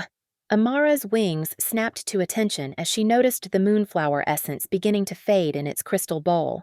She quickly reached for her jar of stabilizing herbs, a blend of time-touched thyme and evening stargrass. Second rule, timing is everything. Her hands moved with practiced efficiency as she sprinkled the herbs into the shifting, pearlescent liquid. The moonflower essence stabilized, its glow steadying to a gentle pulse. Magical ingredients have their own natural cycles, she continued, measuring out a precise spoonful of the mixture. Moonflower essence needs to be used during its peak potency, which lasts about as long as a moonbeam's touch. If you miss that window... She gestured to a darker bowl where previously failed essence had turned into an inert, cloudy liquid. She demonstrated by adding a pinch of sunburst honey to the mixture. The ingredients began to glow in sync with Raleigh's rhythm. Each magical component has its own song, you might say. They need to harmonize or... To illustrate her point, Amara deliberately added a drop of thunder extract to a small test portion. The mixture fizzled and went flat, magic dissipating in a puff of gray smoke. Some enchantments cancel each other out, like trying to sing two different songs at once. Lenora leaned forward, her amber eyes bright with interest. Could I try something simple? Of course, Amara brightened, her wings perking up despite her fatigue. She set out a clean bowl and selected some basic protective ingredients. Let's start with a simple blessing cookie. Nothing too taxing for your first attempt. She guided Lenora's hands as the young mage measured out glow petal dust and whisper leaf extract. When Lenora began to stir too quickly, Amara gently corrected her rhythm. Feel how the inn's magic pulses? Try to match that tempo. The mixture started to spark erratically, but Amara remained calm. It's all right. Watch how I... She demonstrated a gentle figure-8 stirring pattern.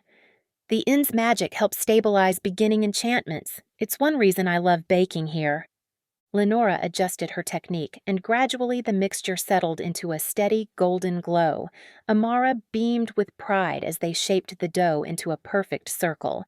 There, your first enchanted cookie. Not too much power, but enough to bring a smile and a moment of peace to whoever eats it. Thank you, Lenora said, watching the cookie's gentle glow. I never realized magical baking was so... precise. That's why I love it, Amara replied, her wings shimmering with renewed energy despite her tiredness. It's not just about power, it's about finding the right balance, the perfect harmony between ingredients and magic. She glanced at her workbench, where various enchanted pastries cooled in organized rows. Each one is like a little song, waiting to be shared. A flash of movement caught her eye, and she glanced through the kitchen window. There, perched on the fence post like a shadow given form, sat Devil Cat. Its yellow eyes gleamed in the evening light, reflecting an unsettling intelligence that made her wings flutter anxiously. Jill's shirt immediately changed to, "That cat definitely has our search history," which would have been funnier if it didn't feel so unnervingly accurate. "Don't suppose you'd care for a scone?" Amara called out to the cat, more to break the tension than anything else.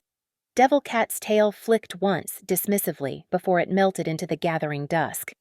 The singing stone sat innocently on the kitchen table, wrapped in Arendor's silk cloth, but still visible enough to cast a soft glow across the worn wood. Its melody had shifted since the battle, transforming from the powerful surge that had repelled Mordain into something gentler, almost like a lullaby. The sound reminded Amara of her mother's garden at twilight, when the evening primrose would unfurl their petals to the first stars. "The harmonic resonance is fascinating," Jill began, leaning forward with scholarly interest. "If you analyze the wavelength patterns—" Her shirt cut her off with "scientific explanation loading. Error 404, brain too tired." The kitchen door creaked open, and Draven entered bearing a steaming pot of tea, its herbal aroma cutting through the sweetness of baking. His steady presence immediately made the kitchen feel more grounded, though Jill's shirt couldn't resist flashing, "Dirt water, now, with extra calm," before quickly changing to, "Please don't kill me, Mr. Orc." "Your shirt's getting bolder," Amara observed, trying not to smile as she pulled a batch of glowing honey rose buns from the oven. They sparkled with tiny motes of comfort magic, designed to ease worried minds. Lenora had claimed a corner of the kitchen table, her spellbook open as she carefully documented the day's events. Her quill moved steadily across the page, occasionally pausing as she referenced the stone's current melody. Jill hopped down from her stool to peer over Lenora's shoulder, prompting her shirt to display "Recording history, 50% facts, 50% panic, 100% confusion." From the common room, the soft notes of Arendor's lute drifted in, weaving between the stone's lullaby in a way that should have been soothing, but somehow set Amara's teeth on edge. She wasn't the only one feeling uncertain. Jill's shirt cycled through, "Suspicious bard is still suspicious," before landing on, "Trust no one whose hair stays perfect after battle." "Here," Amara said, sliding a plate of fresh scones toward the center of the table. They glowed with a gentle inner light, steam rising in shapes that looked suspiciously like tiny, dancing stars. "These won't solve anything, but they might help us think clearer." Raleigh gave a satisfied hum and settled back into its holder, while the measuring spoons finally stopped their nervous dancing. Amara's wings still sparkled with residual magic, but the familiar motions of baking had helped steady her nerves. She watched as Draven poured tea into waiting cups, the steam mixing with the magical sparkles from her wings to create tiny, shimmering rainbows above each cup. Amara watched the steam rise from her latest batch of protection pastries, their gentle glow casting dancing shadows across the kitchen walls. From the common room, Arendor's lute continued its gentle melody, weaving through the singing stone's haunting tune in a way that made her wings twitch nervously. The music was beautiful, yes, but something about its perfection felt almost calculated. She wasn't the only one feeling uneasy. Jill's shirt flickered rapidly between messages. "Suspicious bard is still suspicious," before settling on, "Trust no one whose hair stays perfect after battle." Amara had to stifle a giggle. The shirt had a point about Arendor's impossibly pristine silver locks. A clatter of tiny objects drew her attention as Merrick swooped in through the kitchen window, his arms full of glinting trinkets. The pixie's face beamed with pride as he arranged his collection around the singing stone. To everyone's surprise, several of the objects began to hum in harmony with the stone's melody. "See?" Merrick preened. "I told you my treasure hunting would pay off." Jill's shirt couldn't resist commenting, "Magpie tendency saves day, universe questions reality," before switching to, "Plot twist, the real treasure was actually just treasure." A dark shape slid across the window, and Amara's wings fluttered in alarm as she recognized Devil Cat's silhouette. The feline's yellow eyes seemed to pierce right through her, and she instinctively reached for her enchanted whisk. Jill's shirt helpfully announced Creepy Cat, the sequel, before updating to Coming Soon, More Trauma. Oh dear, Amara muttered as she noticed her latest batch of protection pastries beginning to float off the counter. The spell-infused treats bobbed gently in the air, trailing sparkles of magic. She'd obviously overdone the lightness charm again.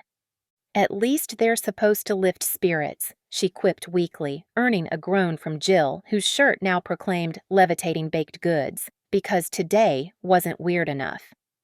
Let's move to the hearth, Draven suggested, his calm voice cutting through the tension. We could all use some warmth and light right now. As they settled into the comfortable chairs around the fireplace, Amara distributed the floating pastries, which required some awkward mid-air catching. The stone's melody seemed to soften in the firelight, though its glow remained steady. Jill's shirt glowed with new text. Cozy scene loading. Warning, peace never lasts. Followed by group bonding moment, now with added dread. We need to discuss our next move, Lenora began, her fingers absently tracing the runes in her spellbook. Mordain won't stay away for long. Perhaps we could enchant some explosive cupcakes?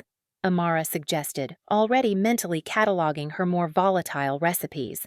Her wings sparkled with nervous energy, sending tiny motes of light dancing across the ceiling.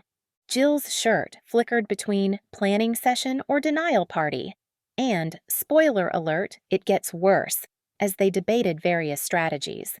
Amara found herself stress-baking in her mind, designing increasingly elaborate defensive pastries while the others talked.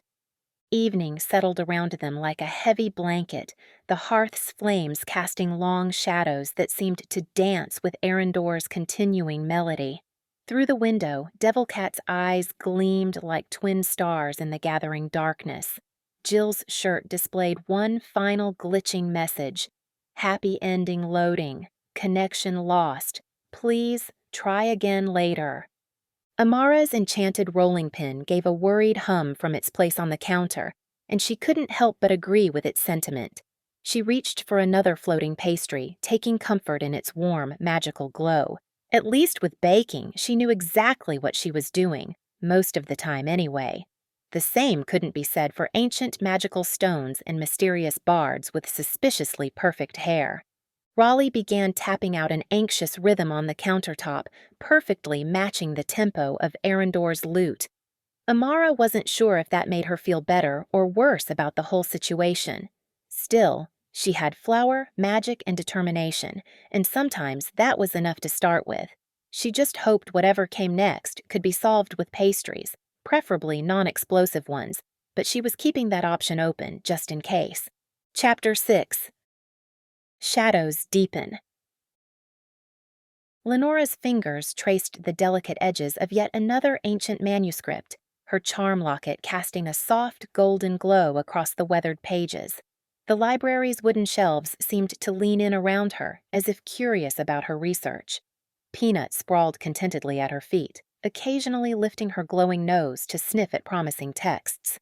There has to be more about the Veilborn harmonics here somewhere, Lenora muttered, absently scratching behind Peanut's ears.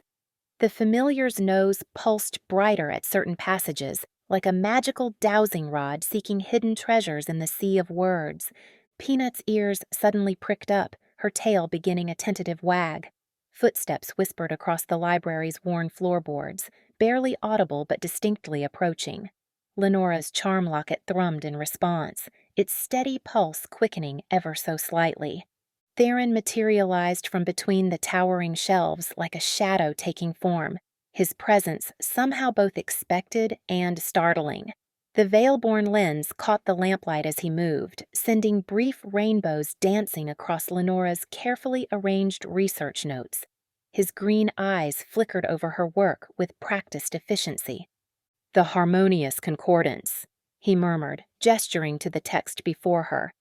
"An interesting choice for understanding musical wards." I thought it might help decode the stone's melody, Lenora replied, watching as he settled into the chair across from her. His movements were precise, almost too careful, as he reached for one of the manuscripts. They worked in companionable silence for a while, but Lenora couldn't help noticing how Theron's hands would occasionally drift to certain texts, sliding them just slightly out of her immediate view. His explanations about Veilborn magical theory were detailed and fascinating, yet something about them felt incomplete, like a song missing every third note. Peanut padded around the table, her nose glowing increasingly bright as she approached Theron's side. The small dog's attention fixed on his leather-bound journal, which lay just at the edge of their workspace. The familiar's tail wagged with increasing enthusiasm. "The resonance patterns here," Theron said, adjusting his lens to examine a particularly complex set of runes, "suggest a layered approach to—" Lenora's charm locket suddenly blazed with warmth against her chest, its glow intensifying to match the symbols now visible through Theron's lens. The runes seemed to shift and multiply under the crystal's influence, revealing additional layers that made her breath catch. They matched perfectly with the fragmentary patterns she'd discovered in her family's old letters. "Those markings," she began, leaning forward with excitement, but before she could finish, Peanut bumped against Theron's elbow. His journal fell open, pages fluttering to reveal densely packed notes in a script Lenora didn't recognize. Symbols and diagrams crowded the margins, bearing an unsettling similarity to the runes they'd just been studying. Theron's normally composed expression flickered for just a moment. Surprise? Concern? Before he smoothly closed the journal. "My personal research methods can appear rather chaotic," he offered with a slight smile that didn't quite reach his eyes. "I find it helpful to record observations in my own notation system." Lenora nodded, though something in his tone rang hollow, like a false note in an otherwise perfect melody. Peanut's nose remained fixed on the journal, glowing steadily brighter. The familiar suddenly darted behind one of the nearby shelves, whining softly. Lenora followed, charm locket pulsing in time with Peanut's excited movements. Theron rose as well, his lens catching the lamplight at an odd angle as he approached. "Wait," he said, holding the lens up to a seemingly ordinary panel of wood. "There's something—" Lenora's locket thrummed more intensely as Peanut's nose illuminated the shelf's edge. Where the two magical signatures met, a faint outline began to appear, the ghost of a compartment hidden behind the wooden panel.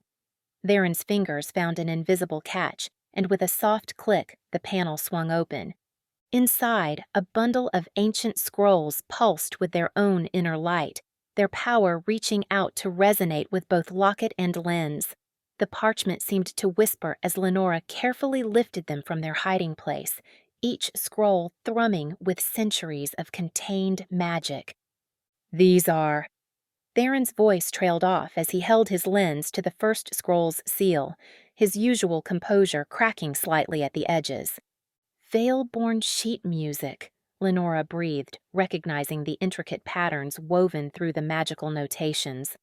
Her locket's warmth spread through her chest as she cradled the ancient documents, while Peanut's excited dancing cast moving shadows across their surface. Lenora watched Theron's long fingers trace the intricate patterns on the first scroll, noting how his normally measured movements became almost reverent. The library's shadows deepened around them as he worked, the Veilborn lens catching occasional glints of lamplight. "These harmonics," he murmured. "They're arranged in a spiral pattern, following the natural flow of leyline energy." His observation matched her own thoughts exactly. Almost too exactly. Her charm locket warmed against her skin as she leaned closer. "Like the patterns in the old temple ruins?" she ventured, testing a theory. Theron's hand twitched slightly, the lens shifting angle. No, more like the traditional bardic compositions of the Third Age." The locket's warmth turned to a warning pulse. His deflection was smooth, practiced, but something in his tone rang false. Peanut paced restlessly between their chairs, her glowing nose brightening whenever she passed Theron's leather satchel. The familiar's usual happy-go-lucky demeanor had shifted to something more vigilant, her small form tense with unspoken concern. Together, they mapped the harmonic patterns across a large piece of parchment, creating a complex web of musical notations and leyline intersections. Theron's knowledge proved invaluable, his quick insights helping them decode particularly difficult passages. Yet Lenora couldn't shake the feeling that his discoveries came a beat too quickly, as if he was performing surprise rather than experiencing it. "This connection here," she said, pointing to a series of repeating runes. "It reminds me of some markings I found in my grandmother's—" "Fascinating," Theron interrupted, smoothly redirecting her attention to another section. "But look at how these notes mirror the geological formations near the old quarry." Her locket thrummed with warning as he spoke, its pulse matching Peanut's increasingly agitated tail swishes. The night deepened, and their combined magical tools began creating unexpected effects. When her charm locket's light crossed paths with his lens, hidden text shimmered into view between the scroll's lines. Theron's hand moved with surprising speed to adjust the lens's angle, but not before Lenora glimpsed symbols that seemed to reference something called the Harmony's End. "Just a trick of the light," he said softly, but Peanut's low whine suggested otherwise. As they organized their findings, Lenora caught glimpses of Theron's personal notations. His cipher was beautifully complex, suggesting years of development and use, but certain elements nagged at her scholarly instincts. The way some symbols curved and connected, mimicking the very veil-born runes they'd been studying. Not an approximation or scholarly reproduction, but the confident strokes of someone intimately familiar with their construction. Peanut's nose glowed steadily brighter as she positioned herself between Lenora and Theron's side of the table. The familiar's behavior wasn't aggressive, but she maintained her guard position with unusual determination. The first hints of dawn began seeping through the library's high windows, painting the scrolls in pale golden light. Theron gathered his materials with precise movements, each paper and note finding its exact place in his satchel. His journal, she noticed, he tucked away with particular care, long fingers lingering on its worn leather binding. Lenora's charm locket pulsed with a complex rhythm, part excitement at their discoveries, part warning about the mysteries still unsolved. She watched Theron pack the last of his papers, her mind racing with questions she wasn't yet ready to voice. "We've made excellent progress," he said, standing with fluid grace, "though I suspect there's much more to uncover." His green eyes met hers for a moment, and she caught something in their depths, a weight of knowledge, or perhaps regret, that seemed far deeper than their brief acquaintance could explain. Peanut pressed against her legs as Theron moved toward the door, the familiar's nose still glowing softly in the growing morning light. The charm locket's warmth spread through Lenora's chest, its magical resonance carrying both the thrill of discovery and the distinct sensation that they'd only scratched the surface of a much more complex mystery. Jill absently twisted her favorite wrench, lovingly named Twisty McTurnerson, between her fingers as heated voices bounced off the inn's wooden beams. The familiar motion helped steady her nerves, though the same couldn't be said for her t-shirt, which kept flickering between "Can't we all just get along?" and "Drama Queens Anonymous meeting in session." Cogs, her faithful mechanical companion, perched on the back of her chair, projecting delicate patterns of blue light across the common room's wall. The intricate mandalas should have been soothing, but nobody seemed to notice them except Peanut, who watched with drowsy fascination from his spot by the hearth. "The stone needs to be sealed away," Draven insisted, his normally calm voice carrying an edge that made the floorboards creak in sympathy. "We can't risk Mordain."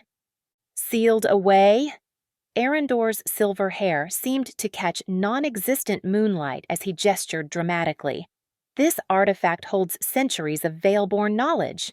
We must study it, understand its—" "Study it right into the wrong hands, you mean," Draven growled, the stone-like sheen of his skin becoming more pronounced. Jill's shirt helpfully flashed. "Diplomatic discussion or magical throwdown, place your bets, before switching to 10 silver on the grumpy orc. Actually, Jill piped up, pulling her worn leather blueprint case from one of her many pockets. The case, decorated with brass gears and tiny enchanted rubies, had seen better days, but it still held her best ideas. Maybe we could build a mechanical defense system. Both men turned to stare at her, their argument momentarily forgotten.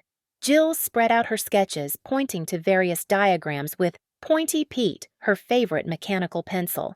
See, with enough gears and some enchanted copper wire, we could create a resonance field that… She trailed off as their blank expressions registered. Cogs helpfully projected a miniature version of her proposed defense system, complete with tiny moving parts, but Draven and Arendor had already resumed their heated debate. At the large oak table nearby, Lenora had created what looked like a paper explosion.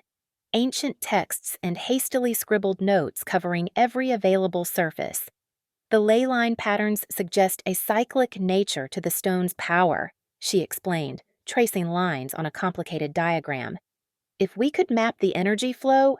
But what if someone notices? Amara hovered anxiously near the kitchen door, her wings casting shifting shadows that made Jill's diagnostic tools flicker. All that magical activity could attract attention, and my latest batch of protection pastries won't be ready until… Behold! Merrick's triumphant declaration cut through the chaos as he zipped into the room, his tiny arms wrapped around what appeared to be his entire collection of shiny objects. He dumped them unceremoniously onto a clear corner of Lenora's research, sending several papers floating to the floor. Jill's shirt immediately changed to, "Oh, look, more sparkly junk," before switching to, "Wait, what's that frequency?" Her tools had picked up something unusual. Pulling out Scandy McScanface, her most sensitive magical frequency detector, Jill began examining Merrick's trinkets. Cogs hopped down from his perch, his mechanical eyes projecting precise measurements of each item's magical resonance. "Well, pickle my widgets," Jill breathed, adjusting the calibration on her scanner. "These aren't just random pretties, folks. Look at these harmonic patterns. They're almost like music." Before anyone could properly process this revelation, Draven suddenly went rigid, his amber eyes flaring bright. The floorboards beneath their feet groaned, and Jill's most sensitive tools began spinning wildly in their leather holsters. "Something's wrong!" Draven rumbled, placing one large hand against the nearest wall. "The foundation…" "On it!" Jill scrambled to pull out her full diagnostic array, various gadgets whirring to life as cogs projected their readings in glowing blue digits above the table. "These energy patterns are completely wonky! It's like the ley lines are having a dance party, but nobody knows the steps." Her shirt, apparently giving up on wit, simply displayed, "Well, this can't be good," in large, worried letters. The erratic readings spread across Cogs's projection like ripples in a pond, each wave more chaotic than the last. Jill's favorite energy compass, Spinny McGee, began rotating so fast it nearly flew off its chain. Guys?" she called out, her voice slightly higher than usual. "Remember how we were arguing about protecting the stone? We might want to put a pin in that because something very interesting is happening under our feet, and by interesting, I mean potentially catastrophic." The room fell silent except for the increasing groan of the foundation stones and the frantic beeping of Jill's tools. Even her shirt seemed speechless, displaying only a series of nervous ellipses. Jill watched in fascination as Cogs's projection transformed the inn's common room into a glittering display of magical chaos. Blue light wove intricate patterns through the air, showing ley line disruptions that pulsed like angry veins beneath the floorboards. Her mechanical raven had really outdone himself this time, though she wished the readings weren't quite so… apocalyptic. "Technical difficulties, now in terrifying 3D, her shirt helpfully announced, making her roll her eyes. "Right then," Jill muttered, spreading her diagnostic tools across the oak table like a general planning battle strategy. Twisty McTurnerson sat ready beside her enchanted compass, while Scandy McScanface whirred anxiously in her hands. Before everyone goes back to their very productive shouting match, maybe take a look at this. She adjusted Cogs's projection, highlighting the way the magical disturbances rippled outward from the foundation. See how everything's connected? It's just like the protection wards we maintain around the inn. One piece goes wonky. The whole system gets jumbled. Draven's expression softened slightly as he studied the projection, his stone-touched fingers tracing the patterns in the air. But Arendor's reaction caught Jill's attention more sharply than one of her misfiring inventions. The bard's eyes tracked the magical frequencies with practiced ease, his fingers twitching in what looked suspiciously like calculations. Her shirt flickered to "Someone's done their homework," before switching to "Suspicious bard is suspicious." Fascinating implementation of harmonic resonance detection, Arendor murmured, then quickly added, "Nor, so I'd imagine, from the songs I've heard about such things." "Uh-huh," Jill replied, sharing a look with Cogs, whose mechanical eyes whirred in what she knew was skepticism. "And I suppose those same songs taught you about cross-referencing magical frequencies with leyline fluctuations." Before Arendor could respond, a plate of glowing cookies zoomed past Jill's head, followed by what appeared to be anxiety-induced floating scones. Amara fluttered nearby, her wings casting prismatic patterns through Cogs's projection as more stress-baked goods took to the air. "Stress level, pastries are floating," Jill's shirt announced, then quickly updated to "This is fine, nothing is fine." "Sorry!" Amara called out, trying to corral her wayward baking. "The protection charms in the dough seem to be responding to the magical interference." Jill ducked another rogue pastry while fiddling with a compact device of her own design. Frequency Finder 3000. She'd been too busy actually building it to think of a proper nickname. The copper and brass contraption clicked and whirred as she adjusted its sensitivity, trying to isolate the source of the disturbance. A low growl from Peanut made her look up sharply. The magical familiar had positioned himself between Lenora and the darkest corner of the room, his enchanted nose glowing brighter than Jill had ever seen it. At the same moment, every single one of her instruments sparked to life, their needles swinging wildly. That's not good," Jill muttered, watching as Cogs's projection showed a massive spike in mysterious energy. She caught Lenora's worried glance, noting how the apprentice mage's own detection runes were glowing an alarming shade of purple. Her shirt, apparently giving up on humor entirely, simply displayed "Nope" in large, anxious letters. The magical surge passed as quickly as it had arrived, leaving behind an uneasy quiet broken only by the soft whirring of Jill's devices and the occasional nervous tink of a floating scone against the ceiling. The argument seemed forgotten, at least temporarily, replaced by shared concern over whatever had just happened. Jill buried herself in adjusting her tool's sensitivity settings, though she kept one eye on Arendor. The bard had produced his lute and was plucking specific strings in a pattern that matched the frequency readings displayed by Cogs with suspicious accuracy. For someone who claimed to be just a wandering musician, he certainly knew his way around magical engineering principles. Cogs maintained his vigilant scanning of the room, his mechanical wings adjusting minute details in the projected map as magical energies shifted and swirled beneath their feet.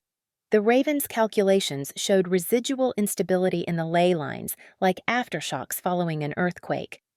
"Right," Jill announced, more to break the tension than anything else. "Who wants to help me calibrate these sensors? And maybe we could discuss why certain musically inclined individuals seem surprisingly well-versed in magical frequency analysis." Her shirt helpfully added, "Looking at you, Mr. Suspicious Bard Man." Draven leaned against the kitchen doorframe, his connection to the inn's foundation stones thrumming with an anxious energy he'd never felt before. The usually steady pulse of the ley lines beneath his feet skittered and jumped like a nervous heartbeat.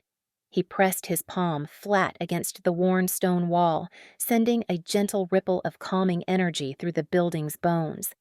"Easy now," he murmured, his low voice barely audible above the controlled chaos of preparation. In the kitchen, Amara's wings shimmered with determination as she darted between floating mixing bowls and self-stirring pots. A parade of travel-worthy pastries marched from her ovens, hearty hand pies infused with preservation charms, scones that would boost energy when eaten, and sturdy bread rolls that could warm themselves on command. "These should keep us going for at least a week," Amara announced, her voice pitched higher than usual. A telltale sign of stress baking if ever Draven had seen one. Jill perched on a counter nearby, cogs projecting inventory lists onto the wall beside her. Her t-shirt flickered between adventure prep, 90% snacks, 10% common sense, and at least we won't starve. "Unless something eats us first," Jill added cheerfully, earning a disapproving grunt from Draven. He moved to his herb cabinet, carefully selecting dried leaves and flowers for his travel kit. The singing stone's melody grew stronger as he approached the special blend he'd been saving. Deep water lotus and echo moss, rare ingredients known to enhance communication with water-dwelling beings, perfect for dealing with Eldrin's cryptic nature. The stone walls hummed in harmony with the singing stone, which sat wrapped in silk on the kitchen table. Its presence had changed the very rhythm of the inn's magic, like a new instrument joining an ancient orchestra. "Peanut, careful with those," Lenora called as her familiar's glowing nose led him to investigate a stack of enchanted cooking implements. The little dog's tail wagged furiously as he sniffed each item, his nose growing brighter when he found something particularly magical. Draven nodded approvingly as Lenora sorted through the items Peanut identified. Each object that made it into their packs resonated with the leyline energy in a way that felt right, like pieces of a puzzle falling into place. "Merrick, those aren't snacks," Draven rumbled, catching the pixie trying to stuff his pockets with Amara's decorative sugar crystals. "And we don't need more lucky trinkets." "You never know what might come in handy," Merrick protested, but returned most of the crystals. Most of them. Cogs whirred overhead, scanning each packed item and updating the floating inventory list. The mechanical raven's efficiency was impressive, though Draven worried the distinctive sound of its gears might draw unwanted attention during their journey. He'd have to speak with Jill about some sort of silencing charm. Moving to the large map spread across the kitchen table, Draven traced their planned route to the enchanted lake. His fingers tingled as they passed over certain points, the earth's energy shifting beneath the inn in response. Something about the path felt different than it had yesterday. Peanut trotted over, ears perking up as he stared at the same spots Draven had noticed. "You feel it too, don't you?" Draven murmured to the dog, who gave a soft whine in response. The others, caught up in their preparations, hadn't noticed the subtle change yet. Draven made a mental note to adjust their route, though he kept his concerns to himself for now. No need to add to their anxiety. "Inventory update complete," Cogs announced in its mechanical voice, projecting a final list that hovered in the air. "Current supplies, 47% protective items, 28% magical tools, 25% sustenance. Recommendation: consider additional protective measures." "That's because someone keeps sneaking extra pastries into the food packs," Jill said, eyeing Merrick, who tried to look innocent despite the telltale sparkle of sugar on his lips. Draven ran a hand over his face, feeling the weight of responsibility settle more firmly on his shoulders. The inn's magic pulsed around them, a mixture of protective instinct and reluctance to see them go. He understood the feeling. Every stone and timber of this place was an extension of himself, and leaving felt like stepping away from a part of his own soul. But the singing stone's melody wound through it all, a reminder of why they had to go. Its haunting notes seemed to whisper of secrets waiting beneath the lake's surface, of answers that could change everything if they were brave enough to seek them. "1 hour," he announced, his deep voice cutting through the busy atmosphere. "Final checks and we head out. Amara, make sure those preservation charms are stable.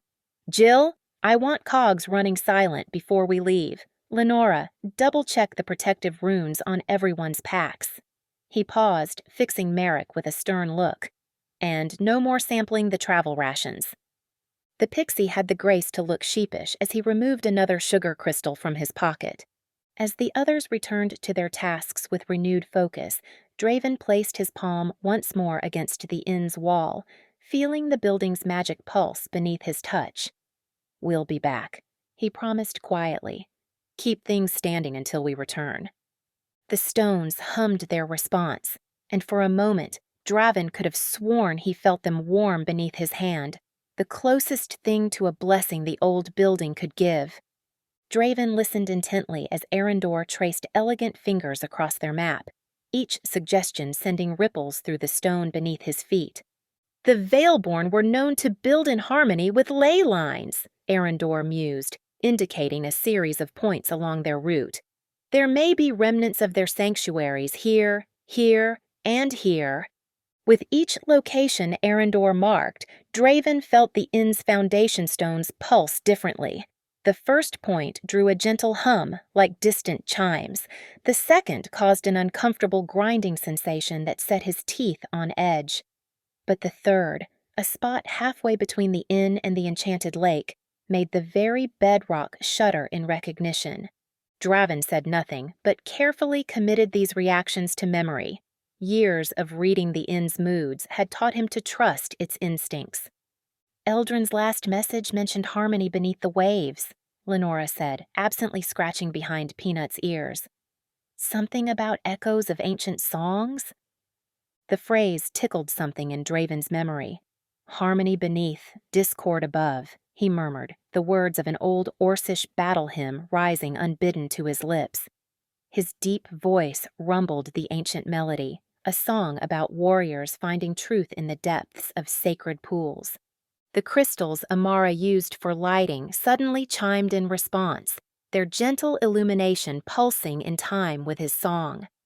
Draven fell silent, but the resonance lingered in the stones beneath their feet. "Well, that's not ominous at all," Jill quipped, her shirt helpfully displaying Singing Rock's Nature's Light Show. They gathered around the map again, debating routes to the lake. "The eastern path offers more cover," Lenora suggested, "but Mordaine's shadows seem stronger in the dense forest." "The western route is more exposed," Arendor countered, "though easier to defend." As they discussed options, Draven felt the inn's protective wards strengthening, layers of ancient magic pressing closer like a concerned parent. The walls seemed to lean in, and the familiar weight of stone scents at the back of his mind grew heavier with worry. Amara fluttered over, presenting a basket of fresh pastries. "Water-breathing buns," she announced proudly. "They'll let us breathe underwater for about an hour each. The crust is infused with gillyweed essence, and I've added a hint of bubble charm to keep them from getting soggy." Draven nodded approvingly while adding protective runes to their travel packs. He felt the inn's magic weaving itself into his work, reinforcing each sigil with its own brand of protective energy. The stones hummed with purpose, lending strength to every mark he made. A sharp bark from Peanut cut through their preparations. The little dog stood rigid, staring at the kitchen window. Draven didn't need to look to know what had caught his attention. He felt the warning pulse through the inn's stones before he spotted Devilcat's gleaming eyes in the darkness. Without making any sudden movements, Draven shifted his bulk to better shield their map and supplies from the window's view. The walls seemed to press closer, shadows deepening in the corners as the inn's magic responded to the unwelcome observer. "Just a cat," he rumbled, catching Lenora's worried glance. But his hand stayed near the Earthshaper's bracers at his wrist, ready to call on the stone's protection if needed. Moonrise approached, marking their planned departure time. Draven moved through the inn with practiced steps, checking wards and reinforcing protective boundaries. Each stone sang a different note to his senses, some confident and strong, others trembling with uncertainty. The very foundation seemed to clutch at his boots as he walked, reluctant to let him stray far from its protective embrace. "I know," he murmured, pressing his palm flat against the central hearth. "We'll return." The stones warmed beneath his touch, and he felt the inn's magic surge through the runes he'd laid, strengthening them one final time. Jill's shirt, as if sensing the moment, flickered through its messages before settling on home security powered by rocks and worry. For once, Draven couldn't argue with its assessment. Draven felt Theron's approach before he saw him. The inn's foundation stones shifted beneath his feet, a familiar resonance that had become more pronounced with each of the scholar's visits. This time, however, the vibrations carried an urgency that made the protective runes along the doorframe pulse with amber light. The evening sun stretched shadows across the common room floor as Draven moved to the entrance, his stone sense tracking Theron's path up the walkway.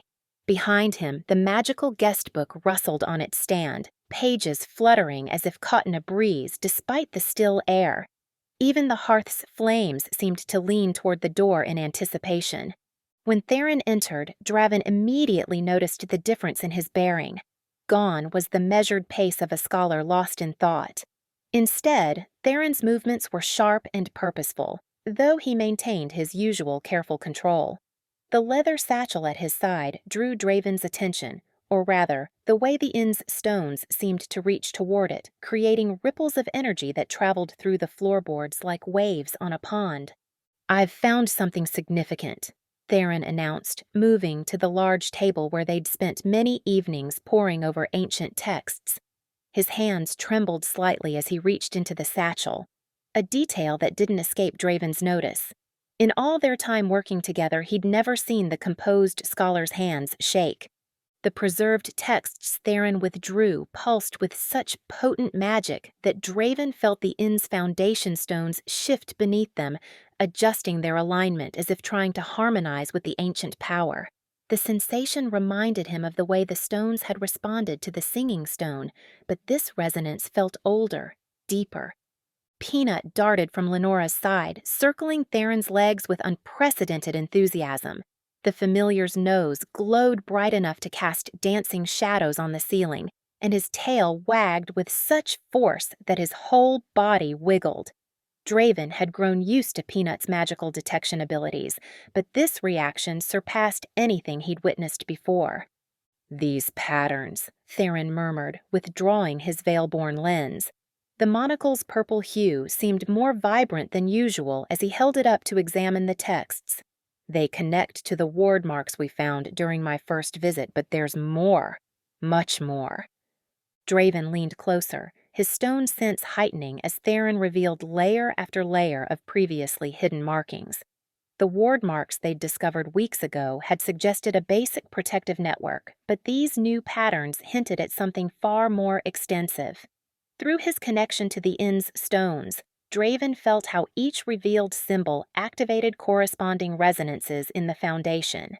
"The inn's veil-born heritage," Theron continued, his voice careful and measured despite his evident excitement. "It's not just about location. These texts suggest the entire structure was designed as part of a larger harmonic matrix." He paused, adjusting his lens. "The protective wards we've been studying? They're only the surface layer." The scholar's words carried weight beyond their immediate meaning. Draven had worked alongside Theron long enough to recognize when he was choosing his revelations carefully. The tremor in his hands, the urgency in his arrival, the depth of knowledge he was suddenly willing to share, all of it spoke to decisions made after long deliberation. Through the stones, Draven felt the inn's response to each new revelation. The foundation hummed with recognition, like an instrument finally hearing its missing notes. Ancient magic stirred in the walls, awakening to Theron's words in a way that both reassured and unsettled him. Peanut pressed against Draven's leg, the familiar's magical glow reflecting off the scholar's lens as Theron continued to unveil more ward marks. Each new pattern seemed to unlock corresponding vibrations in the inn's stones, creating a complex harmony that Draven could feel building beneath their feet. Draven watched as Theron spread the texts across the table, each movement precise despite his evident urgency. The foundation stones beneath them thrummed in response to the ancient documents, a sensation both familiar and markedly different from their previous research sessions.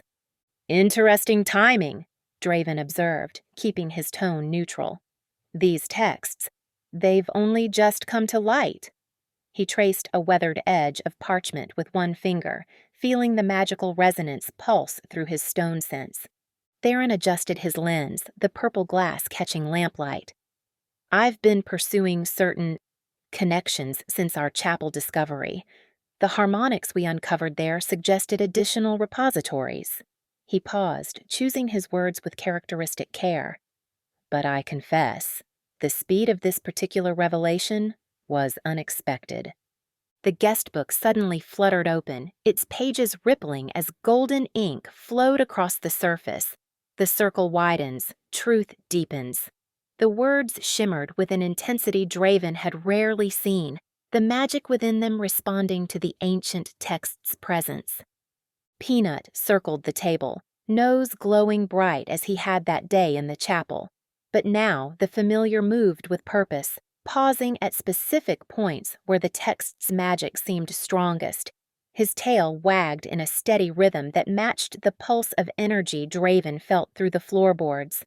The inn recognizes these markings, Draven said, feeling the subtle shifts in the foundation stones. They weren't just responding to the text's presence. They were reaching out, attempting to harmonize with the ancient power. It's different from before, stronger. Yes, Theron agreed, his scholarly detachment slipping slightly. The harmonic matrix I mentioned. It's as if these documents are awakening something that was already here, dormant in the very stones. Draven folded his arms, stone sense alert to every fluctuation, which means we need to establish clear parameters, even more than our previous work. He fixed Theron with a steady gaze. These texts carry greater power, greater risk. Of course. Theron nodded, but his fingers tightened almost imperceptibly on the edge of a document. Though I believe time may be a factor we hadn't previously considered. The inn's magic swirled around them, familiar yet changed. Draven felt protective wards activating in sequence as the ancient text's influence spread through the building's structure. The stones sang with recognition, a deep harmonic resonance that spoke of long-dormant connections stirring to life. We'll start in the library, Draven decided, noting how Theron's carefully maintained composure wavered at the edges. Our usual protocols, but with additional safeguards. He gestured toward the stairs, watching as Peanut bounded ahead, magical glow lighting their path. The guest book's words faded slowly, the golden ink lingering longer than usual. Draven paused at the base of the stairs, feeling the weight of the moment in the stones beneath his feet. Whatever Theron had discovered, it was clear their careful research routine was about to shift into something far more significant. After you, Draven said, gesturing up the stairs. As Theron passed, clutching his precious findings, the scholar's mask of academic distance slipped just enough to reveal a flash of something deeper. Anticipation, certainly, but also what might have been relief, as if a long-held burden was finally approaching its resolution. The foundation stones hummed beneath them as they ascended, their song carrying notes of ancient power and long-buried secrets finally rising to the surface. Whatever came next, Draven knew, would test the boundaries of trust they'd carefully built over their months of collaboration. Chapter 7. Whispers in the Trees. Through the soft morning mist, Amara hovered at the forest's edge, her silver-blue wings catching the first rays of dawn. Ancient trees loomed before their group, their branches twisting into shapes that seemed almost deliberate.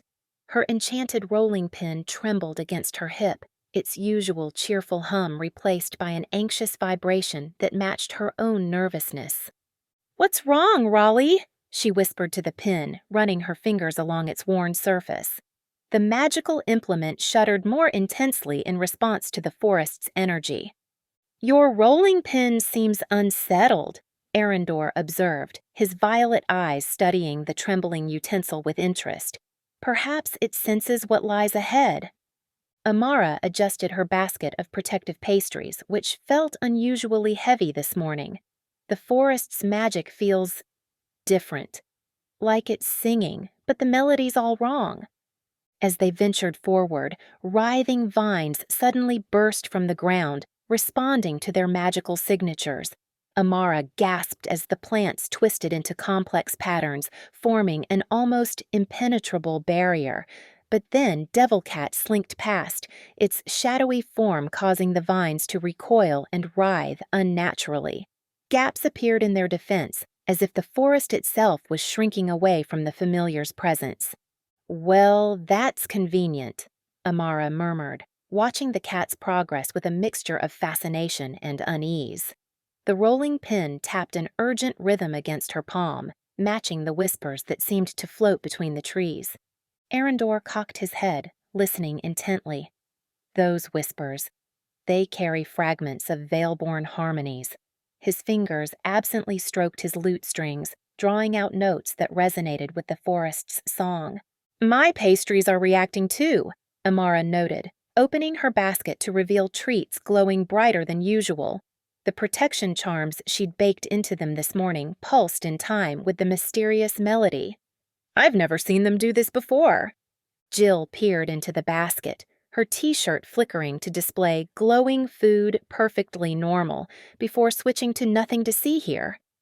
As they pressed deeper into the woods, they entered a clearing filled with softly floating spores that sparkled like stardust. Amara immediately recognized the telltale shimmer of sleep-inducing pollen. "Quick, everyone take one of these!" She distributed golden-brown scones that emanated a gentle warmth. Awakening scones, fresh from this morning. They should counter the sleeping effect. Jill's shirt glitched momentarily before settling on, breakfast now with extra consciousness. She took a large bite, crumbs catching in her messy pigtails. Tastes like staying awake."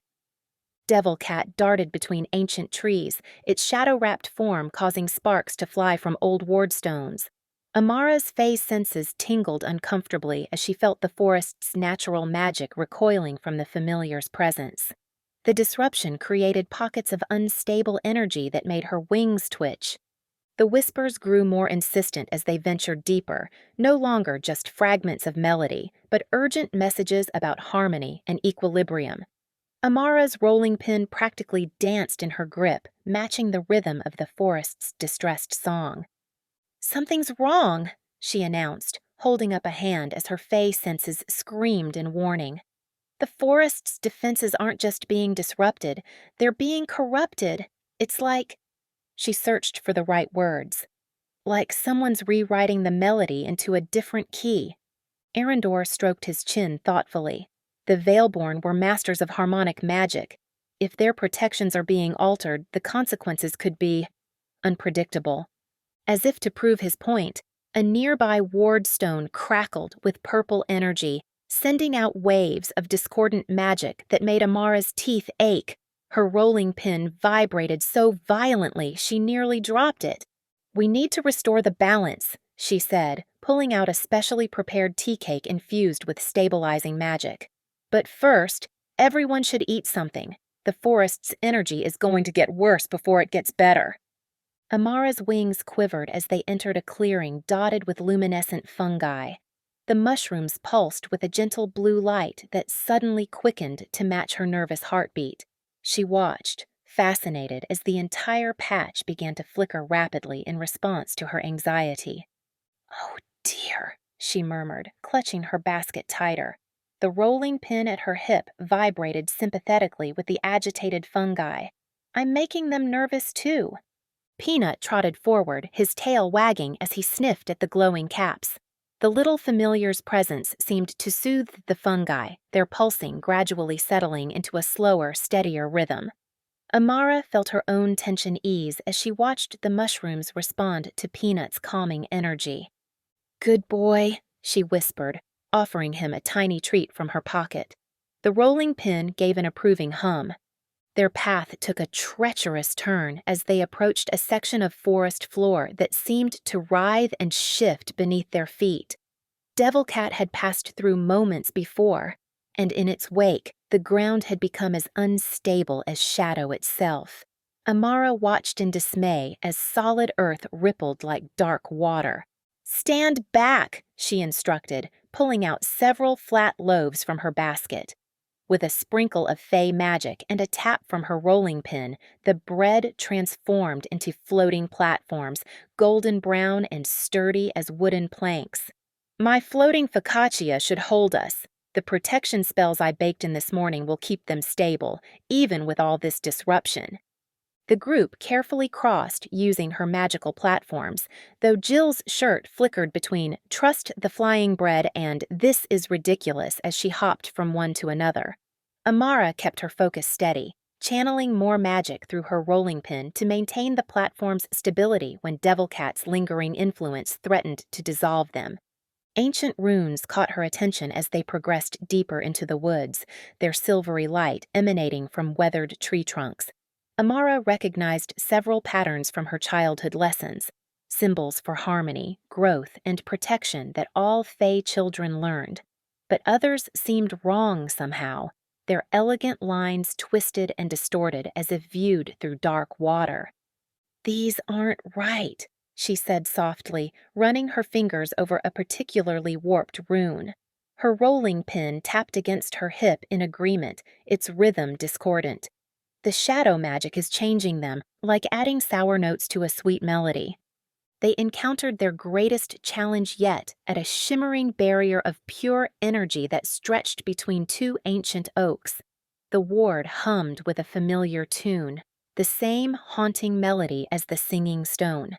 As Amara approached, her rolling pin began to vibrate intensely, and the protection charms in her pastries resonated in harmony with the barrier's song. "That's strange," she mused, pulling out a honey-glazed scone that glowed particularly bright.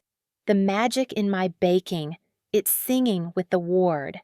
She held the scone closer, and the barrier's light pulsed in response, matching the gentle golden glow of her Fae-crafted treat. The whispers that had followed them through the forest grew stronger, more distinct. "Shadow in the song," they warned, their voices rustling through leaves overhead. "Shadow twists the harmony." Amara's rolling pin suddenly lifted itself from her belt, floating horizontal in the air like a conductor's baton. It began to tap out a complex rhythm, translating the forest's warnings into a pattern they could follow. "Raleigh's found us a path," she explained, watching as her enchanted utensil mapped out safe steps through the remaining wards. "The whispers are showing us where the shadows haven't reached." The morning mist parted ahead of them, revealing glimpses of Eldrin's lake through the trees. The water's surface rippled in peculiar patterns, and Amara's rolling pin matched its rhythm perfectly, confirming what she already suspected. The Wabaglim was aware of their approach. "We'll need these to speak with Eldrin," she said, retrieving a batch of specially prepared pastries from the bottom of her basket. The small, spiral-shaped treats sparkled with an iridescent glaze. "They're infused with a water-breathing charm. The spell only lasts an hour, so we'll need to be quick." Her rolling pin's urgent tapping grew more insistent as the ripples on the lake's surface began to form complex patterns, like notes in a water-written song. Amara felt the magic in her pastries responding to this aquatic melody, the glaze on each spiral catching the light like scales underwater. Lenora's charm locket pulsed against her chest as they entered the hidden clearing, its rhythm matching an ethereal melody that seemed to drift from the moss-covered stones surrounding them. She pressed a hand to the warm metal, feeling the synchronization between her family heirloom and the ancient magic that permeated the air. "Do you hear that?" she whispered, though the question became unnecessary as Peanut's nose began to glow with increasing brightness. The little dog's tail wagged with excitement as he sniffed the air, leading them toward what appeared to be an old marker stone half buried in creeping vines. "Ladies, gentlemen, and mechanical marvels," Merrick announced, zipping past her ear in a streak of lavender light. "Allow a professional to demonstrate proper trap detection." Before anyone could protest, the pixie swooped low over a suspicious cluster of vines, trailing sparkles of pixie dust in his wake. "Merrick, wait!" Lenora started, but the pixie had already triggered whatever magical mechanism lay dormant in the vegetation. Instead of the dangerous burst she expected, the vines erupted in a cascade of dancing lights, their defensive magic transformed by Merrick's interference into something beautiful and harmless. Ta-da! Merrick took an elaborate bow mid-air. Sometimes the best way to deal with a trap is to make it fabulous. Lenora couldn't help but smile, even as she shook her head at his reckless approach. The impromptu light show had illuminated something far more interesting. The face of the marker stone now gleamed with faint, familiar markings. Look! She hurried forward, careful to stay within the path Merrick had cleared. As she knelt beside the stone, her breath caught. It's another music sheet, carved right into the rock. The runes were partially obscured by patches of luminous fungi that cast a soft, blue-green glow over the ancient writing. Peanut positioned himself at her side, his magical awareness clearly on high alert as she pulled out her notebook and began sketching the runes. The familiar scratching of her pencil was accompanied by the gentle humming of the stone, creating an oddly soothing rhythm. A shadow passed over her work, and Lenora glanced up to see Devil Cat's dark form gliding overhead. The cat's presence sent a ripple through the magical energies of the clearing, and the runes on the stone responded, flickering like candlelight in a breeze. Her eyes widened as new marks appeared in the spaces between the original notes. Wait! She quickly added the revealed notation to her sketch. The melody. It's layered, like harmonies hidden within harmonies. The complexity of the composition made her fingers tingle with excitement. This wasn't just music, it was a sophisticated magical code. Above her head, Merrick continued his self-appointed task of testing the clearing's magical barriers, showering different areas with pixie dust and creating small controlled reactions. Ooh, this one makes sparkly triangles, and this one, circles. Very geometric. Lenora was about to tell him to be more careful when she noticed something in her peripheral vision, the patterns created by his pixie dust as it interacted with the ancient wards. She flipped back through her research notes, finding the page of symbols she'd documented from the prophecy. Merrick, she called, do that again over there. She pointed to a particular section of the barrier. The pixie saluted and complied, creating another shower of magical sparks that formed distinct geometric patterns in the air. Lenora's hands shook slightly as she held up her notes, comparing the shapes. They matched perfectly. Her locket grew warmer against her skin, and the melody emanating from both the singing stone and the carved music sheet seemed to intensify. The three magical sources created a harmonious resonance that made the air itself feel charged with potential. As she listened more carefully, fragments of the prophecy they'd discovered began to emerge in the interweaving melodies. Peanut's ears perked up, and he let out several sharp barks that somehow matched the rhythm of certain notes. Lenora scratched behind his ears, recognizing his magical intuition at work. You hear it too, don't you, boy? The prophecy's been here all along, hidden in plain sight. She traced the runes with gentle fingers, feeling the ancient magic respond to her touch. The complexity of the puzzle before them was daunting, but the way the pieces were starting to align sent a thrill of excitement through her. Her family's connection to the Veilborn felt stronger than ever in this moment, as if the very stones were trying to share their secrets with her. Lenora watched in horror as Merrick's next burst of pixie dust triggered something far more potent than the previous wards. A shimmering dome of energy crackled to life around the marker stone, ancient runes blazing with warning light. Oops! Merrick yelped, diving toward the barrier.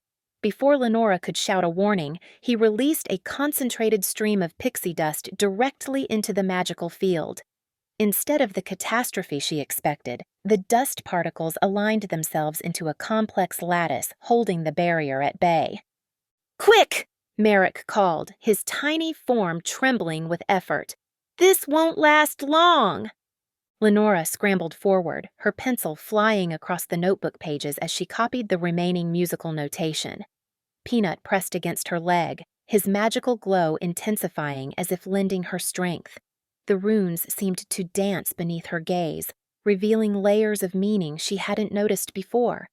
The whispers that had been a gentle backdrop suddenly surged, filling her ears with urgent murmurs. Balance dwells in chaos heart.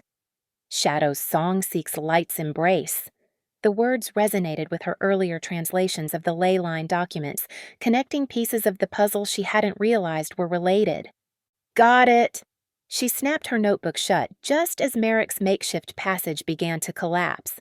The pixie zipped back to safety, looking unusually pleased with himself despite his near mishap. "While you were scribbling away," he announced, producing a handful of tiny objects from his waistcoat pockets, "I found these scattered around the base of the stone." He dropped them into her palm, miniature artifacts that could only be Veilborn in origin. A crystalline tuning fork no larger than her pinky, a thimble-sized bell, and what appeared to be a diminutive musical box. As she held them, each piece began to hum, matching different phrases from the carved melody. The tuning fork aligned perfectly with the opening notes, while the bell caught the harmony, and the music box seemed to fill in the gaps between. Lenora's eyes widened as she realized the significance. "Merrick, your collecting habit just solved part of the cipher. These aren't just decorative pieces, they're keys to understanding the musical notation." A sudden surge of magical energy pulsed through the clearing, causing Devil Cat to disappear in a swirl of shadows. In the moment of magical clarity that followed, Lenora spread out all 3 music sheets they'd discovered. Without the cat's disruptive presence, she could finally see how they fit together. "Look at these measures," she muttered, tracing the lines with her finger. "They're not separate pieces, they're parts of a protection ritual. See how the harmonies interlock? And these repeated phrases here and here." She pointed to matching sections across the sheets. "They create a reinforcing pattern." Peanut's warning growl cut through her excitement. The little dog's ears flattened against his head as he stared intently into the darkening woods. Something was approaching. "Time to go," Lenora whispered, carefully gathering their discoveries. Merrick darted upward for one final survey of the area, trailing pixie dust in elaborate spirals that caught her attention. The pattern wasn't random. It perfectly mirrored the musical notation they'd found. As the dust settled, it briefly illuminated words carved so faintly into the stone that she'd missed them entirely. "Eldrin guards the balance gate, where forest song meets lake's estate." The message confirmed their next destination while hinting at the Wobbeglim's deeper connection to the forest's magic. Her charm locket thrummed against her chest, and she realized it was now playing all 3 melodies they'd discovered, layering them in perfect harmony. The tiny Veilborn artifacts in her pocket seemed to pulse in response, creating a subtle counterpoint to the locket's song. Merrick landed on her shoulder, his wings casting prismatic patterns that echoed the musical notes. "I don't mean to rush your musical appreciation," he whispered, "but whatever Peanut's sensing is getting closer." Lenora nodded, securing her notebook and gathering their findings. The protection ritual they'd discovered felt like a significant piece of the puzzle, but she knew they'd need Eldrin's insight to understand its full importance. As they prepared to leave, she cast one last look at the marker stone, now quiet and seemingly ordinary once more, its secrets safely recorded in her notes. The forest whispers followed them as they retreated, their cryptic messages about balance and Shadow's song mixing with the harmonies still playing from her locket. Each step seemed to add another layer to the complex melody, as if the very path they walked was part of some grand musical composition waiting to be fully revealed. Jill's enchanted screwdriver buzzed against her hip like an angry bee, its warning vibrations making her teeth chatter. She froze mid-step, her hand instinctively reaching for Cogs, who perched on her shoulder with gears whirring in alert mode.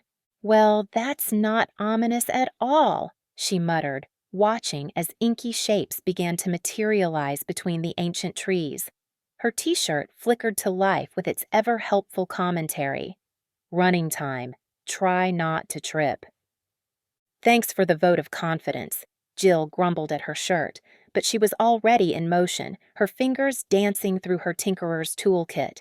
Cogs took flight with a mechanical screech, his wings catching what little sunlight filtered through the canopy as he circled overhead. "Everyone behind me!" she called out, her small hands moving with practiced efficiency as she gathered fallen branches. Her brownie magic tingled through her fingertips as she wove the wood together with spare gears and springs from her countless pockets. The makeshift barrier shouldn't have been much, but her magic transformed the simple materials into something more. The wood grain shifted and sparkled, reinforcing itself like living metal. Cogs swooped down toward a nearby tree, his talons making quick work of a glowing ward that pulsed with dangerous energy. The mechanical raven's eyes flashed blue as he disabled it, creating a pocket of safe space in their increasingly dangerous surroundings. "Nice work, partner," Jill praised, even as she spotted something slithering through the undergrowth. The shadow creatures moved like spilled ink, their presence making the forest's natural magic sputter and fade. Without hesitation, she pulled out 3 of her favorite warning devices, small copper spheres etched with runes that she'd lovingly dubbed her trouble tinglers. "Incoming creepy crawlies," she announced, tossing the devices in a triangle formation. They immediately began emitting a high-pitched hum that made the shadows recoil. Her shirt updated its message to strategic retreat advised. "For once, we agree," Jill muttered to her shirt, but then she spotted a tendril of darkness snaking toward Lenora's research bag. "Oh, no you don't!" In one fluid motion, she yanked her enchanted lantern core from her toolkit, quickly reconfiguring its crystals. "Cogs, wings up!" The raven understood immediately, positioning himself above the group as Jill slammed the final crystal into place. "Everyone, eyes closed," she warned before triggering the device. A burst of pure white light exploded outward, multiplied by Cogs's metallic wings, into a dazzling array that sent the shadows screeching backward. "Move! Move! Move!" Jill urged, already darting forward to scout their escape route. Her small size was perfect for ducking under low branches and between twisted roots, while her hands never stopped moving. She pulled out strips of enchanted copper and spare gears, quickly assembling makeshift bridges and supports where the path grew treacherous. Cogs soared ahead, his mechanical chirps creating a pattern they'd developed over months of working together. 2 sharp clicks meant danger, while a low whistle indicated safe passage. Between his aerial reconnaissance and her quick-build structures, they managed to keep the group moving forward despite the encroaching darkness. But then came a wave of shadows so dense it looked like a wall of pure night. Jill's heart dropped as she watched it split their group apart, forcing them to scatter in different directions. "Stay calm," she called out, her voice steady despite her racing pulse. Her shirt flashed, group hug interrupted, before switching to stealth mode activated. For once, it had the right idea. This was exactly what Brownie stealth was made for. Jill took a deep breath and let her natural magic take over. Her movements became virtually silent, her small form blending with the shadows in a way that made her nearly invisible. She could sense where everyone had ended up. A brownie's intuition for finding lost things coming in handy for finding lost people too. She slipped between 2 shadow tendrils, her heart pounding but her steps sure. "Lenora," she whispered, finding the apprentice mage first. 3 steps to your left, then duck. Once Lenora was safe, she moved on to the others, her quiet instructions guiding them back together while Cogs provided aerial cover with strategic light bursts from his reflective wings. "I swear," Jill muttered as she pulled Merrick away from a particularly grabby shadow tendril. "If we make it through this, I'm inventing something that runs on pure darkness. Might as well put all this spooky stuff to good use." Her shirt helpfully displayed patent pending before switching to focus on not dying first. The shadows pressed closer, but Jill's mind was already racing with calculations and possibilities. She had 3 gears left, a spool of enchanted copper wire, and half a jar of pixie dust that Merrick had dropped in his haste. Sometimes the best inventions came from desperate times, and Jill was nothing if not inventive. Jill's fingers flew over Cogs's metallic wings, adjusting the sensitivity of his detection crystals as the mechanical raven projected a shimmering map of their surroundings. The holographic display flickered between the trees, casting everything in an eerie blue glow. Cogs chirped in agreement, his mechanical eyes whirring as they focused on the lake's position, much farther east than their current trajectory. The shadows weren't just chasing them, they were strategically pushing the group away from Eldrin's domain. "Time for a shortcut," Jill announced, her mind already racing through the secret paths she'd discovered during her countless repair missions around the woods. Cogs, mark the safe zones. The Raven took flight, leaving trails of soft blue light that only their group could see. She dug through her pockets, counting her remaining resources. 3 barrier generators, a handful of gears, and, she grinned, her emergency spool of enchanted copper wire. "This way," she called out, ducking under a low-hanging branch covered in glowing moss. "The old brownie paths should still be active." But just as she finished setting up a defensive barrier across their trail, a familiar dark shape slunk past. Devil Cat's yellow eyes gleamed with what Jill could have sworn was amusement as the shadow familiar's presence caused her carefully calibrated gears to sputter and freeze. "No, no, no!" Jill scrambled to salvage the failing mechanism, but the metal was already corroding under the cat's influence. Her shirt flickered anxiously. Technical difficulties ahead. A flash of lavender caught her eye. Merrick, trying to help in his own chaotic way by sprinkling pixie dust over her failed barrier. The dust settled on the corrupted gears, creating unexpected sparks of wild magic. "Wait!" Jill's eyes widened as she watched the interaction. "Merrick, you brilliant troublemaker!" She quickly scooped up a handful of the spilled pixie dust, incorporating it into her next set of defenses. The result was far from predictable, barriers that shifted colors and occasionally hiccuped small rainbows, but the shadows couldn't seem to break through them. The forest's whispers grew more insistent, making the hair on the back of her neck stand up. Being a brownie meant having a special connection to places like this, and right now, the woods were practically shouting. "Danger in the hollow." She caught fragments of the warnings. "Darkness spreads through roots." Her enhanced hearing picked up more with each step. "Everyone stay away from the old trees. The shadows are using them as conduits." Cogs maintained his illuminated path markers, each one precisely placed to guide them between the safer younger trees. His mechanical wings caught what little moonlight filtered through the canopy, creating patterns that only Jill could read, their own secret language developed through months of working together. They were making good progress until the ravine appeared before them, a gaping mouth in the earth that hadn't been on any of their maps. Shadow minions converged from both sides, their forms more solid now, more threatening. "Well, that's inconvenient," Jill muttered, even as her hands were already moving through her toolkit. Her shirt's message changed to engineering by panic as she pulled out her last few gears and the precious copper wire. "Buy me 2 minutes!" she called out, her brownie magic flowing into the materials as she worked. The copper wire responded eagerly, wanting to help, wanting to connect. She wove it through the framework of fallen branches and vines, creating anchor points reinforced with both mechanical precision and wild magic. The bridge shouldn't have worked. It defied several laws of physics that Jill was pretty sure were important. But brownie magic had always been about making the impossible possible. "Go, go, go!" she urged, watching anxiously as her companions crossed the swaying structure.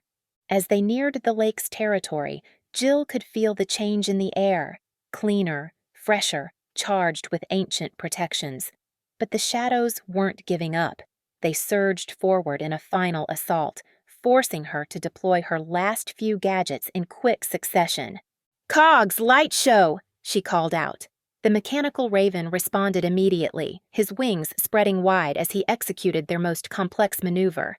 Each beat of his wings caught and reflected light in dazzling patterns, creating a disorienting display that scattered the shadow minions. Jill's legs felt like jelly by the time they crossed the lake's boundary. She slumped against the nearest tree, watching as the shadows retreated from the water's protective influence. Cogs landed on a branch above her, maintaining his vigilant watch despite the obvious droop in his wings. Her shirt gave one final tired flicker.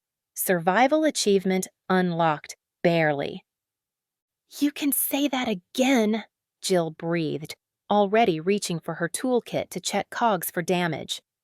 The mechanical raven preened under her attention, his gears clicking softly as she began her repairs. Chapter 8. Labyrinth of Echoes. Lenora's charm locket thrummed against her collarbone as they descended into the labyrinth's mouth. The ancient stone steps wound downward in a gentle spiral, each footfall echoing with whispers of the past. Peanut trotted beside her, his tiny paws clicking against worn marble, nose glowing like a warm ember in the dim light. "Well, this is properly creepy," Jill muttered behind her, her t-shirt flickering to read, "Abandon hope all ye who." Oh, never mind. The locket's pulse quickened as they reached the first intersection.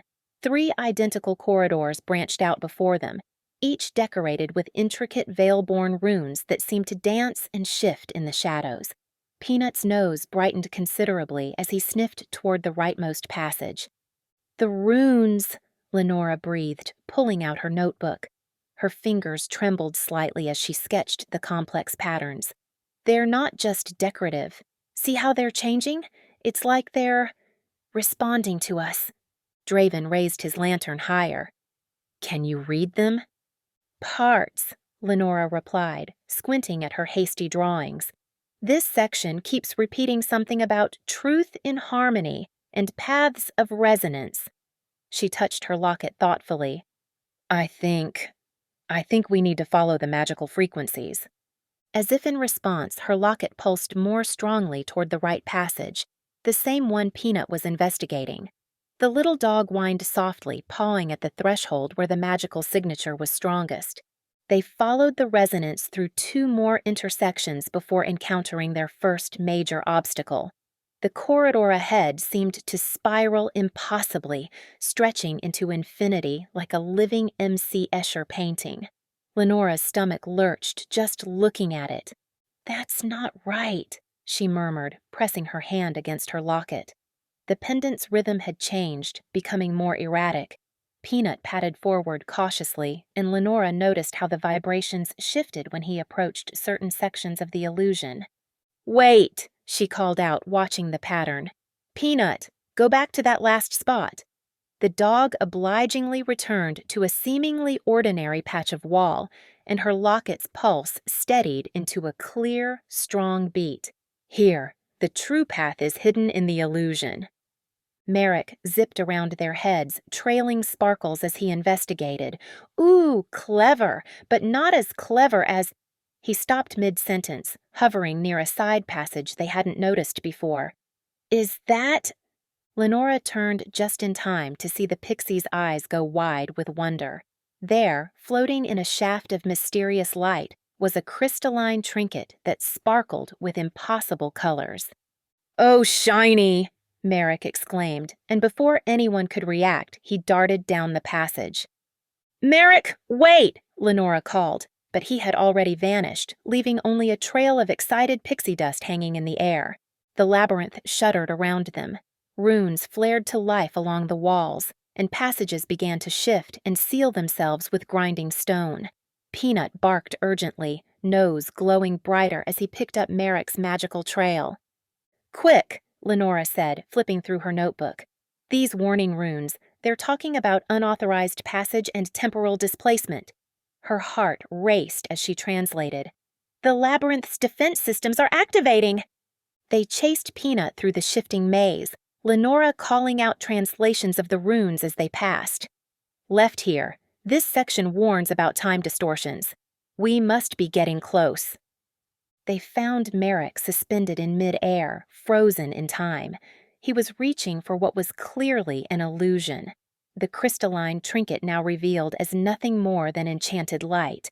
The air around him rippled like heat waves over summer stones. Lenora's mind raced through her studies of temporal magic. "It's a stasis ward," she explained, examining the runic patterns surrounding the trap. "See how the symbols form a perfect octagon? Classic veil-born containment magic. But if we can disrupt the resonance—" She held up her locket, watching how its pulses interacted with the ward's energy. Peanut circled the trap, nose painting trails of magical light that revealed the ward's structure. "Jill," Lenora said suddenly, "can you use your brownie magic to create a counter rhythm? Match the locket's pulse, but in reverse?" Lenora watched anxiously as Jill began weaving her brownie magic, creating shimmering threads of energy that pulsed in counterpoint to the locket's rhythm. Just as they seemed to be making progress, Peanut's urgent bark drew her attention. The little dog was pawing at what appeared to be a solid wall, his nose glowing brighter than she'd ever seen it. "Hold on!" she called to Jill, who maintained the counter rhythm. Moving closer to investigate, Lenora noticed faint etchings in the stone, musical notations intertwined with veil-born script. Her locket responded immediately, its steady pulse shifting into a more complex pattern that matched the wall's hidden melody. "These runes," she murmured, fingers tracing the delicate lines while fishing out her notebook. "They're different from the others, more musical?"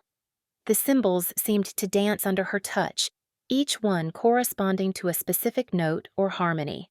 Her earlier translations clicked into place. Truth in harmony indeed. The wall shimmered as her locket's resonance aligned with the hidden score. "I think Merrick's detour wasn't entirely unfortunate," she said, excitement building as she recognized the pattern. "This passage, it's responding to the same frequencies as our melody fragments." Carefully, she pulled out the 3 music sheets they'd collected, comparing their notations to the wall's markings. The similarities were undeniable. When she held up the fragments near the wall, her locket's pulse strengthened, creating a harmonic convergence that made the stone transparent. "It's a shortcut," she breathed, documenting the phenomenon in her notebook. "The Veilborn built escape routes into their labyrinths, protected by musical keys." Her hand trembled slightly as she sketched the unique combination of runes and notes. They moved through the revealed passage, emerging into a chamber that took Lenora's breath away. Crystalline formations jutted from floor to ceiling, each one catching and refracting light in impossible ways. But more remarkably, they seemed to hold echoes of the past, ghostly images that played across their faceted surfaces. "Quick!" she whispered, pen flying across paper as she captured what she could. A group of veil-born mages performing an intricate ritual, children learning to weave magic through song, a grand ceremony in what looked like the very music hall they sought. Her locket thrummed urgently, reminding her they couldn't linger. Still, she couldn't help but document every detail she could manage while hurrying the group forward. These weren't just historical records. They were pieces of her own possible heritage. Peanut's sudden stillness stopped them all short. The little dog stood rigid, ears perked forward, his magical glow flickering erratically.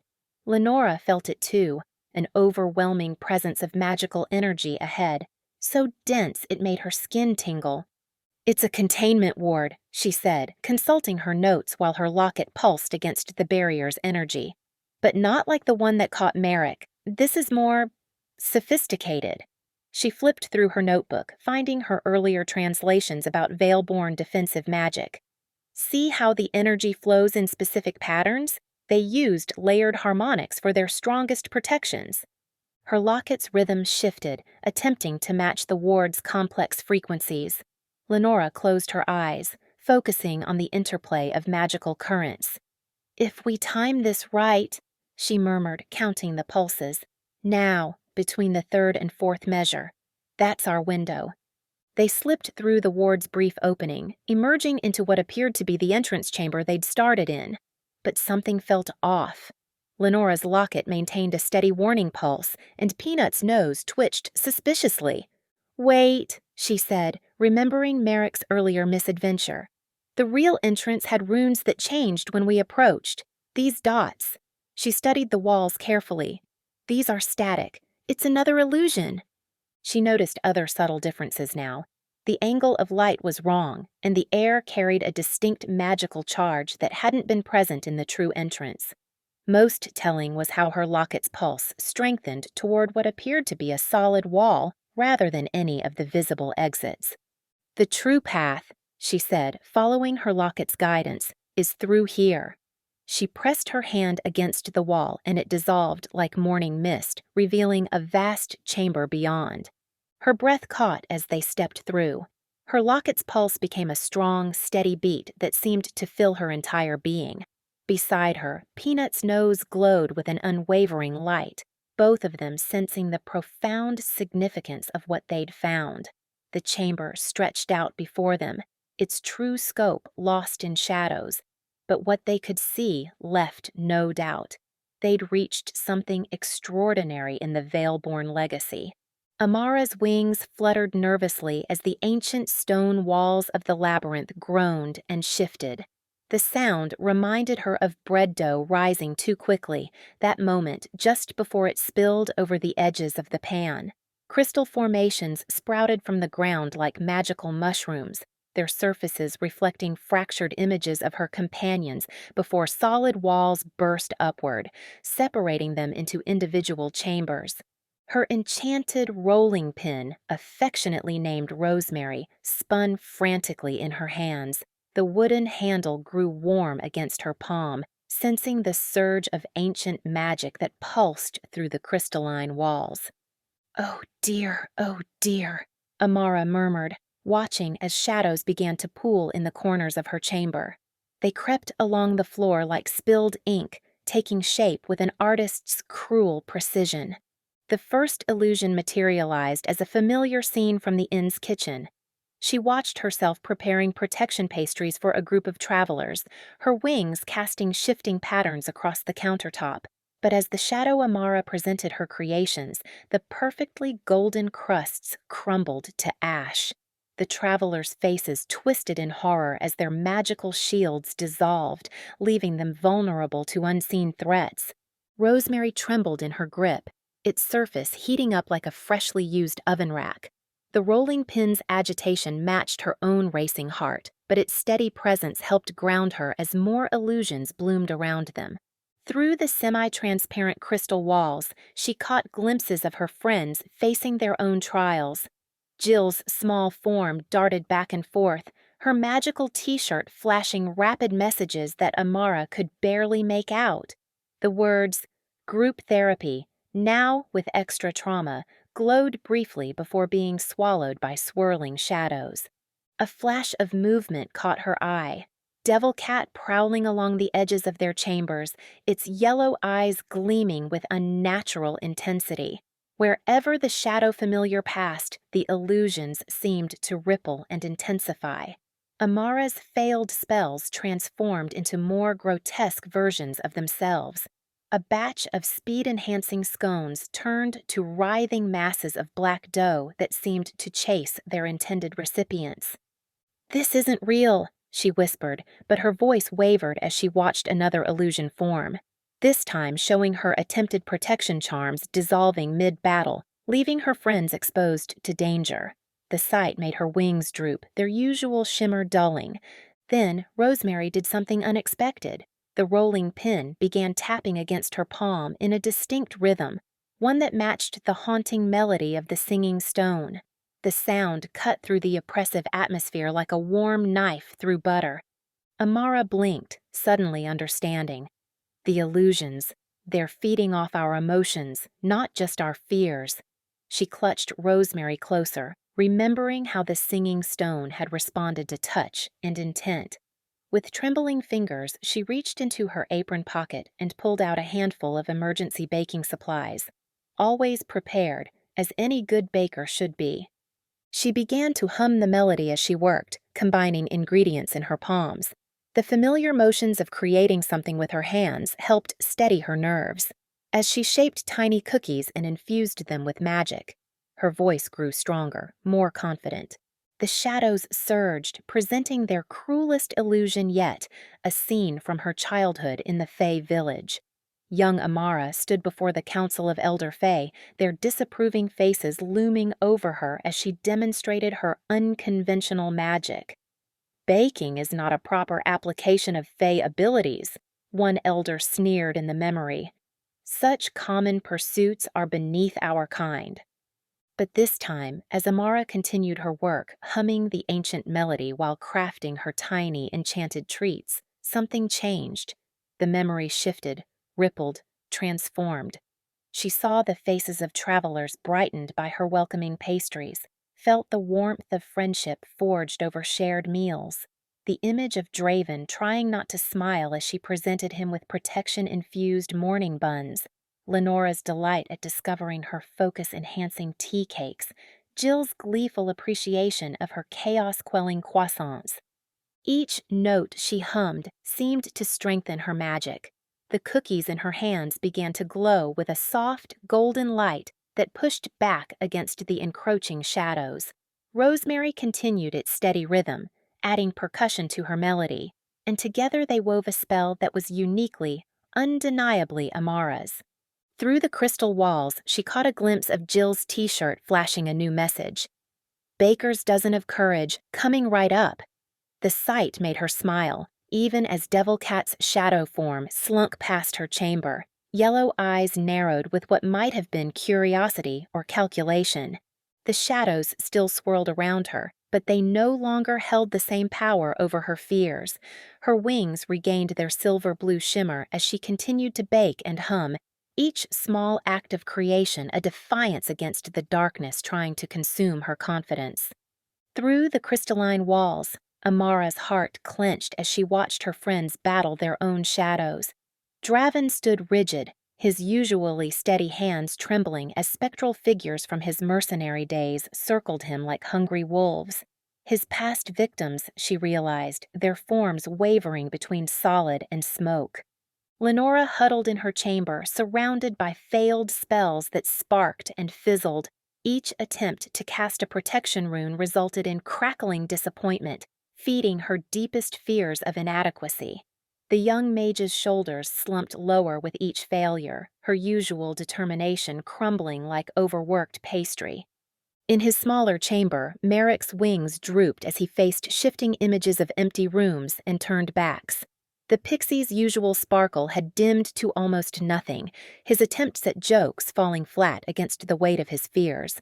Amara recognized that look, the same one he wore when he thought no one was watching, wondering if he truly belonged. Devil Cat prowled between their chambers, its yellow eyes gleaming with cruel satisfaction. Where its shadow touched the crystal barriers, they became translucent, forcing them all to witness each other's private battles. The cat's tail flicked lazily, and the shadows deepened, making each illusion more vivid, more real. But seeing her friend's pain sparked something in Amara. Her wings fluttered with renewed purpose as she reached for her emergency supplies. "Raleigh," she whispered to her rolling pin, "we need to help them." The wooden implement hummed in agreement, its rhythm steady and sure. "Please work," she murmured, sending the pastries floating through the thinned barriers. They glowed with gentle warmth, carrying messages of support to her struggling companions. A star cookie drifted to Lenora, its sweet aroma cutting through the bitter smell of failed magic. The young mage's eyes widened as she took a bite, and her next attempt at a protection rune glowed with steady purpose. Draven's breadknot reached him as a spectral blade swung for his heart. The treat dissolved on his tongue, and his stance shifted, not with guilt, but with acceptance of his past and pride in who he'd become. The shadows of his victims began to fade, unable to torment a man who'd found peace in protecting others. Merrick's crescent practically danced its way to him, trailing sparkles that matched his own dimmed light. As he nibbled the delicate pastry, his wings began to shimmer again. The empty rooms in his illusions filled with memories of shared laughter at the inn, of late-night conspiracies with Jill, of Draven's hidden smiles at his antics. Rosemary's rhythm grew stronger, and Amara felt her magic responding in kind. Each batch of pastries glowed brighter, creating webs of golden light that connected their chambers. Where Devil Cat's shadows had forced them to witness each other's pain, Amara's magic now let them share their strength. Her rolling pin vibrated with increasing intensity, matching the pulse of their combined determination. The shadows tried to twist her baking into failures, but each attempt only made the treats more potent. A failed loaf became a symbol of perseverance, A collapsed souffle rose again with renewed purpose. Burnt cookies crumbled into stardust that lit the darkness. When Devil Cat slunk closer to investigate, Amara held out a small, simple cookie. "Even you deserve kindness," she said softly. The familiar's yellow eyes widened fractionally, one paw hesitating mid-step. For a moment, something almost vulnerable flickered in those ancient eyes. Then the cat turned away, melting into the deeper shadows, but not before Amara noticed it had taken the cookie with it. The crystal barriers began to dissolve as their shared light overwhelmed the shadow magic. Amara's wings spread wide, silver-blue sparkles mixing with the golden glow of her baking as the chambers merged. She found herself wrapped in a group hug, Lenora's grateful tears dampening her shoulder while Draven's solid presence supported them all. Merrick perched on her head, his restored sparkles raining down like joyful confetti. "I always said your baking was magical," Lenora sniffled, managing a smile. Rosemary tapped out a gentle victory rhythm as Amara distributed fresh comfort pastries to everyone. Her heart felt full watching her friends support each other, their bonds stronger for having witnessed and helped heal each other's wounds. Through the crystal wall, she caught a glimpse of Jill's t-shirt, which had somehow managed to stay perfectly readable throughout the ordeal. It flashed briefly. "Survived magical therapy. Where's my certificate?" Before switching to group hugs, now with extra sprinkles. Draven's connection to stone thrummed through his boots as they entered the vast central chamber of the labyrinth. Ancient Veilborn architecture stretched upward, crystalline pillars pulsing with stored magical energy that made his elemental senses tingle. The chamber felt alive, resonating with centuries of accumulated power. "By the ancient stones," he murmured, running his calloused hand along a nearby pillar. The crystal's energy signature matched the rhythm of his own stone magic, like recognizing like. Shadows danced across the chamber's intricate floor mosaic as the pillar's light shifted in response to their presence. Jill bounced on her toes beside him, her t-shirt flickering between "ooh, shiny" and "don't touch anything." Cogs perched on her shoulder, mechanical eyes whirring as it scanned the space. The clockwork raven's presence was oddly comforting, another steady element in this chamber of uncertainties. Atop a raised dais at the chamber's center, the final melody fragment gleamed, its light scattered across countless mirrored surfaces embedded in the walls, creating a kaleidoscope effect that made Draven's eyes water. But it was the defensive wards he felt through the stone beneath his feet that commanded his attention, still active, still potent after all this time. "Careful," he warned as Lenora took a tentative step toward the dais. "The wards are—" He broke off, a chill running down his spine as he detected a subtle shift in the ground's energy. Through his stone sense, he felt something dark and cold seeping through hidden cracks in the foundation, something that shouldn't be there. "Everyone, defensive positions," he commanded quietly, moving to protect their flanks. The chamber's crystals dimmed slightly, responding to the encroaching darkness. Amara clutched her enchanted rolling pin closer, while Peanut's nose began to glow with increasing intensity. The shadows coalesced, and Mordain emerged like ink bleeding through parchment. His presence sent the ancient wards into chaos. Draven could feel them fluctuating wildly through the stone. The chamber itself seemed to shudder in protest. "The fragment, if you please." Mordain's silky voice echoed off the crystal pillars. "I'd hate to damage such magnificent architecture."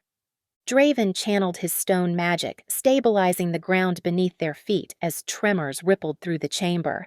"The only thing getting damaged here is your pride when you leave empty-handed."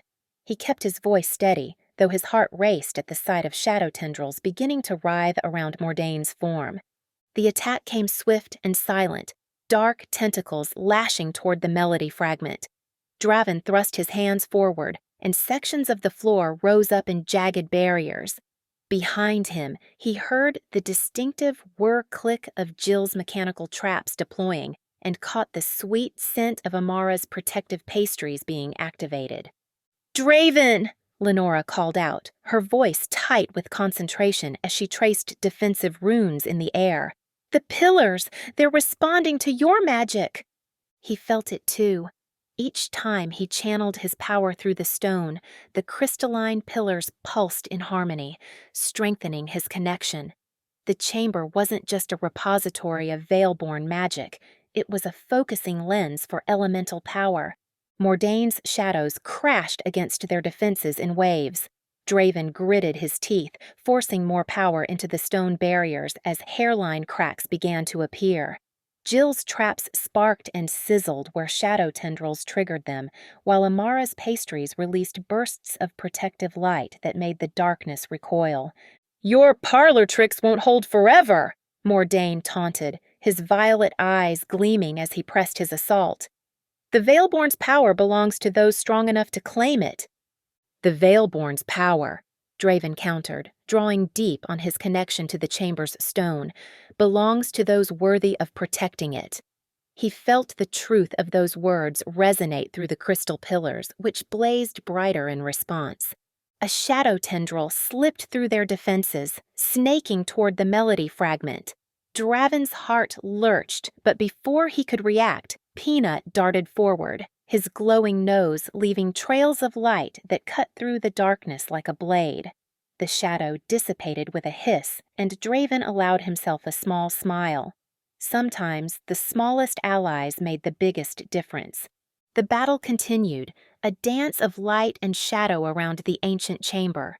With each passing moment, Draven felt his connection to the stone growing stronger, the Veilborn architecture awakening further to his touch.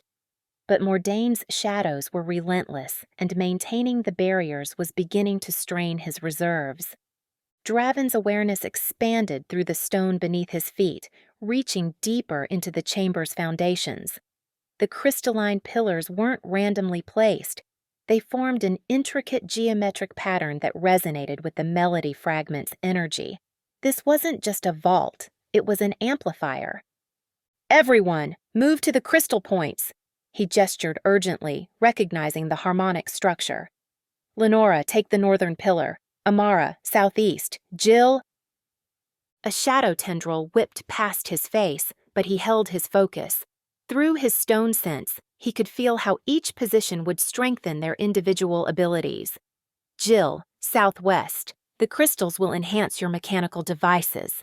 Devil Cat materialized suddenly on one of the pillars, its yellow eyes gleaming as it batted at the ancient wards with shadowy paws. The magical barriers flickered erratically, sending pulses of unstable energy rippling through the chamber's foundation. Draven cursed under his breath, quickly reshaping the stone floor to create channels away from his companions. The wild magic followed these new pathways, dissipating harmlessly into the deeper rock. He'd seen enough magical accidents in his mercenary days to know how dangerous uncontrolled energy could be. "The wards are destabilizing," he warned, maintaining his concentration on the stone beneath them. "Stay within the protected zones." Lenora edged toward the melody fragment, her protective runes glowing brighter as she neared her assigned crystal. Mordaine's shadows converged on her position, sensing her intent. Draven felt her fear vibrate through the chamber's floor, but her steps remained steady. Drawing deep on his connection to the stone, Draven channeled the chamber's stored power through the crystalline matrix. The pillars hummed in response, creating a corridor of pure light around Lenora. Mordaine's shadows hissed and recoiled where they touched it. "Now, Lenora!" Draven called out, straining to maintain the barrier. Sweat beaded on his forehead as he poured more power into the stone. Through his stone sense, he felt the fragment's song merge with the chamber's crystalline resonance. Each note aligned perfectly with the geometric patterns beneath their feet, creating harmonies that made his bones vibrate. Mordaine gathered his power, darkness roiling around him like storm clouds. Enough of these games. His voice carried deadly promise as shadows began seeping from every corner of the chamber. Draven planted his feet more firmly, feeling the ancient stone respond to his touch. "Everyone, channel your power through the crystals. Focus on protection." He began humming one of the old hymns, letting its rhythm guide his stone shaping. The chamber's crystals pulsed in time with his song. Around him, his companion's magic flowed into the geometric pattern. Amara's fey light, Jill's mechanical energy, Lenora's protective runes. Each crystal pillar caught their power and amplified it, creating a web of interlocking shields. Mordaine's assault crashed against their combined defenses like waves against a cliff. Dark tendrils probed for weaknesses but found none. The Shadow Mage's violet eyes narrowed as he gathered more power, the darkness around him deepening to an impossible void. Draven stood his ground, drawing strength from the ancient stone beneath him. The chamber's crystals blazed brighter with each pulse of Mordaine's attack, their light pushing back the encroaching shadows. Through the floor, Draven felt the full weight of centuries of accumulated power waiting to be unleashed. The chamber had protected its secrets for generations. Now it was their turn to prove worthy of its trust. Chapter 9. Crescendo of Shadows. "It's like the whole room is singing," she whispered, feeling the vibrations through her feet. The hall's natural acoustics picked up her words, carrying them in gentle ripples across the chamber. Even the smallest sounds seemed to hold magic here. They spread out around the central platform, following Arendor's guidance to stand upon specific geometric patterns etched into the floor. The moment Amara's feet touched her designated spot, her fey magic surged.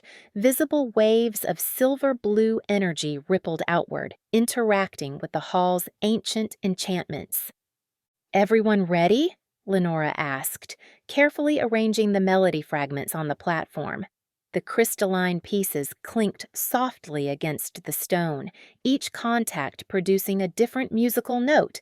Merrick zoomed past Amara's ear, trailing sparkles of pixie dust that swirled and danced in time with the growing melody. "This is better than that time I found a cache of lost copper pieces in the inn's walls," he exclaimed, darting between crystal pillars with boundless enthusiasm. Amara noticed her rolling pin tapping against her hand, matching the rhythm of the combined fragments. The wooden implement had picked up the hall's resonance, creating a steady beat that somehow felt familiar, like the rhythm she used when kneading dough for her moonlight muffins. "Oh!" The realization hit her like a sprinkle of inspiration. The hall needs harmony, not just in music, but in magic. She reached into her apron pocket, pulling out various ingredients she always kept handy. "If I can craft a resonating pastry, it might help stabilize the energies." "Amara, whatever you're doing, keep doing it!" Lenora called out as she positioned the final piece. "The energies are aligning perfectly!" The moment the last fragment clicked into place, the hall's crystals blazed to life. The complete melody soared through the chamber, pure and powerful. Amara's fey magic responded instantly, sparkling with unprecedented intensity. Her wings lifted slightly of their own accord, scattering tiny motes of light that joined Merrick's pixie dust in an aerial dance. "Look at this!" Merrick's excited voice cut through the symphony of sound and light. He hovered near one of the crystal pillars, pointing at an etching that seemed to glow with its own inner light. "It's just like the trinket from my dreams." Amara fluttered closer, her pastry creation floating beside her on a cushion of magical energy. The marking did indeed match Merrick's frequent descriptions of his dream treasure, but it was surrounded by additional symbols that curved and flowed like musical notes. "Those look like direction markers," she observed, recognizing similarities to the way she arranged her ingredients in specific patterns to enhance their magical properties. "See how they spiral outward? Like they're pointing somewhere." The resonating pastry in her hands gave off a soft chime, harmonizing perfectly with the hall's melody. Raleigh tapped excitedly against her palm, drawing her attention to how the marking's spiral pattern matched the rhythm they'd been following. "It's all connected," she breathed, watching as her fey magic continued to interact with the hall's ancient enchantments. The music, the magic, even Merrick's trinket, they're all part of the same song. Around them, the melody grew stronger, crystal instruments joining in one by one until the entire hall hummed with harmonic energy. Amara's wings shimmered brightly as she maintained her position, feeling the ley lines surge beneath their feet like rivers of pure magic. The resonating pastry glowed brighter, its surface now marked with patterns that mirrored the mysterious etching. Raleigh gave an insistent tap, and Amara understood. They'd need to preserve this moment somehow, to capture the harmony they'd created before they could decipher where the symbols led. "That's odd," she murmured, holding Raleigh closer to the marking. The rolling pin's gentle humming shifted to a clear, bell-like tone. "It's never done that before." Merrick zipped around the etching, trailing excited sparkles of pixie dust that caught the light like morning dew. "Maybe it likes my treasure marks." He performed a gleeful loop-de-loop, releasing another shower of pixie dust. The moment his sparkles touched the crystal surface, the hall's ambient light shifted from silver to a deep, resonant purple. Amara's wings fluttered in response as new markings emerged, spreading outward from Merrick's discovery like frost across a window pane. "Oh, my whisks and wishes," she breathed, her fey senses tingling with ancient magic. Each new marking carried its own subtle frequency, harmonizing with both the completed melody and the original etching. The effect reminded her of layering flavors in her most complex pastries, every element distinct, yet contributing to a greater whole. Raleigh tapped excitedly against the crystal, matching the rhythm of the awakening enchantments. Through her connection to the rolling pin, Amara felt echoes of old magic stirring, spells that had slumbered for centuries, waiting for just the right combination of music and pixie dust to rouse them. "Here, everyone should try these while we figure this out." Amara pulled out her victory pastries, delicate spiral-shaped confections that sparkled with the same resonant energy as the hall. She'd infused them with moonflower nectar and starlight sugar, and the magic had taken on new properties in the hall's harmonious atmosphere. Merrick paused his excited flitting to perch on a crystal outcropping, accepting a tiny portion of pastry while pulling out his notebook. His usual hasty scribbles transformed into surprisingly precise sketches of the marking and surrounding runes. His small face scrunched in concentration as he captured every detail, right down to the way certain lines seemed to pulse with the hall's rhythm. "The patterns remind me of your baking diagrams, Amara," he said between bites, not looking up from his work. "See how these swirls connect? Just like when you arrange your enchanted ingredients." Amara leaned closer, her wings casting shifting shadows across Merrick's notebook. He was right. The runes followed familiar patterns of magical resonance, though far more complex than her baking arrangements. Raleigh gave an encouraging tap against the page, drawing her attention to a particular sequence. "Those look like harmony markers," she noted, pointing with her free hand. "Similar to how I layer magical frequencies in my recipes, but these seem designed to affect much larger energies." As if responding to her observation, the hall's magic pulsed once more. The light caught Merrick's sketch, and for a moment, the ink gleamed with the same inner fire as his collection of trinkets. Raleigh began tapping out a jaunty tune that made Amara think of treasure maps and hidden wonders. "Now that's interesting," she said, watching the glow fade from the sketch while maintaining her grip on the increasingly excited rolling pin. The magical resonance had settled back into its steady hum, but something had changed. The hall felt more awake somehow, as if Merrick's discovery had stirred something long dormant. From the corner of her eye, she caught Merrick's quick movement as he pocketed a small crystal that had broken free during the last energy pulse. It chimed softly as it clinked against his other collected trinkets, matching the hall's harmonic frequency perfectly. Amara chose not to comment. Some treasures, she knew, had a way of choosing their keepers. Jill's malfunctioning shirt flickered in the crystal light, displaying, "Here we go again," in glowing letters that matched the hall's purple illumination. The brownie adjusted her tool belt with a grin that suggested she was already planning modifications to accommodate whatever adventure awaited them.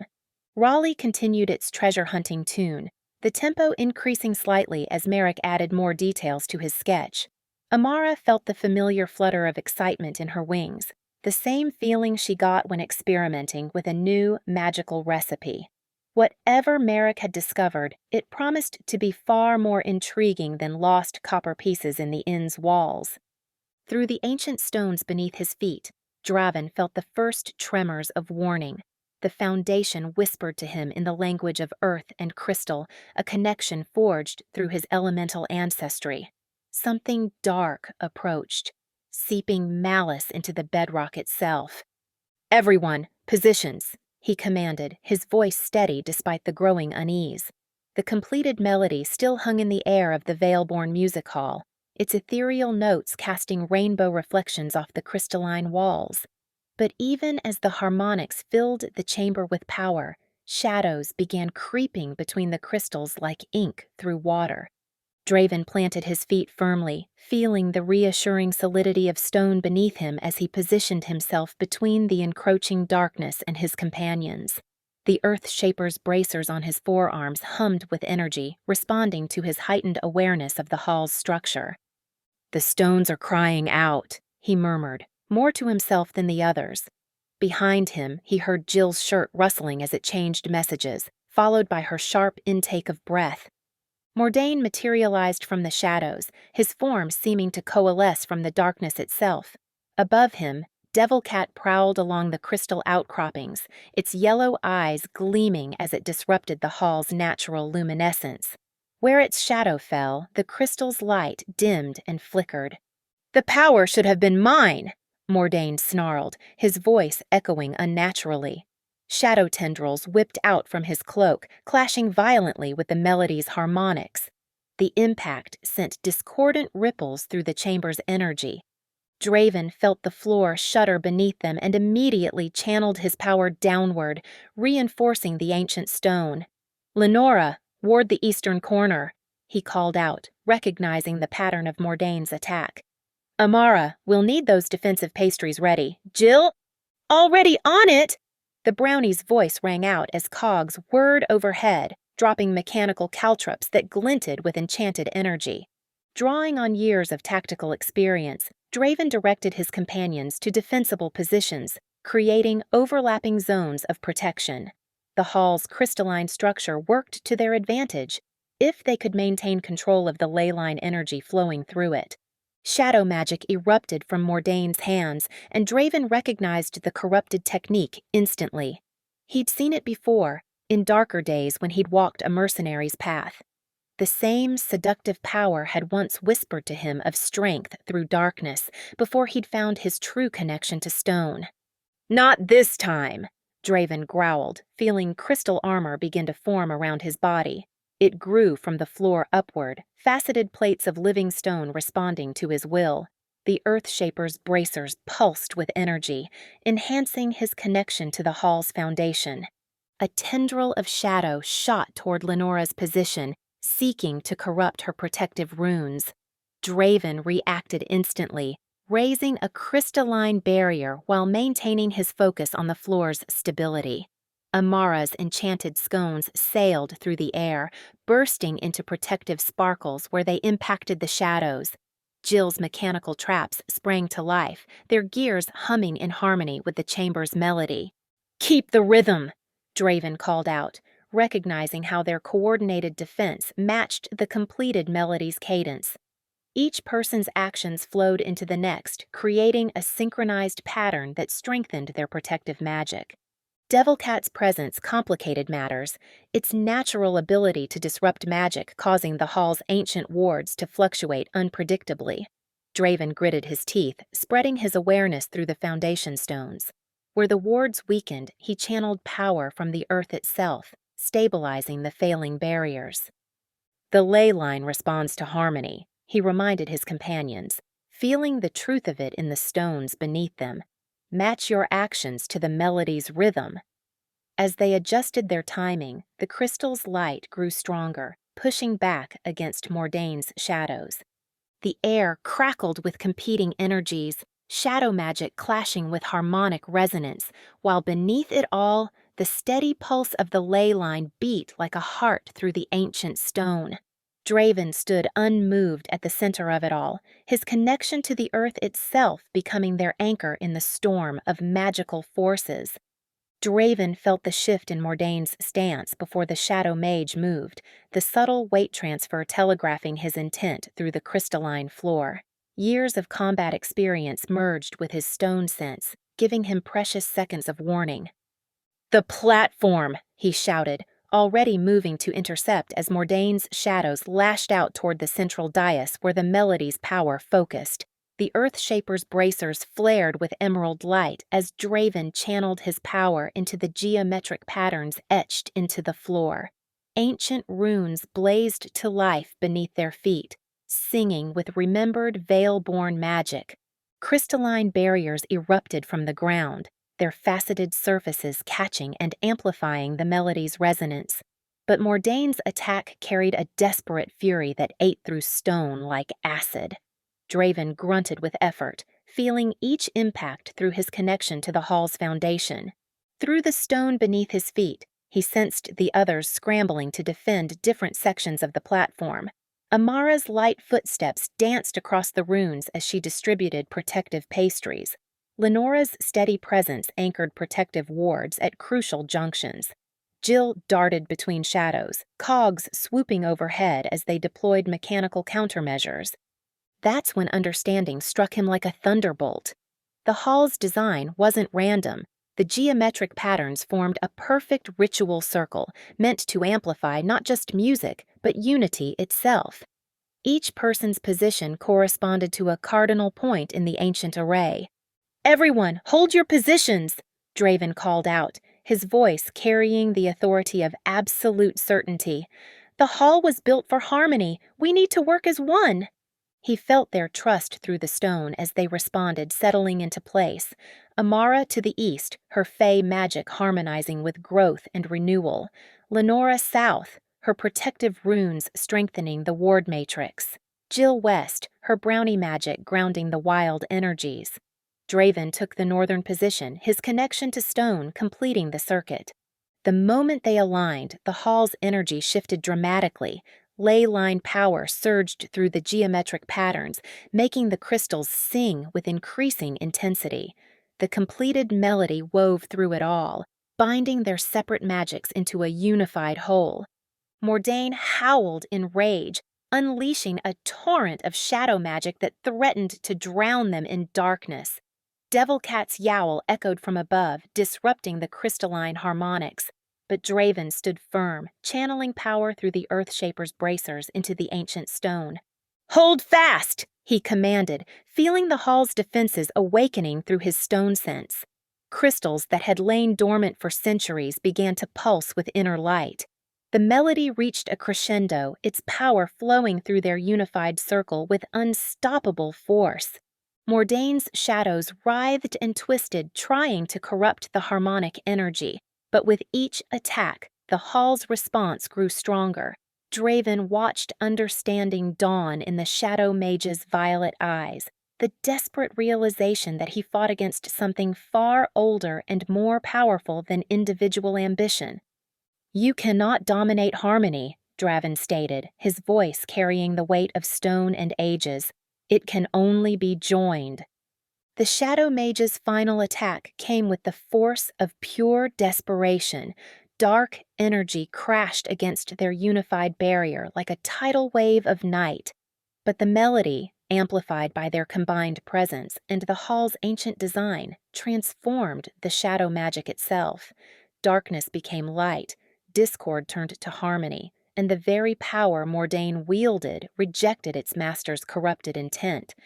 Devilcat vanished with an angry screech, abandoning its master as the shadows collapsed inward.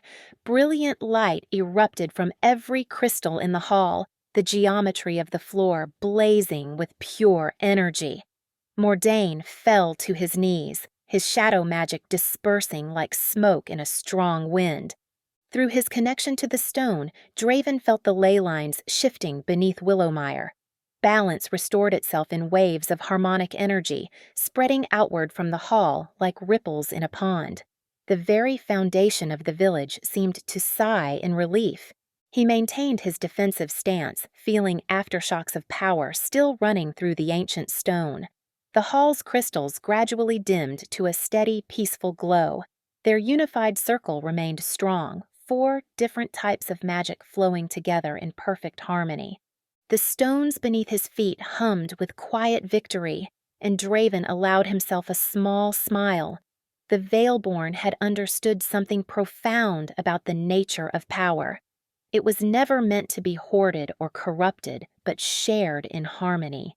As guardian of the hearth and crust, he'd always known this truth in his bones. Now, standing in this ancient hall with his chosen family, he felt it singing through every fiber of his being. The familiar warmth of the Hearth and Crust Inn enveloped Lenora as she crossed the threshold, her charm locket still humming against her collarbone with echoes of the completed melody.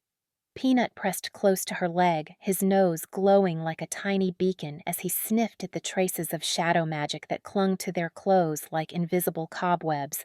The guest book of whispers stirred on its pedestal, pages rustling as ink flowed across them in an elegant script. Welcome home, defenders of harmony. Lenora managed a tired smile, watching as her companions dispersed to their usual havens within the inn's walls. Draven moved with measured steps toward the common room's far corner, where the foundation stones peeked through the floorboards. His fingers traced the ancient runes etched there, checking for any disruption in their protective magic. The slight furrow in his brow spoke volumes about his concerns. From the kitchen, the clatter of pots and pans announced Amara's presence. The sweet scent of cinnamon and starlight, her signature victory scones, wafted through the air. Lenora had noticed how the Fey baker's wings trembled slightly, still recovering from their close encounter with Mordaine's shadows. But baking was Amara's way of processing, of bringing light back into dark moments. Jill had claimed her usual workbench by the window, mechanical parts spread before her like a metallic constellation. Her magical t-shirt flickered between running diagnostics and nothing to see here as she examined Cog's battle-damaged wing joint. The clockwork raven clicked and whirred sympathetically as she worked. Settling into the study nook she'd claimed as her own months ago, Lenora pulled out her research journal. Peanut curled up at her feet, his ears twitching at every unfamiliar sound. The leather-bound book fell open to fresh pages, and she began to document their victory, her quill scratching quietly against parchment. As she wrote, her free hand absently touched the locket. Its resonance had shifted, no longer the simple protective charm it had been. The completed melody had transformed it somehow, imbuing the metal with harmonics that made Peanut's ears perk up every few seconds. She paused in her writing to sketch the new patterns of magic that rippled across its surface. The locket's attunement to the Veilborn melody appears permanent, she wrote, then added, further study needed to understand full implications. Her analytical mind couldn't help but catalog the changes, even as exhaustion tugged at her edges. The hearth fire cast dancing shadows on her journal pages as she worked backward through their confrontation with Mordaine. Something about his retreat nagged at her thoughts. The shadow mage had been weakened, yes, but not defeated. Not truly. Her quill hesitated over the parchment as she sketched his last known location in the Veilborn music hall. The moment her pen marked that spot, her locket pulsed with a warning thrum that made her fingers tingle. Peanut lifted his head, a low growl rumbling in his chest as he stared at the shadows cast by the hearth. The magical glow around his nose intensified, tracking something only he could sense. "You feel it too, don't you?" Lenora whispered to her familiar, scratching behind his ears. The dog's tail gave a half-hearted wag, but his attention remained fixed on the shadows. She followed his gaze, noting how the darkness seemed to pool just a little too thickly in the corners. Turning back to her notes, Lenora began mapping out the pattern of Mordaine's previous appearances. Each location she marked caused another warning pulse from her locket, like pieces of an unsettling puzzle falling into place. The Shadow Mage's movements weren't random. They formed a complex geometric pattern around Willowmire's ley lines. Still at it? Jill's voice startled her from her concentration. The brownie peered over her shoulder, her t-shirt now reading Nerd Alert before switching to But She's Got a Point. Something about his escape doesn't add up, Lenora replied, gesturing to her notes. Look at this pattern. He's not just running, he's positioning himself. Jill's usual mischievous expression sobered as she studied the markings. Like a spider weaving a web, she murmured, her t-shirt flickering to Arachnophobia Intensifies. The observation sent a chill down Lenora's spine. She glanced at the hearth, where the shadows continued their innocent-seeming dance, and wondered what other webs Mordain might be weaving in the darkness beyond their sight. The evening shadows lengthened across Lenora's journal as she traced the new patterns of magical flow beneath the inn. Her quill moved in smooth, practiced strokes, mapping the strengthened ley lines that pulsed with renewed vigor after their encounter with Mordain. The floor beneath her feet thrummed with a deeper resonance now, though occasional ripples of instability caused her inkwell to shiver. Third disruption in the past hour, she noted, marking the time, concentrated near the kitchen foundations. Peanut's ears twitched at each fluctuation, his nose glowing faintly as he tracked the magical disturbances. The familiar sense of Amara's cooking drew Lenora's attention as the inn's residents gathered for their evening meal. She closed her journal, carefully marking her place with a ribbon, and joined the others at the long wooden table. The scratches and scorch marks from recent magical battles had been smoothed away by Draven's stone-shaping abilities, but faint traces remained, like battle scars turned to decoration. Jill perched on her usual stack of books, her t-shirt cycling through dinner-appropriate phrases as she passed dishes around. Save room for seconds flashed across her chest before switching to Mind the Floating Gravy Boat. Cogs roosted on the back of her chair, occasionally snatching bits of bread with mechanical precision.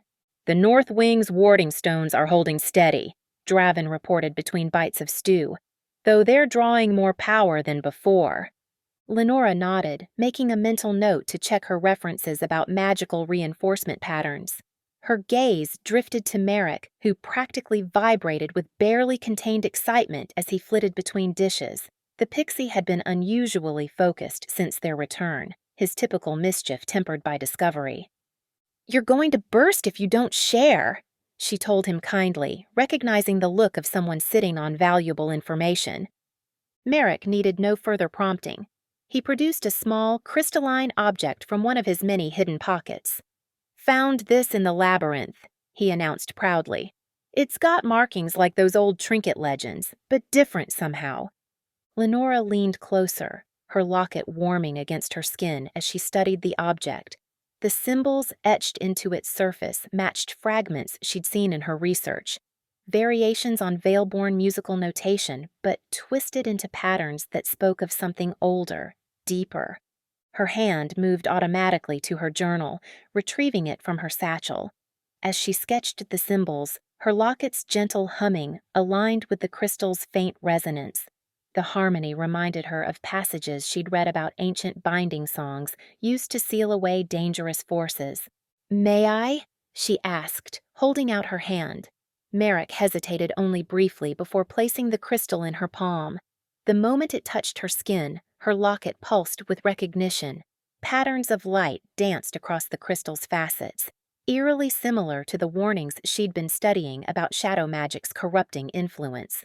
Around them, the inn's magical atmosphere shifted as night settled in. The completed melody they'd recovered wove through Willowmire's ambient magic like golden threads, strengthening the village's natural protections.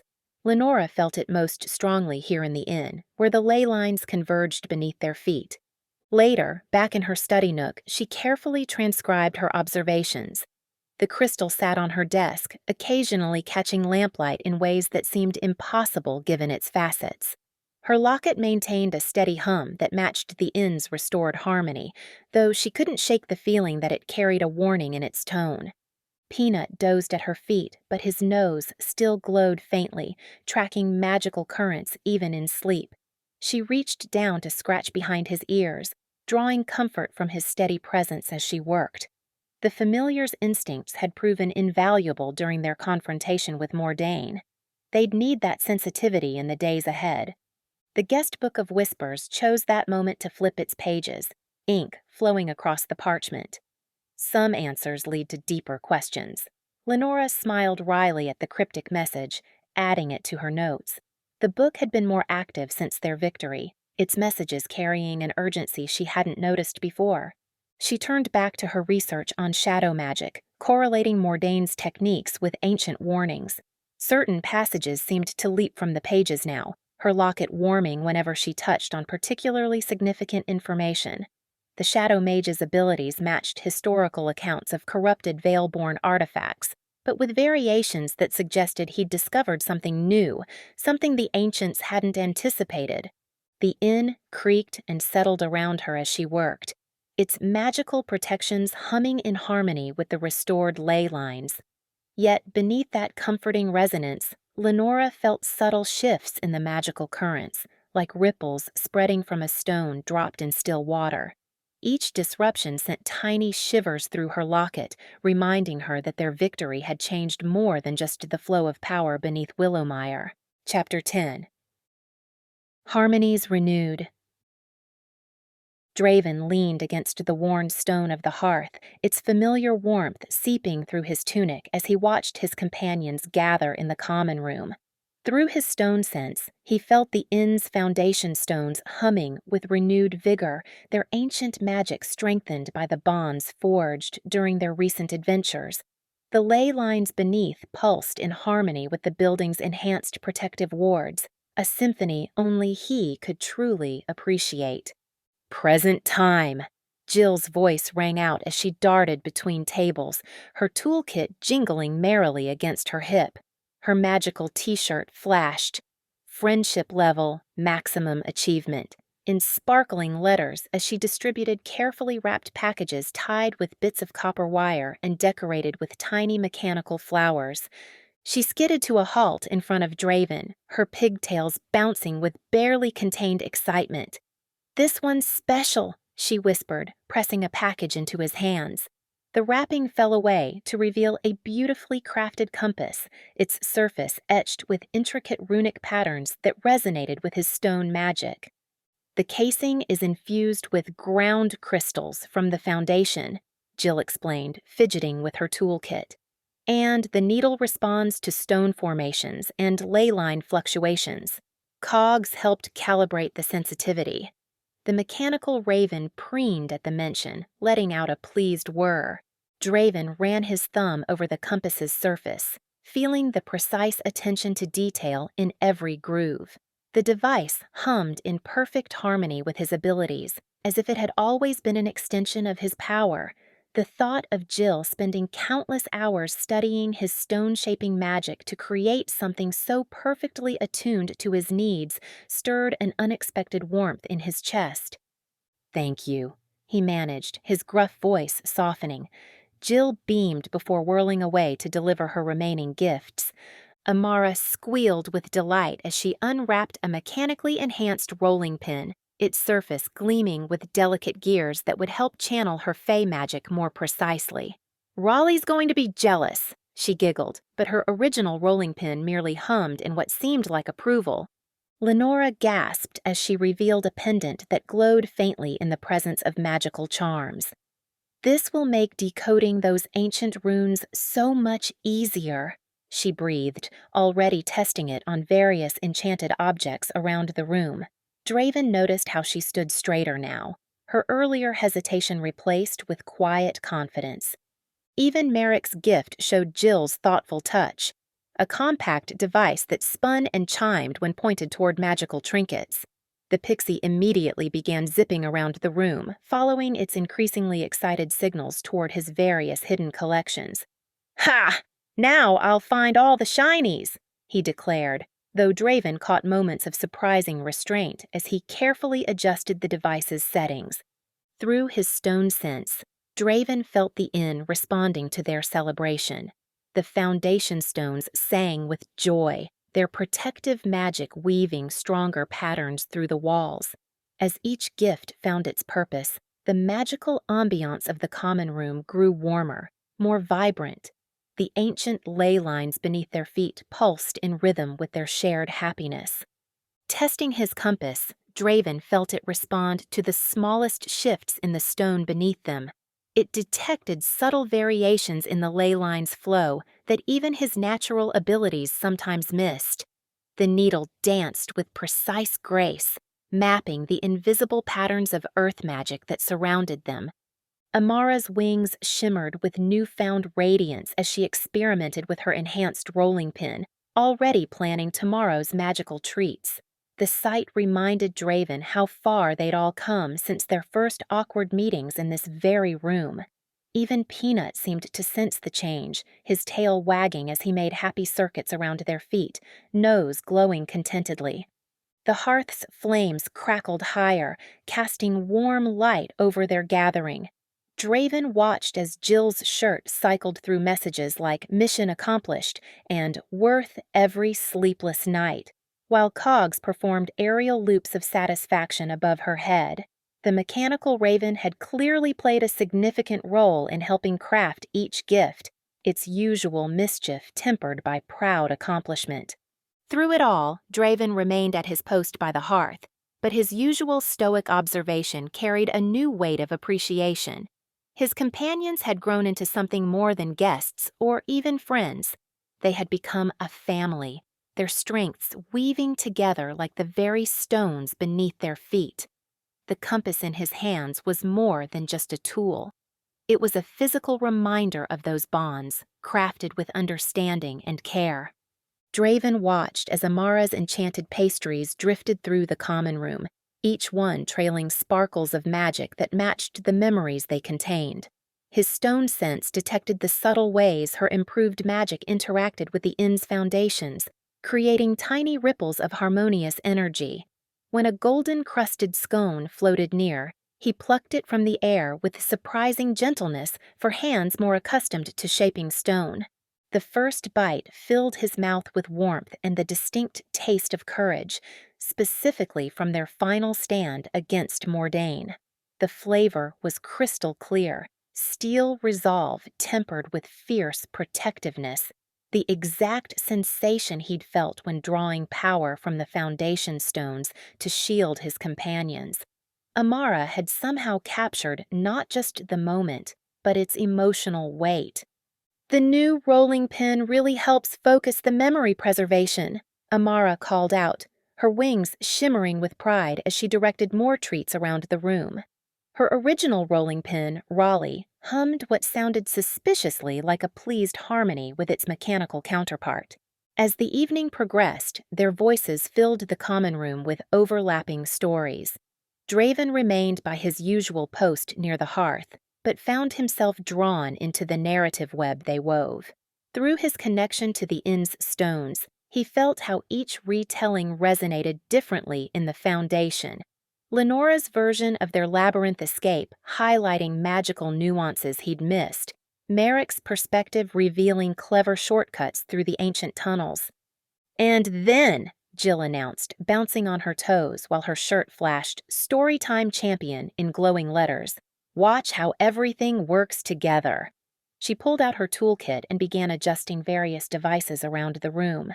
Draven's compass vibrated softly in response, its needle aligning with the new patterns of protection forming throughout the inn.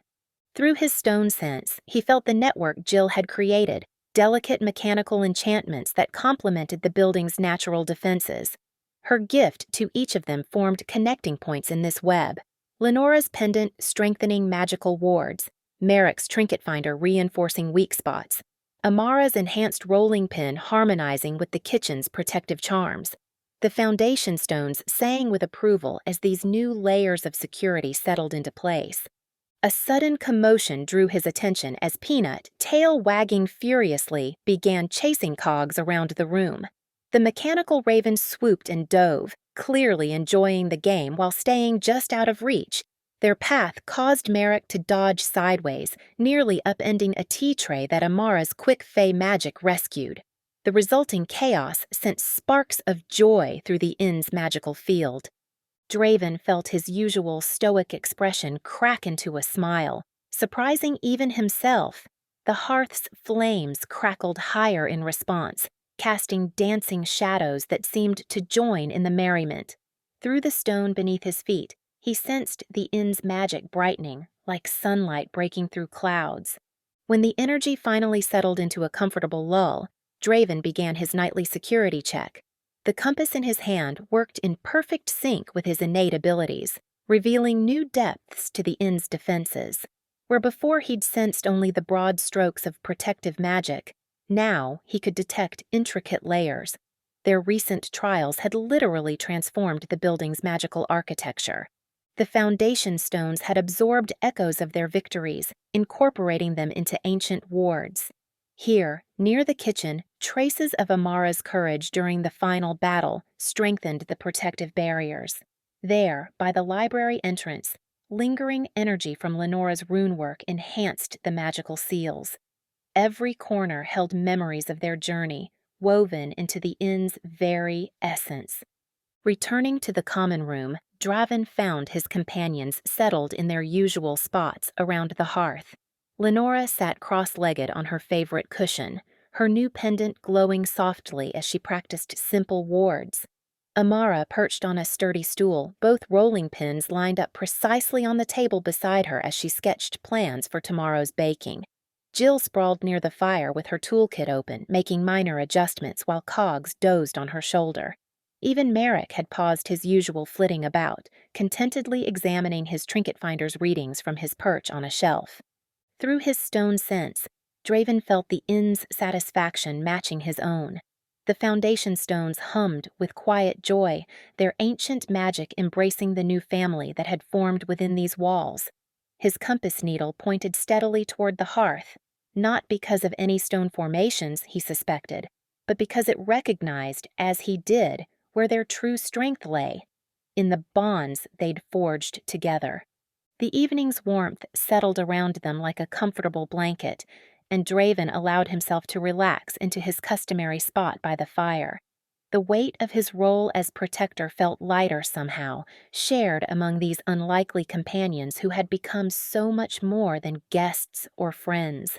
In the gentle pulse of the ley lines beneath them and the steady presence of the foundation stones, he felt the truth of it. They were home.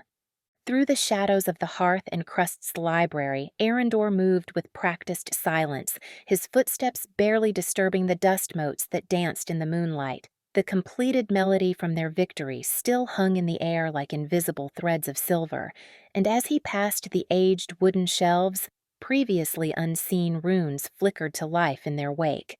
Ancient Veilborn craftwork, he noted, hiding in plain sight all these years.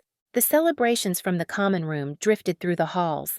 Laughter, the clink of glasses, and beneath it all, the subtle thrum of awakened leyline energy that made his lute quiver against his back.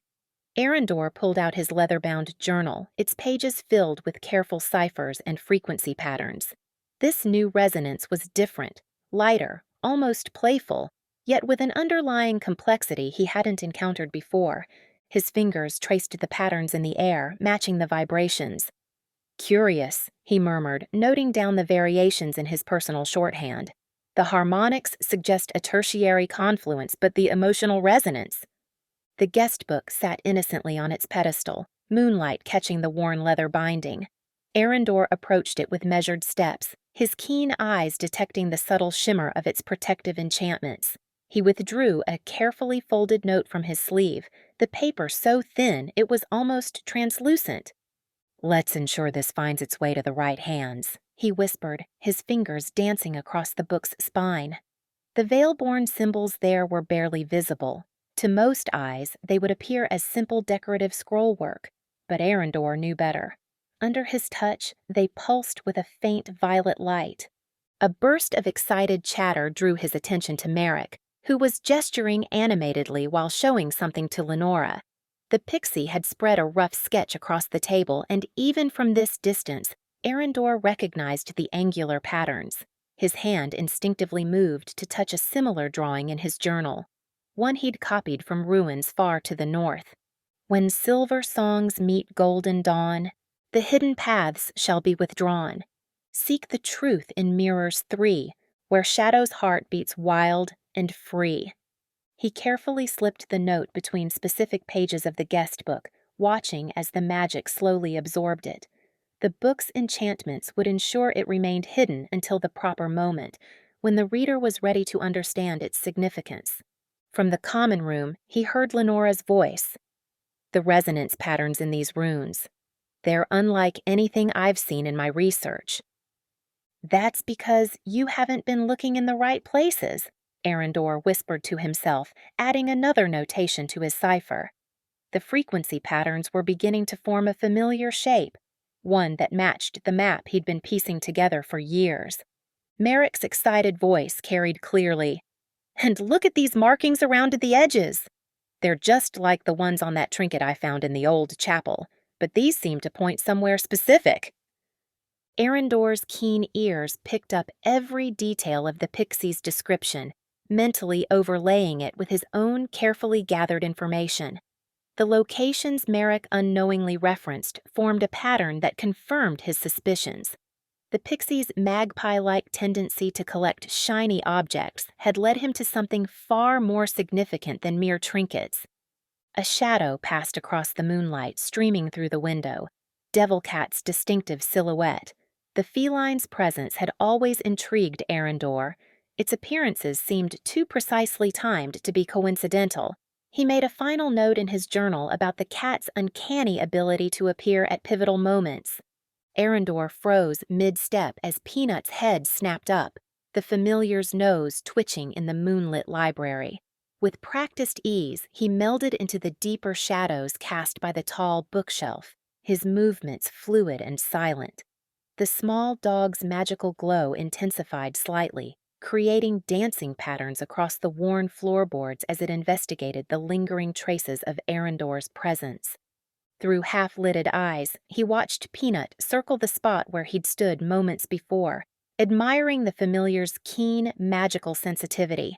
The dog's enchanted nose pulsed with a soft light, reminding him of the luminescent fungi that had once lit the great halls of the Valeborn. After a few more curious sniffs, Peanut trotted back to Lenora's side in the common room, apparently satisfied, or perhaps simply distracted by the aroma of Amara's celebratory sweet cakes. His lute hummed against his back, responding to the inn's strengthened defenses. The protective magic had evolved beautifully since his last visit, weaving together in complex harmonies that brought a slight smile to his face. New wards shimmed like gossamer threads in his magical sight, some bearing Lenora's distinctive touch, precise and academically structured, while others sparkled with Jill's more chaotic but surprisingly effective enchantments. Together, they created a tapestry of protection that sang with familiar resonance. "Just like the sanctuaries of old," he murmured, his fingers instinctively moving to match the harmonic pattern. The comparison wasn't merely poetic. The layered defenses mimicked the intricate protective matrices he'd studied in ancient Valeborn ruins. Whether by design or happy accident, the inn's inhabitants had stumbled upon something remarkable. Moving with deliberate care, Arendor approached the large map mounted on the library's far wall. The parchment was old but well preserved, its edges glowing faintly with preservation charms. With a whispered word and a precise gesture, he activated a series of dormant runes along the map's border. Ink shifted beneath the surface like living mercury, revealing a hidden marker in the northern mountains. The location would remain invisible until the right combination of moonlight and magic revealed it, a puzzle for them to solve when the time came. A flash of movement caught his eye. Through the window, Devilcat sat perched on a gnarled branch, its yellow eyes fixed on him with unnerving intelligence.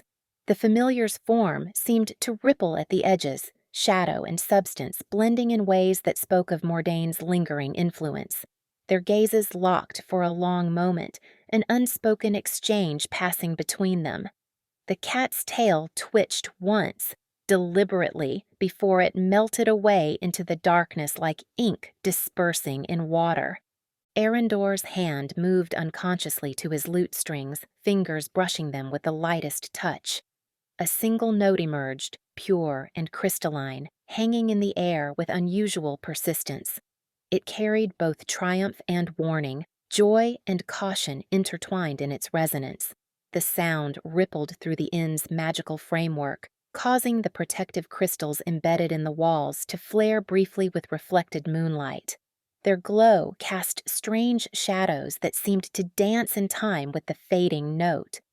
The celebration continued in the common room, muffled laughter and conversation providing perfect cover for his departure. Through the window, he caught a final glimpse of the scene. Jill gesturing animatedly while her enchanted shirt cycled through a rapid succession of prophetic phrases. "Danger lurks," flashed briefly before changing to "plot twist incoming," and finally settling on "next chapter loading." The brownie remained cheerfully oblivious to how accurately her garment predicted the path ahead. Satisfied that his preparations were complete, Arendor slipped toward the library's hidden side entrance, his movements as fluid as shadow on water.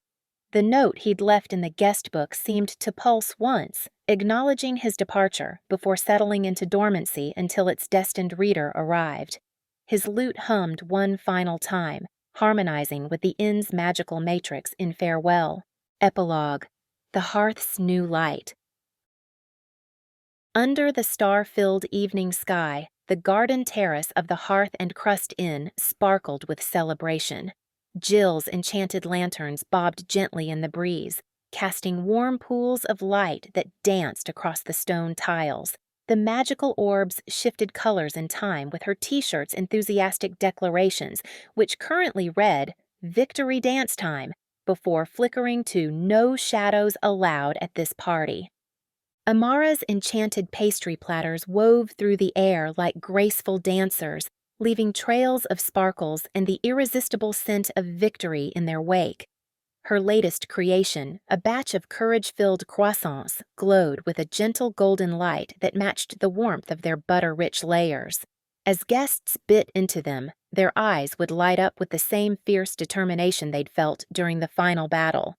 "These harmony-infused tarts are really something special," Lenora commented from her cozy nook, where she'd settled with her research notes spread across a weathered oak table. Her charm locket hummed softly, resonating with the strengthened ley lines that now flowed beneath the inn like rivers of pure magic. Peanut dozed at her feet, his nose still faintly glowing from all the magical energy in the air.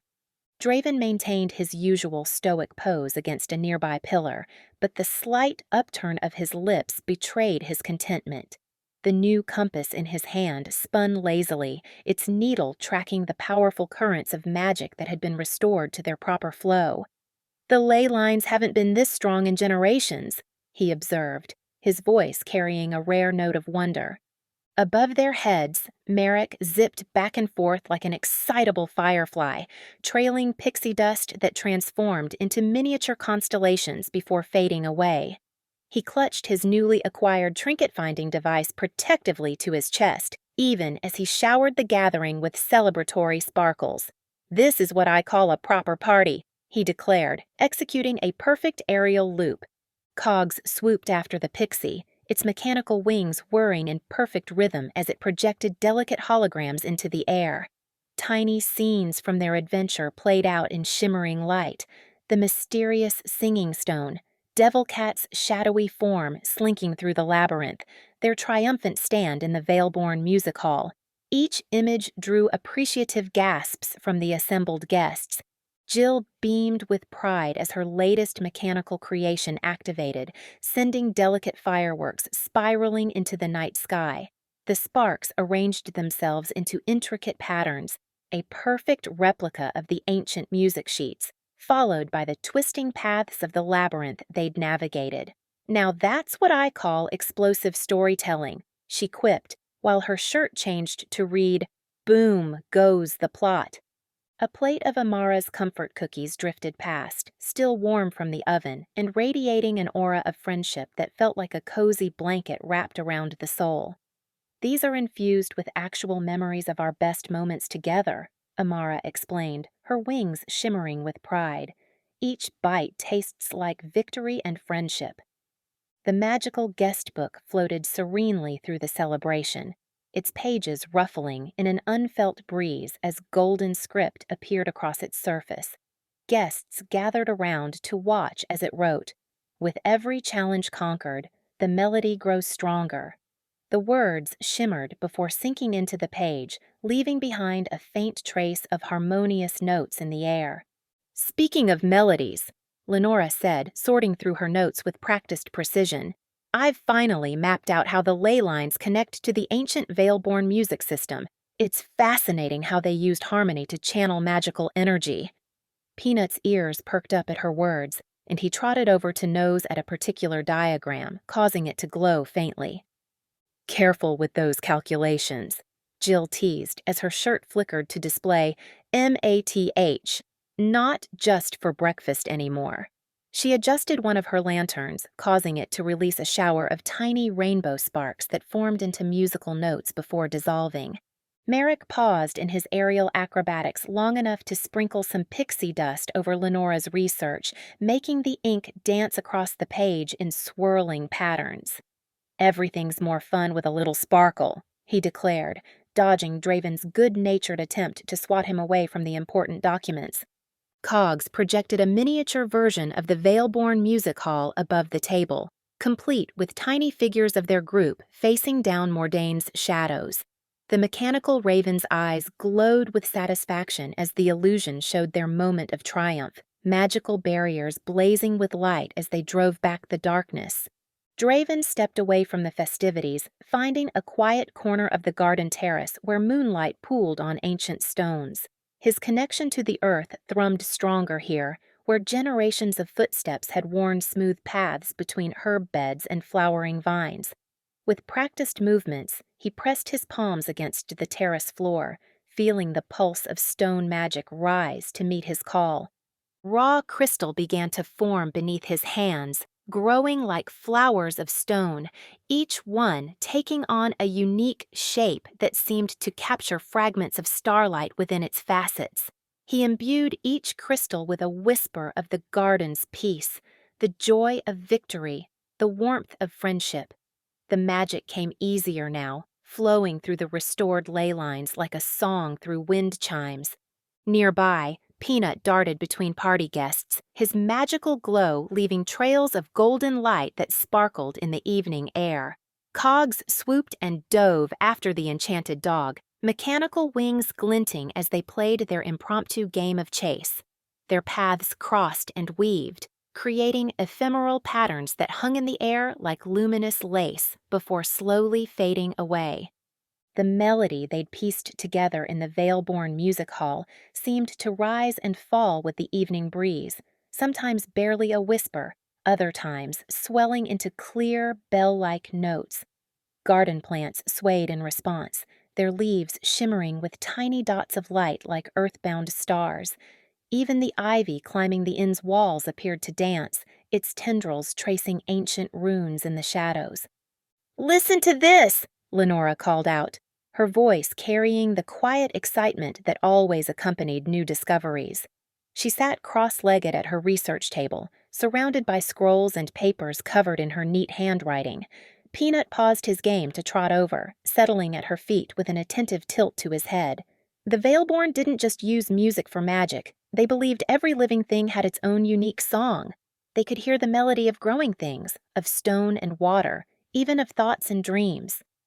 The assembled guests leaned in closer as she continued translating, her fingers tracing the elegant curves of Veilborn script with newfound confidence. Gone was the hesitation that had marked her early studies. Now she spoke with the authority of someone who had not only learned, but lived the ancient knowledge she uncovered. As twilight deepened into true evening, Jill's enchanted lanterns responded automatically, their light softening to a warm amber glow. Her mechanical creations, delicate constructs of brass and crystal that had been projecting scenes from their adventure, shifted their displays accordingly. Now they cast intricate patterns across the terrace, light and shadow dancing together in perfect harmony. The effect transformed the garden into something between reality and dream. where patches of deeper darkness reminded them of battles won, while swirls of gentle light celebrated their victory. One of Jill's smaller inventions, a butterfly-like creature of copper and moonstone, fluttered between the lanterns, adjusting their positions with tiny chirps of satisfaction. Draven rose from his work, gathering the crystals he'd created. Each one caught the lantern light differently, some splitting it into rainbow fragments, others seeming to hold it like captured fireflies. He began distributing them, starting with Amara, whose wings fluttered in delight as she cradled the stone that somehow managed to glow with the same warmth as her fresh-baked bread. Lenora received hers with scholarly interest, immediately noting how it responded to the ambient magic by humming faintly in tune with the persistent veil-born melody. Peanut sniffed his crystal curiously, causing it to pulse with a gentle light that matched his own magical glow.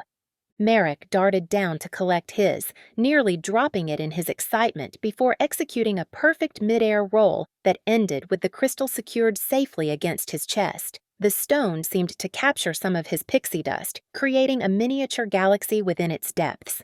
When Jill accepted her crystal, her t-shirt immediately flashed, "Rocks Rock," followed by, "Best paperweight ever!" She turned the stone over in her hands, already studying its construction with an inventor's eye while Cogs perched on her shoulder to get a better look. The magical guestbook chose that moment to float serenely through their midst, its pages riffling in an unfelt breeze as golden script flowed across its surface. Every ending is but a prelude to greater mysteries. The words shimmered like dewdrops in morning sun before sinking into the page, leaving behind the faint scent of old parchment and possibilities.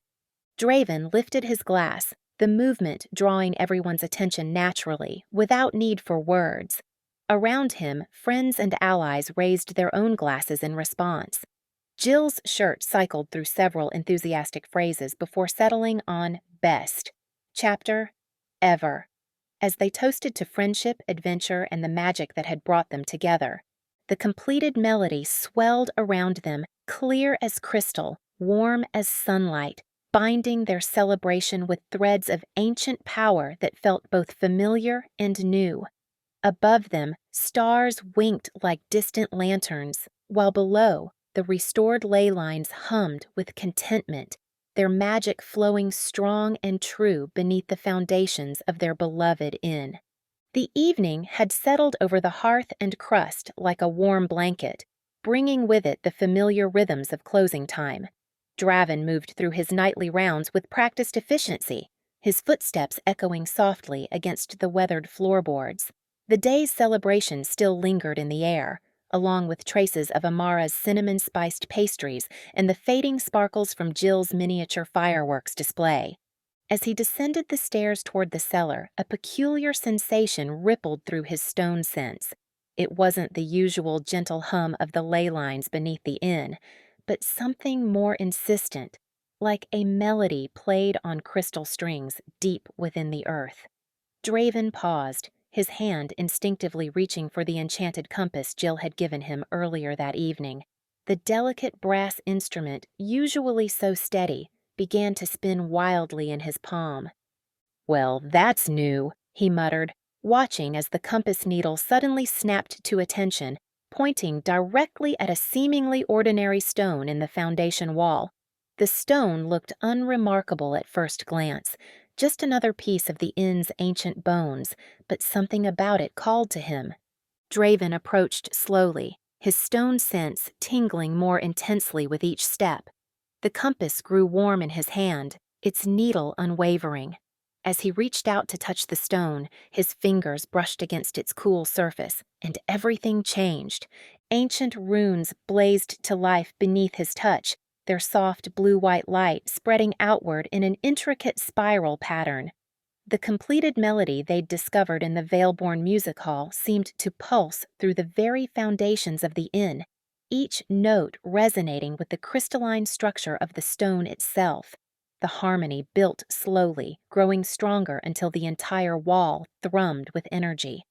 A low, grinding sound filled the cellar as stone shifted against stone. Draven stepped back, watching as segments of the wall realigned themselves, revealing a compartment that had remained hidden for centuries.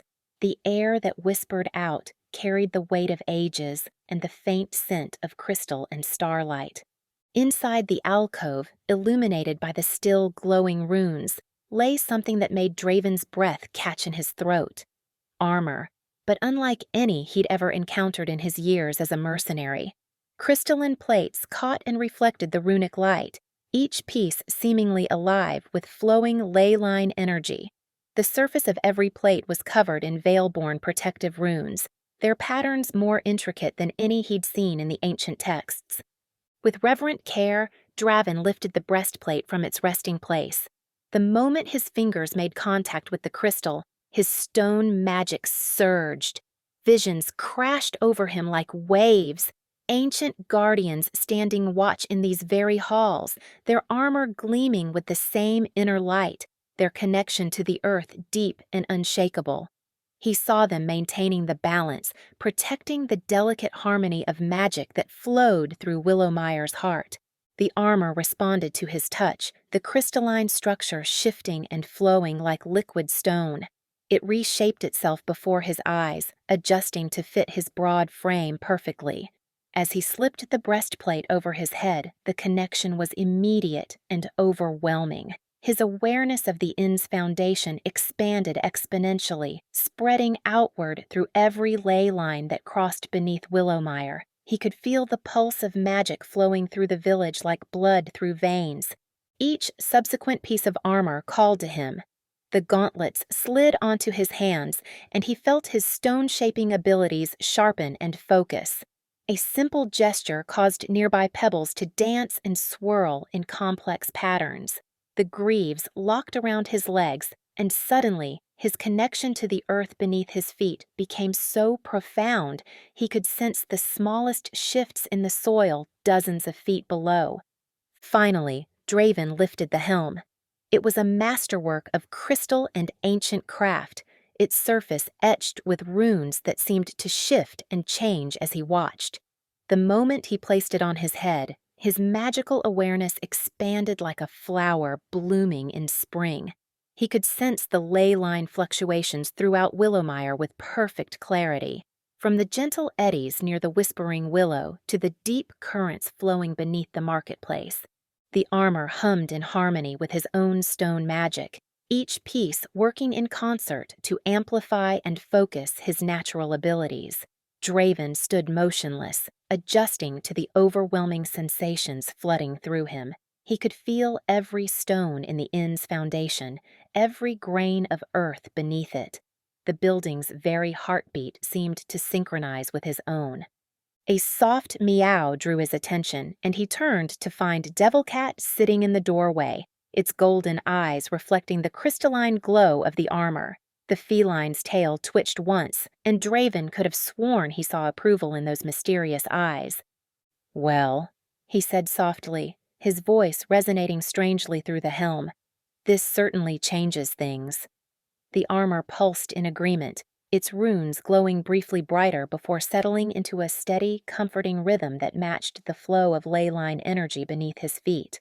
As Draven stood in the cellar, the inn's response to the crystalline armor was immediate and profound.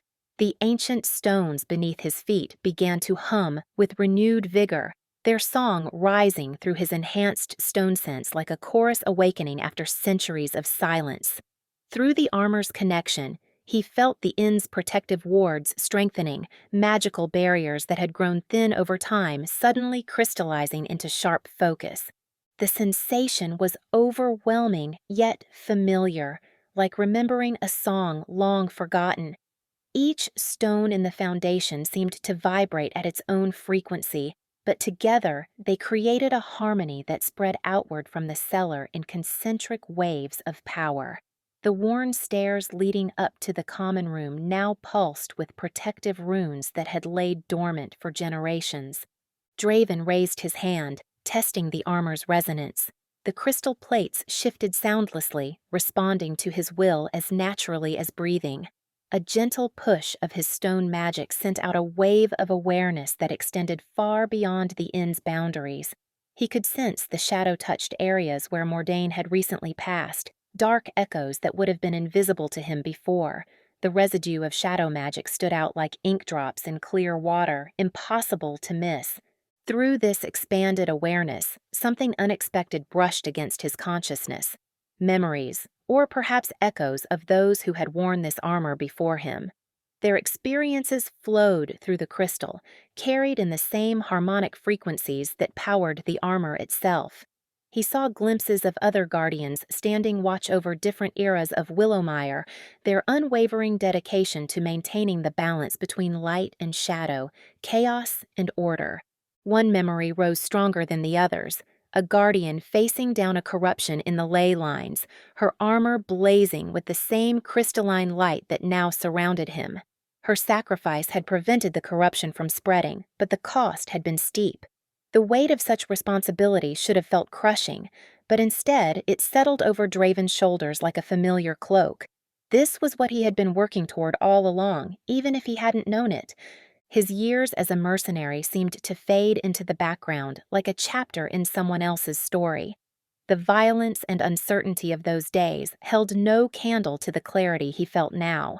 This was his true purpose, not just protecting the inn and its inhabitants, but maintaining the deeper harmony the Veilborn had fought so hard to establish. The armor hummed in agreement, its runes pulsing in time with his heartbeat. Each piece worked in concert with his natural abilities, amplifying his stone sense until he could feel the smallest tremor in the earth beneath Willowmire. The ley lines revealed themselves fully to his enhanced perception, flowing like rivers of light beneath the village's streets. Taking a deep breath, Draven ascended the stairs to the common room. The crystal plates of his armor caught the firelight, casting intricate patterns of protective runes across the walls. The magical guest book, which had been resting quietly on its stand, suddenly flipped open. Its pages turned of their own accord until fresh ink began flowing across an empty page. The Guardian rises anew. The words seemed to hang in the air, carrying the weight of prophecy. Draven moved to his usual spot near the hearth, but everything felt different now. Through the armor's enhanced awareness, he could sense every aspect of the inn's magical defenses. The ley lines sang beneath his feet, their melody clear and strong, reminding him of the Veilborn's ancient purpose. Devilcat watched him from its perch on the windowsill, its yellow eyes reflecting the crystalline glow of the armor. The feline's tail twitched once before it turned its attention to the window, as if it too had appointed itself guardian of this sacred space. The inn settled around him, creaking and shifting like a living thing. But now, Draven could feel the purpose behind each sound, the way the magical foundations adjusted themselves, how the protective wards pulsed and flowed. He stood watch as the evening deepened, feeling more connected to this place than ever before. The armor's power thrummed through him, a constant reminder that while they had won a significant victory, the true work of maintaining balance was ongoing. Through his enhanced stone sense, he felt Amara moving about in her kitchen, the subtle magic of her baking harmonizing perfectly with the inn's natural rhythms. Somewhere above, Jill tinkered with one of her devices, the mechanical energy creating interesting ripples in the magical field.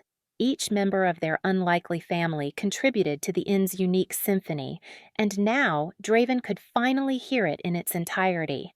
The crystal plates adjusted minutely as he shifted his stance, their protective runes glowing softly in the firelight. The armor wasn't just a tool or a weapon, it was a connection to something greater, a reminder of the delicate balance that needed to be maintained. As night settled over Willowmire, Draven stood watch, listening to the music of the ley lines and feeling, for the first time, truly complete in his role as guardian. Lenora sat cross-legged on her bed, surrounded by a sea of parchment covered in her careful notes about Veilborn runes. The afternoon sun filtered through her window, casting warm patches of light across the scattered papers. Peanut dozed contentedly at the foot of the bed, his tiny snores adding a comforting rhythm to the quiet room. As she traced a particularly intricate rune with her fingertip, The charm locket around her neck suddenly pulsed with warmth. The sensation reminded her of holding a cup of Amara's honey-spiced tea, but with an underlying current of something ancient and powerful. At the same moment, Peanut's nose began to glow with an intensity she'd never seen before, casting a soft golden light across the bedspread. "Peanut?" Lenora whispered, not wanting to startle him. Her familiar's eyes fluttered open, and he lifted his head with unusual alertness. The runes scattered across her notes began to shimmer in response to his heightened magical awareness, like stars winking into existence at twilight. Peanut's tail started wagging as he patted carefully across the papers, his nose twitching with interest at symbols that had never caught his attention before. "You can sense them differently now, can't you?" Lenora watched in fascination as her normally treat-motivated familiar ignored the half-eaten biscuit on her nightstand, completely focused on the glowing marks. Peanut stopped at a protection rune she'd copied from an ancient text. His nose, still glowing like a miniature sun, touched the carefully drawn symbol. Lenora gasped as the rune lifted from the page, floating in the air between them like a soap bubble made of light. The magical energy flowing through her familiar was almost visible now, a gentle current that connected with the suspended symbol. "That's incredible!" she breathed, reaching out to touch the floating rune. The moment her fingers made contact, her charm locket hummed in perfect harmony with Peanut's magical frequency. The three-way connection felt like completing a circuit, familiar, rune, and charm working together in ways her previous attempts at wardcraft had never achieved. The test ward they created together shimmered into existence, more stable and elegant than any she'd managed on her own. Instead of the usual wobble she got when attempting protective magic, this barrier had a crystalline quality to it, both delicate and somehow unshakable. Excitement bubbled up in her chest as she reached for another set of notes. "Should we try something else?" she asked Peanut, who responded with an enthusiastic tail wag. Lenora spread out different rune combinations she'd been studying, watching in amazement as Peanut moved between them with deliberate precision. His magical awareness seemed to guide him unerringly to the most potent arrangements, nose glowing brighter when he found particularly powerful combinations. More runes lifted from the pages as they worked together, filling the air around them like a constellation of magical fireflies. Each symbol grew stronger when Peanut channeled energy through it, the light from his nose painting patterns that reminded Lenora of the leyline pathways they'd discovered beneath the inn. Their practice took on an almost dance-like quality, with Peanut weaving between the floating runes, while Lenora directed the flow of energy through her charm locket. She felt their familiar bond deepening with every successful combination, transforming from a simple magical connection into something more like a conversation conducted in pure energy. The runes responded to their synchronized magic, arranging themselves into increasingly complex patterns. Lenora recognized some configurations from her research: basic protection wards, illumination charms, and stabilizing arrays, but others formed entirely new combinations she'd never seen before. "Look at this one," she murmured as Peanut's nose touched a trinity of floating symbols. The runes spun together like a miniature whirlpool of light, forming a ward that hummed with harmonic energy. Her charm locket's resonance shifted to match the new frequency, and she felt the magic settle into a perfect balance between all 3 points of connection. Peanut looked up at her with bright eyes, his tail wagging proudly at their shared achievement. The glow from his nose had settled into a steady, warm light that seemed to pulse in time with both the floating runes and her locket's energy. Their magical practice session had transformed her usually cozy bedroom into a space that felt more like a veil-born sanctuary, alive with ancient power and new possibilities. As another rune lifted from her notes, responding to their combined magic, Lenora couldn't help but smile at how far they'd come from the days when Peanut would only use his magical nose to sniff out hidden treats in the kitchen. Their connection had evolved into something deeper, more purposeful, and she couldn't wait to explore what else they might discover together. The afternoon light shifted through the floating runes, casting magical shadows that danced across the walls of her room. Each new combination they tried felt more natural than the last, as if they were remembering a language rather than learning one. Peanut moved with increasing confidence through the constellation of symbols they'd created, his magical awareness guiding them both toward understanding that felt just out of reach, yet somehow familiar. Lenora watched in fascination as Peanut's nose shifted from golden to a deep crimson while he investigated the corner near her bookshelf. The familiar paused, pawing gently at the floorboards before looking back at her with meaningful eyes. "A weak spot in the wards?" she asked, moving closer to examine the area. Her charm locket thrummed in agreement, its energy pulsing in time with Peanut's glowing nose. Through their strengthened connection, she could almost see what he sensed. A hairline crack in the inn's magical defenses, barely visible but potentially dangerous. Peanut continued his inspection, his nose changing colors as he worked. Azure blue near the window indicated a thinning in the weather wards, while a sharp violet glow revealed where the protection against harmful enchantments had begun to fade. Each discovery helped Lenora understand the inn's magical architecture in ways her previous studies never had. "Let's try something," she murmured, selecting 3 runes from her notes. Rather than drawing them directly on surfaces as she usually did, she focused on creating them in the air, using her locket's energy as an anchor. Peanut watched intently, his tail wagging with excitement as he caught onto her idea. The familiar approached the floating runes, touching each with his nose. The symbols absorbed his energy and began to move, following his lead as he guided them toward the weak spot by the bookshelf. Lenora felt their magic merge through the locket, her precision and knowledge combining with Peanut's innate sensing abilities to create something entirely new. "That's it," she encouraged as the mobile ward settled into place, its energy spreading outward to reinforce the existing protections.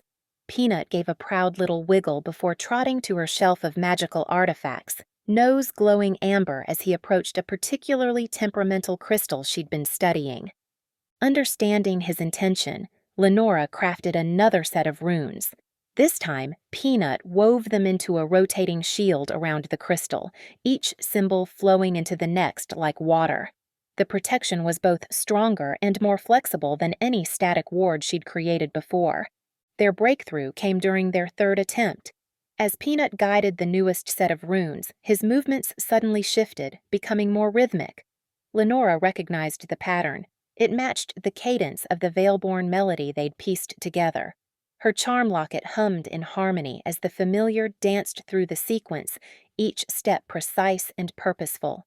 The resulting ward rippled outward like rings in still water, each wave of energy strengthening the room's existing protections. Lenora could feel the magic settling into the very framework of the inn, more stable and resilient than before. She quickly grabbed her research journal, documenting the pattern while it was fresh in her mind. "The rhythm makes all the difference," she muttered as she sketched, glancing up to watch Peanut confidently direct another set of runes. Gone was his usual hesitation when working with magic. Each movement showed a newfound assurance, though he still couldn't resist giving an occasional playful spin between sequences.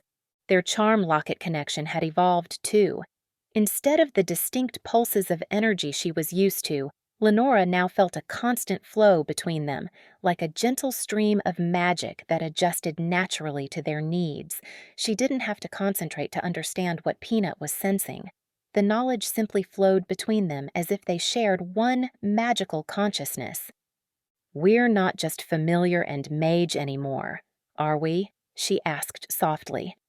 Peanut paused his ward weaving to look at her, his eyes bright with understanding.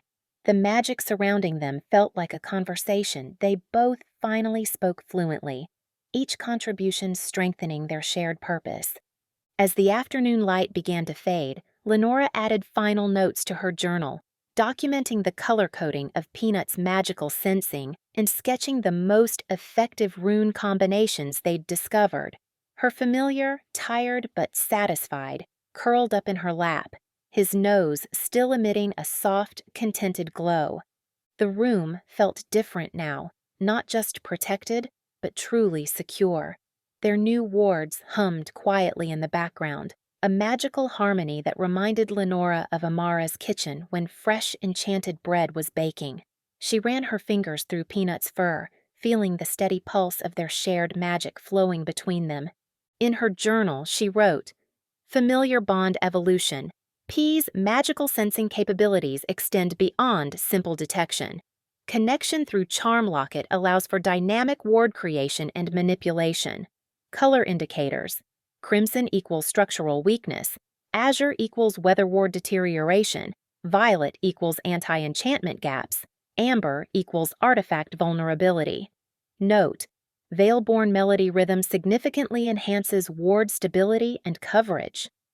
Amara hummed along with her enchanted rolling pin as she wiped flour from her hands onto her apron.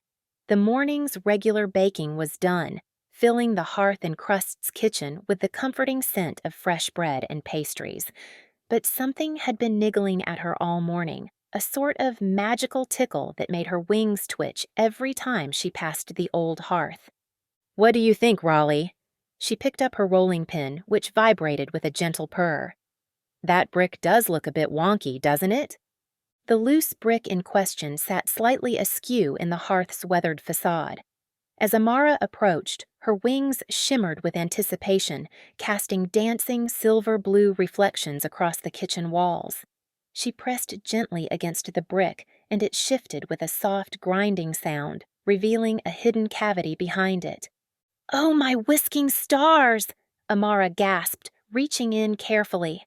Her fingers brushed against something leather-bound and dusty.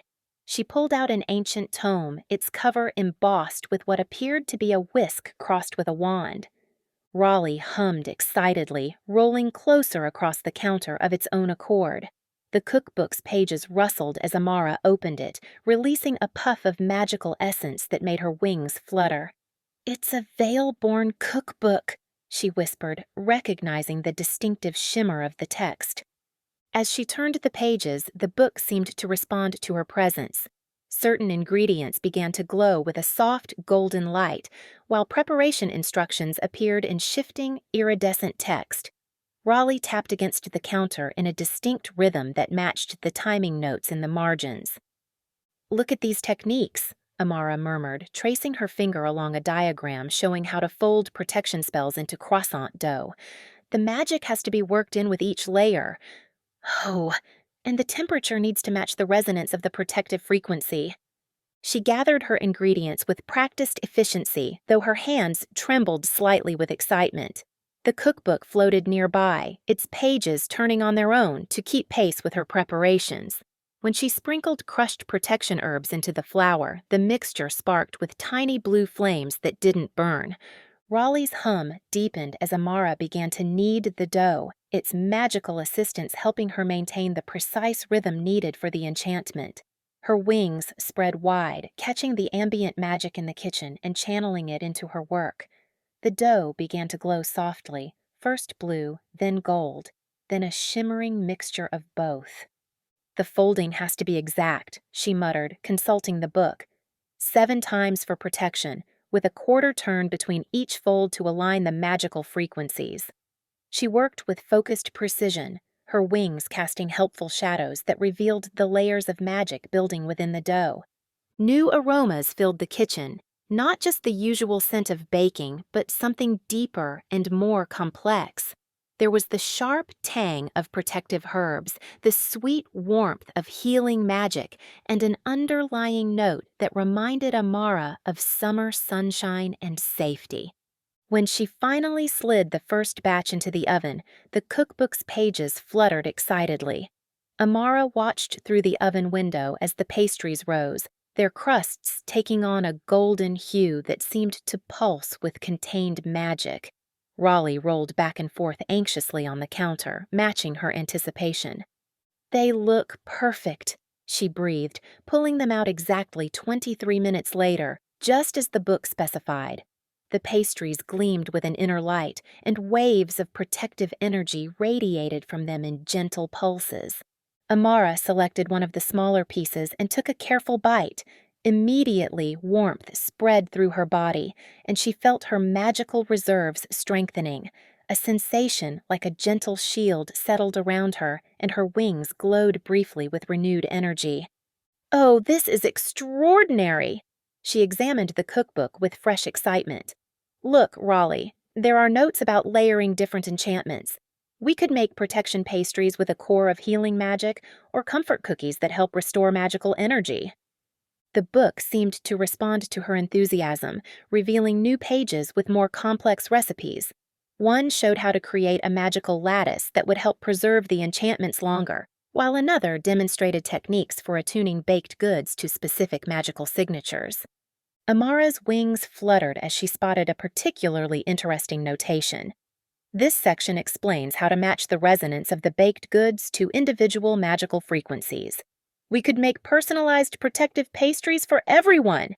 Imagine treats specifically attuned to enhance Lenora's rune magic or to boost Draven's connection to the foundation stones. Raleigh gave an encouraging spin, and Amara grabbed her notebook to start jotting down ideas. The cookbook continued to reveal its secrets, each page offering new possibilities for combining her fey magic with ancient Veilborn wisdom. Amara's eyes widened as Raleigh began to vibrate with a new, more complex pattern of humming.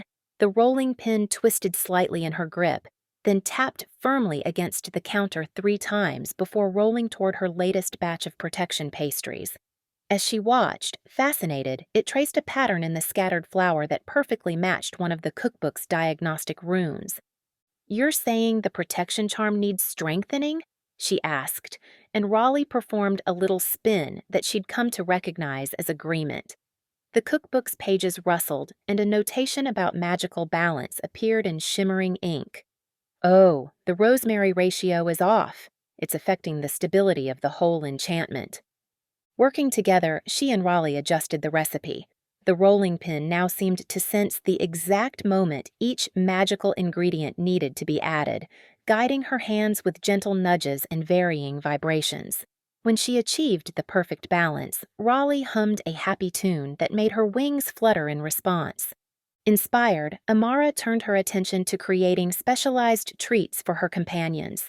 For Lenora, she infused delicate lavender scones with clarity-enhancing magic, carefully timing the addition of focus-strengthening herbs to align with the phases of baking. Raleigh helped her maintain the precise pressure needed to layer the enchantments properly, and the scones emerged from the oven with a subtle shimmer that reminded her of early morning sunlight. Draven's bread required a different approach entirely. She incorporated stone-ground flour that resonated with his elemental magic, kneading strength and stability into every fold. Raleigh's rhythmic movements matched the steady pulse of the inn's foundation stones, helping her sync the bread's enchantments with Draven's natural abilities. The loaves came out dense and hearty, emanating an earthy warmth that felt like one of Draven's rare, reassuring smiles. For Jill, Amara crafted cookies that practically buzzed with energy-replenishing magic. She wove in traces of air and metal elements that would complement the brownie's tinkering abilities, while Raleigh helped her time the baking to match the tempo of Jill's usual workshop rhythms. Each cookie sparked slightly when broken, promising a boost of enthusiasm and focus for long hours of invention. As she completed each recipe, the cookbook seemed to come more alive. New techniques revealed themselves, and Amara discovered she could channel her own emotions and memories into the baking. A hint of laughter worked into sweet rolls made them especially comforting. A dash of determination added to muffins helped them energize and encourage. Raleigh's hum took on different tones to help her moderate these emotional enchantments, ensuring they enhanced rather than overwhelmed the practical magic. The kitchen's atmosphere grew thick with protective and restorative energy as she worked. Amara's wings caught the ambient magic, reflecting it in shifting patterns across the walls. The hearth fire crackled more brightly, its flames taking on hints of blue and gold that matched her magical signature. Even the usual creaks and settling sounds of the inn seemed more harmonious, as if the building itself approved of her enhanced baking. She had just finished arranging the day's creations, each glowing softly with its unique enchantment, when golden letters began to appear on the cookbook's final page. They shimmered into focus, spelling out Hearthkeeper's Fey Baker in elegant script. The title sent a warm tingle through her wings, and Raleigh performed an enthusiastic series of rolls that scattered flour across the counter. Amara ran her fingers over the glowing words, feeling the magic respond to her touch. Her kitchen had transformed into something beyond a simple baking space. It was now a proper magical workshop, humming with possibility. Each tool and ingredient seemed more alive with potential, ready to be combined in new and wonderful ways. The cookbook lay open before her, its pages turning gently to reveal a fresh chapter. Raleigh tapped out a pleased rhythm beside it, and Amara's wings sparkled with pride as she surveyed her enchanted creations. Each pastry perfectly fulfilled its purpose. Protection scones glowing with defensive magic, healing buns radiating gentle warmth, focus-enhancing cookies that sparkled with energy, and comfort bread that seemed to wrap the whole kitchen in a cozy embrace. She picked up a small tea cake infused with joy and took a bite, letting the happiness she'd baked into it flood through her. The magic of the Veilborn cookbook had helped her transform her baking into something extraordinary, but it was the combination with her own fey magic that made it truly special. Each recipe now carried a piece of her heart along with its enchantments, creating treats that nourished both body and spirit. Jill's tongue poked out the corner of her mouth as she hunched over her workbench, surrounded by an organized chaos of delicate tools and softly glowing magical components. Her shirt flickered with a blue glow, displaying "Upgrade in progress. Please stand by," while cogs perched before her with uncharacteristic patience. The mechanical raven's head tilted this way and that, its gears whirring with barely contained curiosity. "Just a few more adjustments," she murmured, reaching for her favorite enchanted screwdriver, lovingly named Twisty McTwistface. The tool hummed warmly in her grip, responding to her brownie magic as she carefully loosened the intricate fasteners holding Cog's outer casing in place. The panels came away with a satisfying click, revealing a mesmerizing network of gears and magical conduits. Traces of leyline energy from their music hall adventure still pulsed through the familiar systems, creating ethereal patterns that only her enhanced sight could detect. The new set of crystalline lenses she'd received during the celebration, a thoughtful gift from Lenora, allowed her to see magical connections that had always been invisible before. Cog's wings twitched with excitement, causing several delicate components to shift out of alignment. "Hold still, you silly bird," Jill chided, her shirt momentarily changing to "Patience is a virtue. Not that we'd know." She channeled her brownie magic through her fingertips, creating a gentle field that helped her manipulate the tiniest gears while maintaining their delicate magical resonance.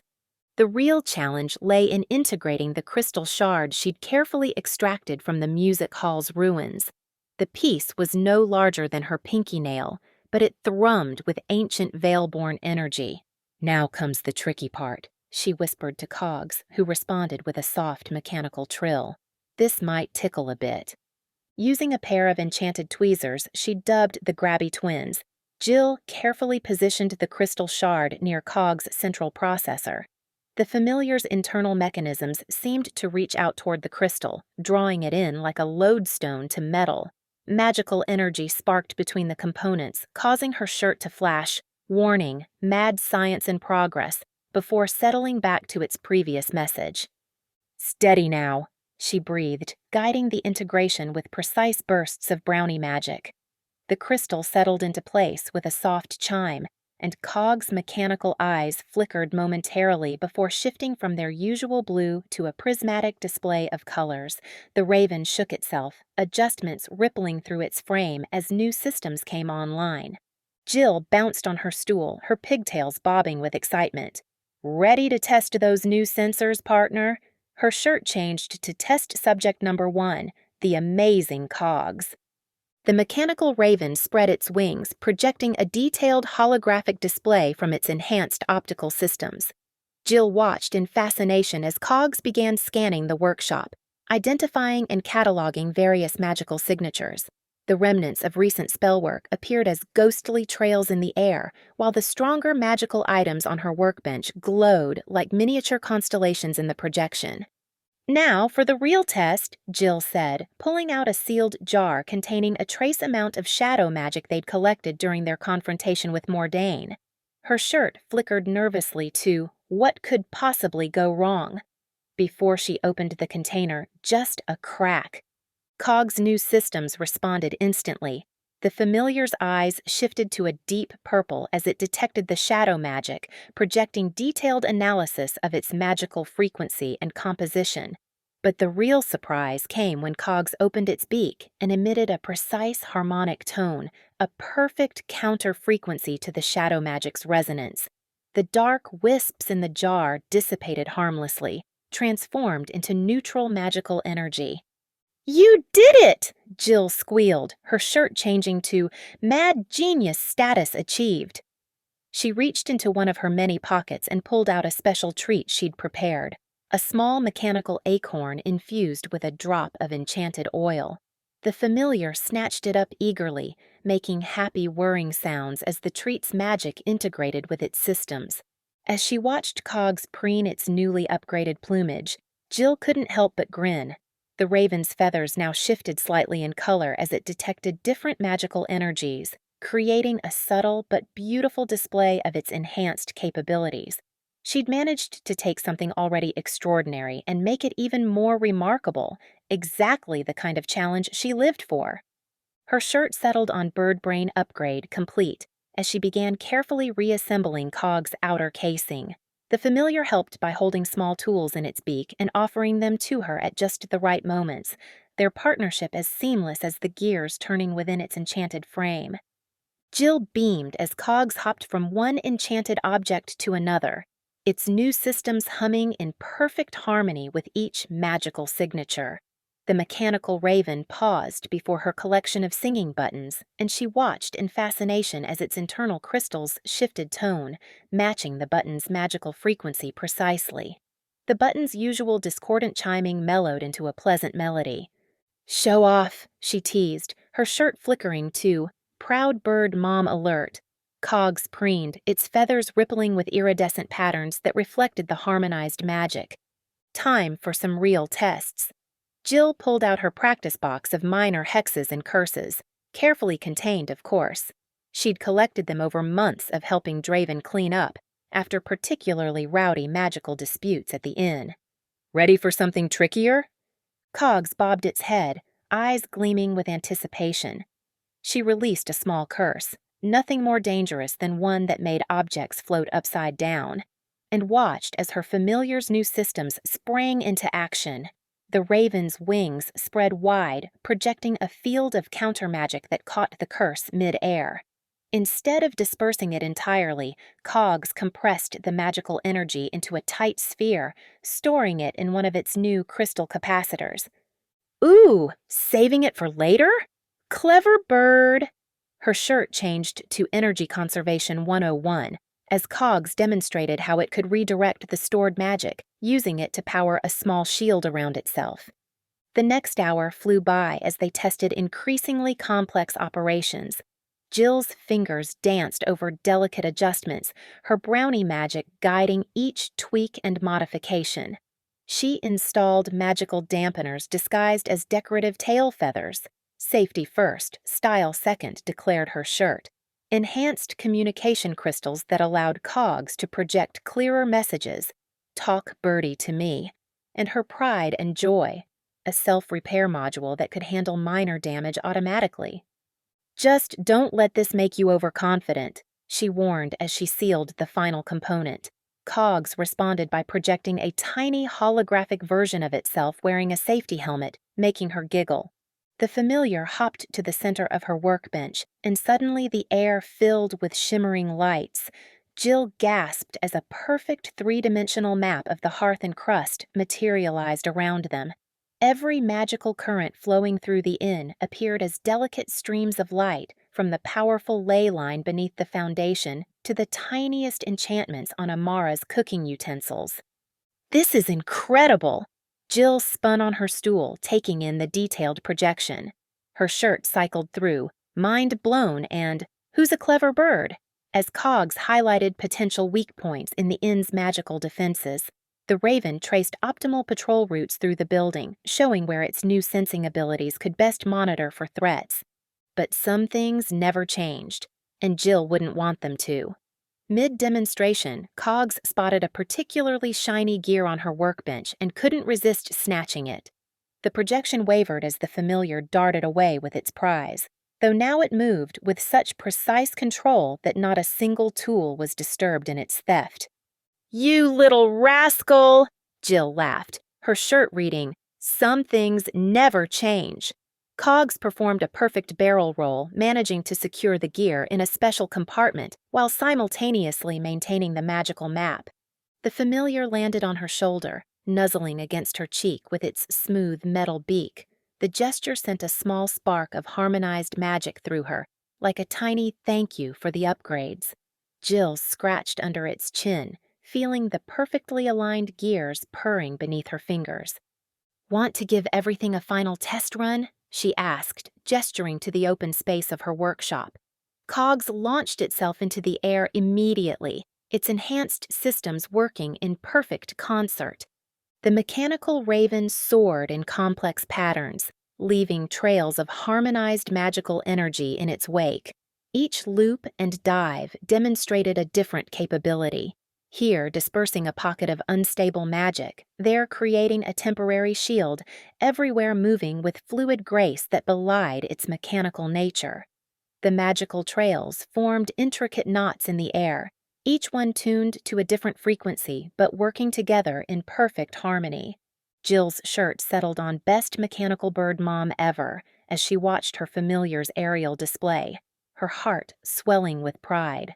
She'd created something truly special, a perfect blend of mechanical precision and magical wonder. And more importantly, she'd done it while letting Cogs remain absolutely, unquestionably itself, just with a few extra tricks up its metallic feathers. Theron adjusted the Veilborn lens with practiced care, its crystalline surface catching the warm lamplight of the Hearth and Crust's library. The ancient maps spread before him whispered their secrets as he calibrated the delicate instrument, each minute adjustment bringing new layers of magical information into focus. Dust motes danced in the air around him, taking on an ethereal quality as they passed through the lens's field of vision. "There you are," he murmured, watching as the first traces of leyline patterns emerged like luminous rivers beneath the carefully rendered streets of Willowmire. The magical pathways pulsed with a subtle rhythm that reminded him of heartbeats, each one carrying its own distinct signature. Through the lens, he could see how they'd shifted since the melody's completion, their flows altered by recent events.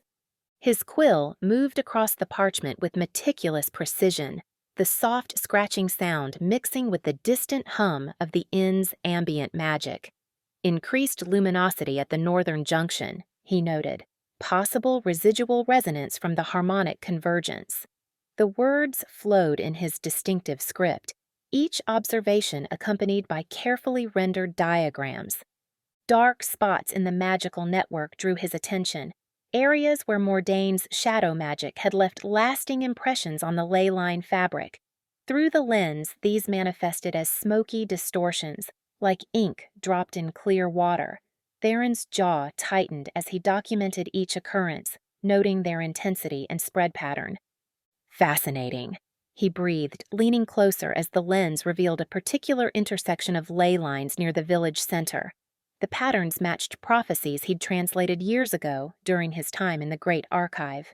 He reached for his worn leather journal, its pages filled with translations of Veilborn texts, and began cross-referencing the symbols now visible through the lens. The correlation made his breath catch. 3 intersecting lines, forming a perfect triangle, with a spiral pattern at its center, exactly as described in the prophecy of resonant shadows. He'd dismissed it as metaphorical before, but seeing it manifested in Willowmire's leyline network gave it new weight. The lens suddenly pulsed in his hand, a warm vibration that traveled up his arm. He directed it toward what appeared to be an empty section of the map, and his eyes widened as hidden markings began to materialize. Delicate lines of silver light traced themselves across the parchment, revealing the outline of what appeared to be underground chambers and forgotten pathways. "Well now," he whispered, his green eyes reflecting the ghostly illumination.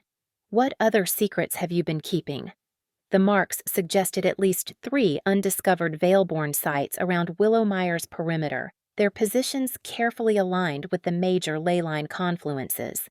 His half-elven heritage served him well as the night deepened, allowing him to maintain his focus without succumbing to fatigue. The lens responded to his sustained attention, each careful observation revealing new layers of magical information. He documented everything with methodical precision, filling page after page with detailed notes and sketches. A particularly intricate pattern caught his attention, a series of concentric circles that seemed to pulse in time with the inn's heartbeat. Through the lens, he could see how it connected to the very foundation stones of the hearth and crust, suggesting the building's placement was far from random. The quiet of the library wrapped around him like a familiar cloak as he worked, broken only by the occasional settling of ancient timbers or the distant chime of the inn's magical wards. Through the lens, even these mundane sounds took on new significance, visible as ripples in the magical fabric of the space. A soft glow from the magical guestbook caught his peripheral vision. Its pages turned on their own, settling on a blank sheet that began filling with flowing script.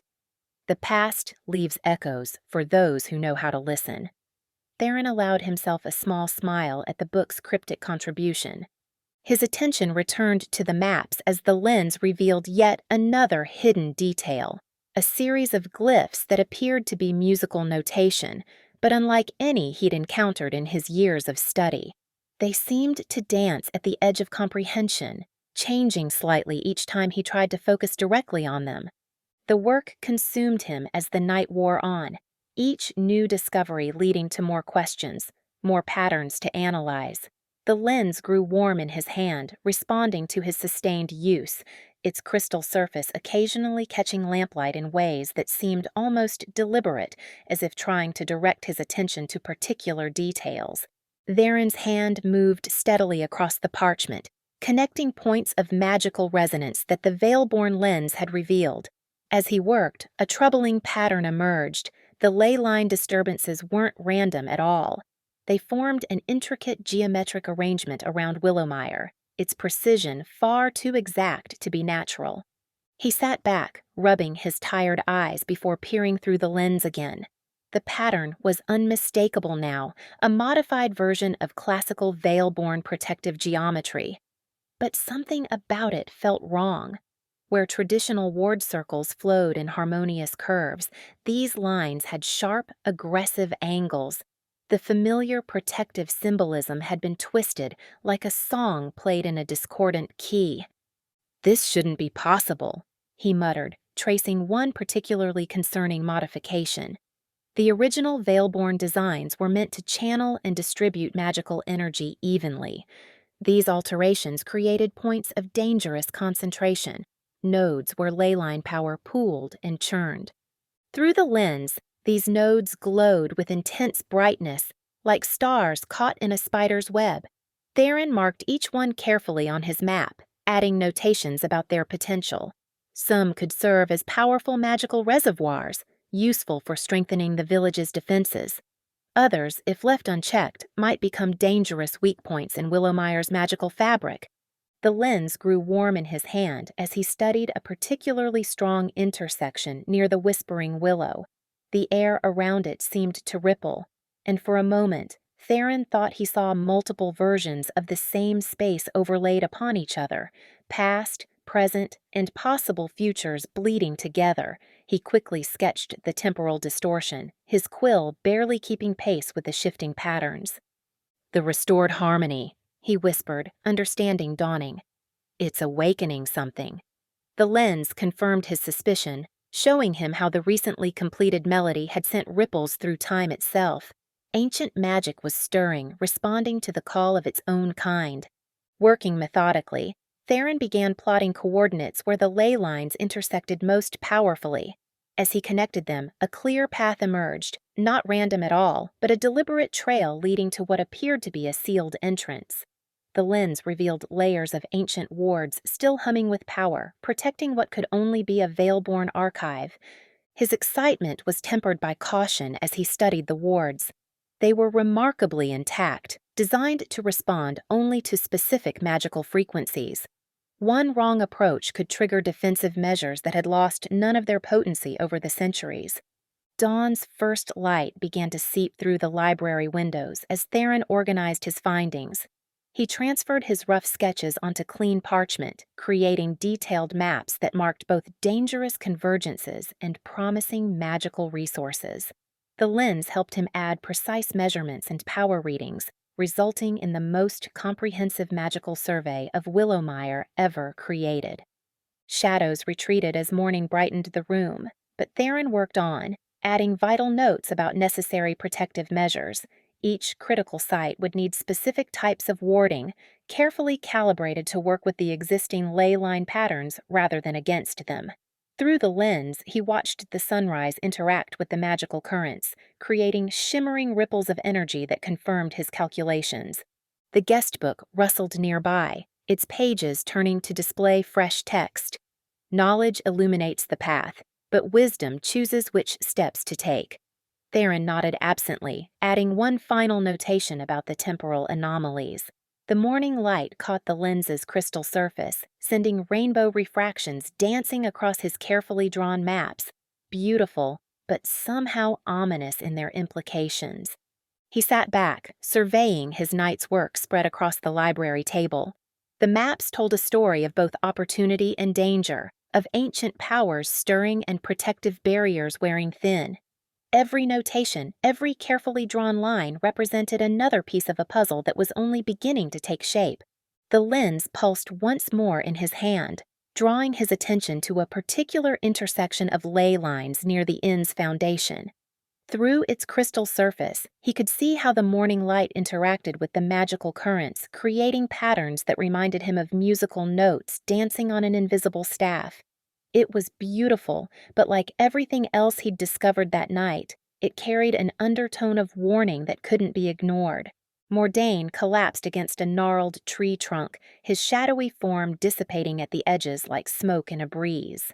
The defeat at the Veilborn Music Hall had shattered his carefully constructed layers of shadow magic, leaving him raw and exposed. Ahead, Devil Cat's sleek form wove between twisted roots, its yellow eyes cutting through the darkness like twin lanterns. The cat paused, tail twitching with predatory focus. Beneath its paws, the earth pulsed with a sickly energy that called to the fragments of Mordain's broken power. He could sense it, too. Corrupted ley lines that writhed beneath the soil like black serpents, their magic twisted and wrong in all the right ways. "You've outdone yourself this time," Mordain rasped, his voice carrying ethereal echoes of pain. Devil Cat's only response was a low growl that seemed to resonate with the corrupted energy below. The clearing itself responded to their presence. Ancient trees groaned and bent away from the center, their bark blackened where shadow magic had leached the life from the soil. Mordain felt a pull from the nexus of corruption, like a void calling to its own. This place had been tainted long ago, perhaps during the shattering of the harmony itself. Devil Cat began to circle the nexus point, each step precise and deliberate. The corrupted ley lines responded to its presence, bubbling up through the earth like tar. Shadows pooled around the familiar's paws, stretching and deepening until its form seemed to merge with the darkness itself.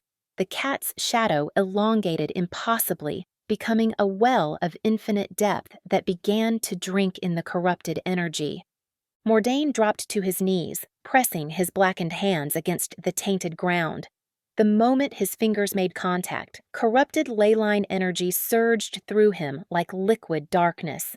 Where before his power had been fractured, now it began to rebuild itself, but different, stronger, more primal. Shadow magic knit his essence back together, filling the cracks with something deeper than mere darkness. Pain lanced through his body as the transformation took hold. His violet eyes burned, then darkened until they held the depth of the void itself. He could feel the shadow magic restructuring itself within him, evolving beyond his previous limitations. Where once he had simply commanded the darkness, now he could feel the very resonance of magical energies, particularly the weaknesses in protective wards.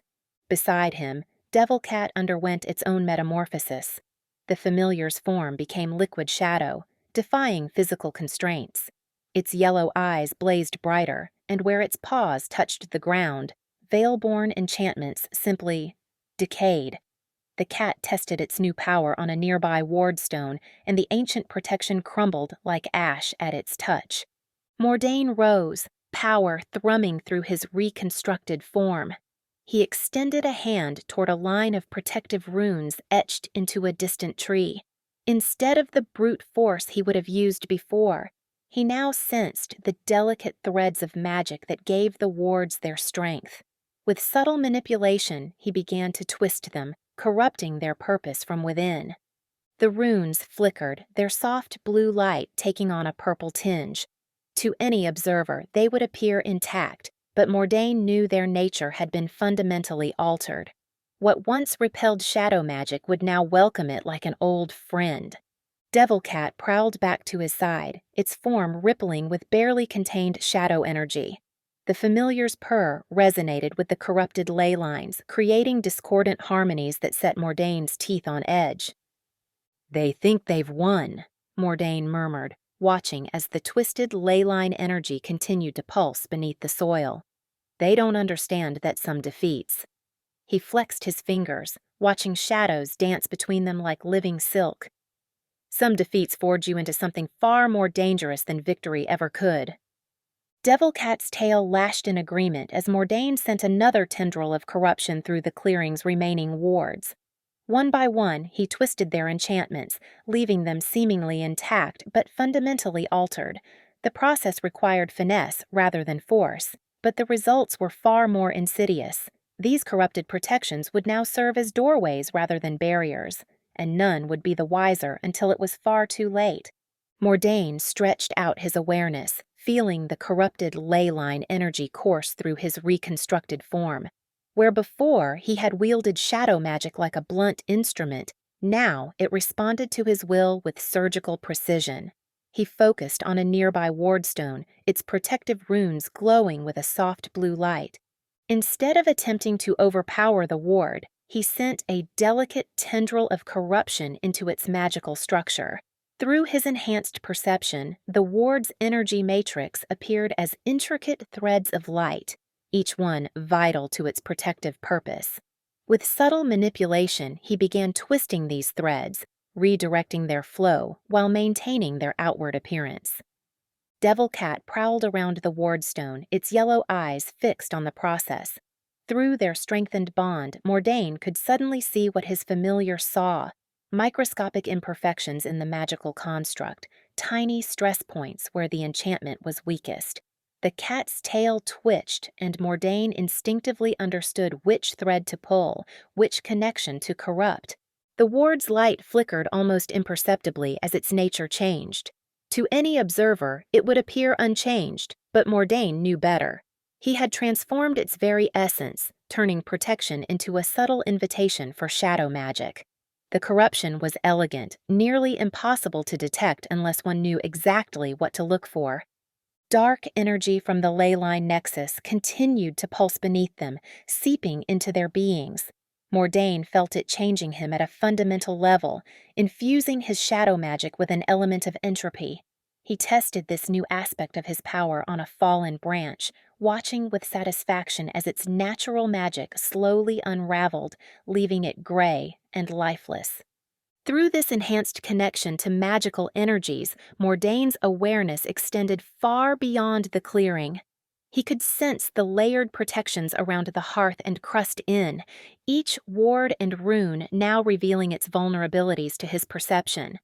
The magical defenses that had once seemed impenetrable now appeared as intricate puzzles, each with its own solution. Devil Cat suddenly focused on a small, veil-born waystone half buried in the corrupted soil. The familiar's form rippled, becoming less substantial as it approached the ancient marker. Mordain watched through their shared senses as the cat identified the waystone's magical foundation, the core patterns that maintained its very existence.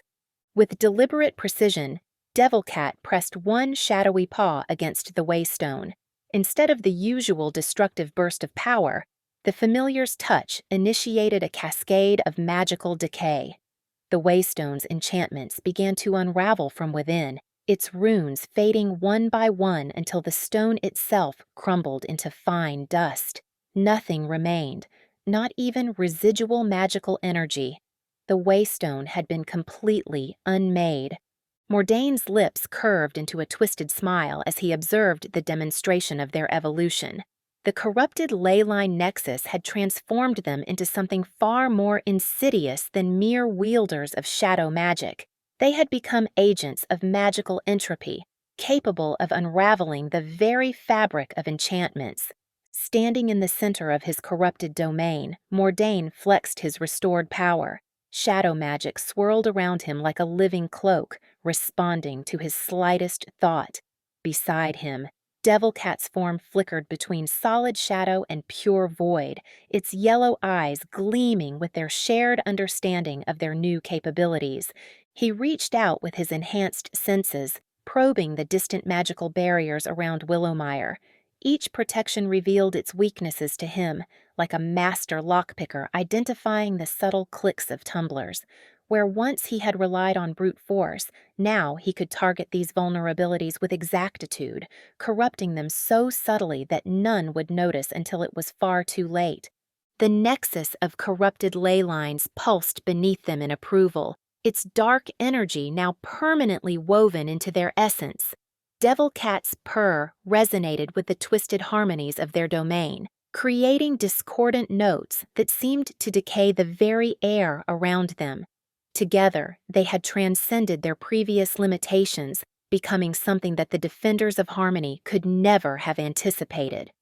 Through the early morning mist, Draven led the group along the winding path to the enchanted lake. His guardian armor hummed faintly against his skin, each step bringing a whisper of magic from the earth below. The ancient veil-born metal seemed to recognize something in this place, resonating with the water's energy in a way that made his stone sense tingle. "Everyone stay close," he murmured, holding up a hand as they approached the shoreline.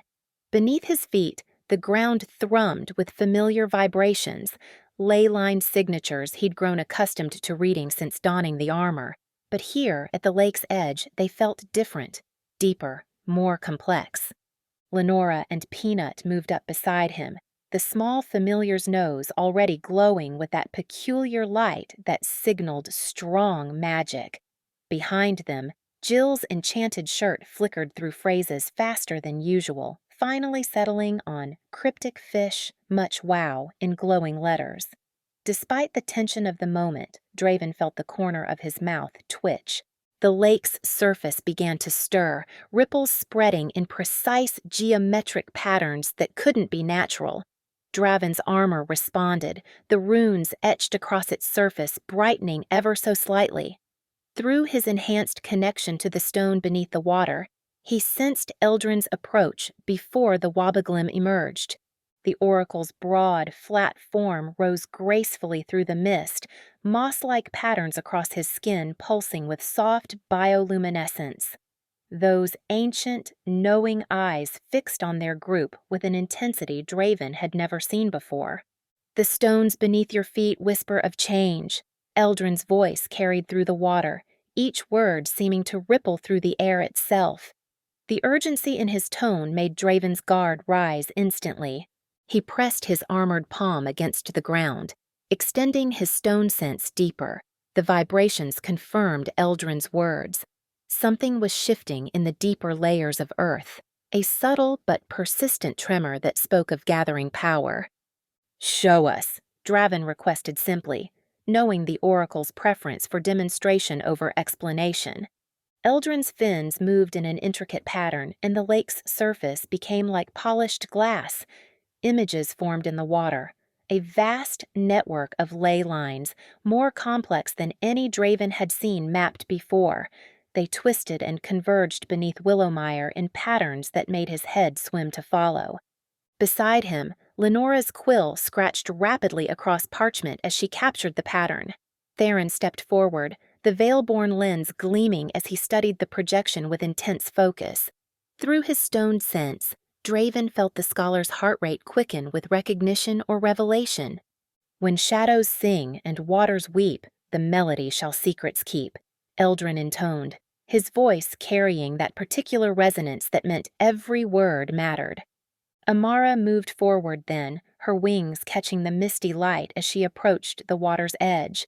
In her hands, she held one of her fresh-baked protection pastries, still warm and glowing with protective magic.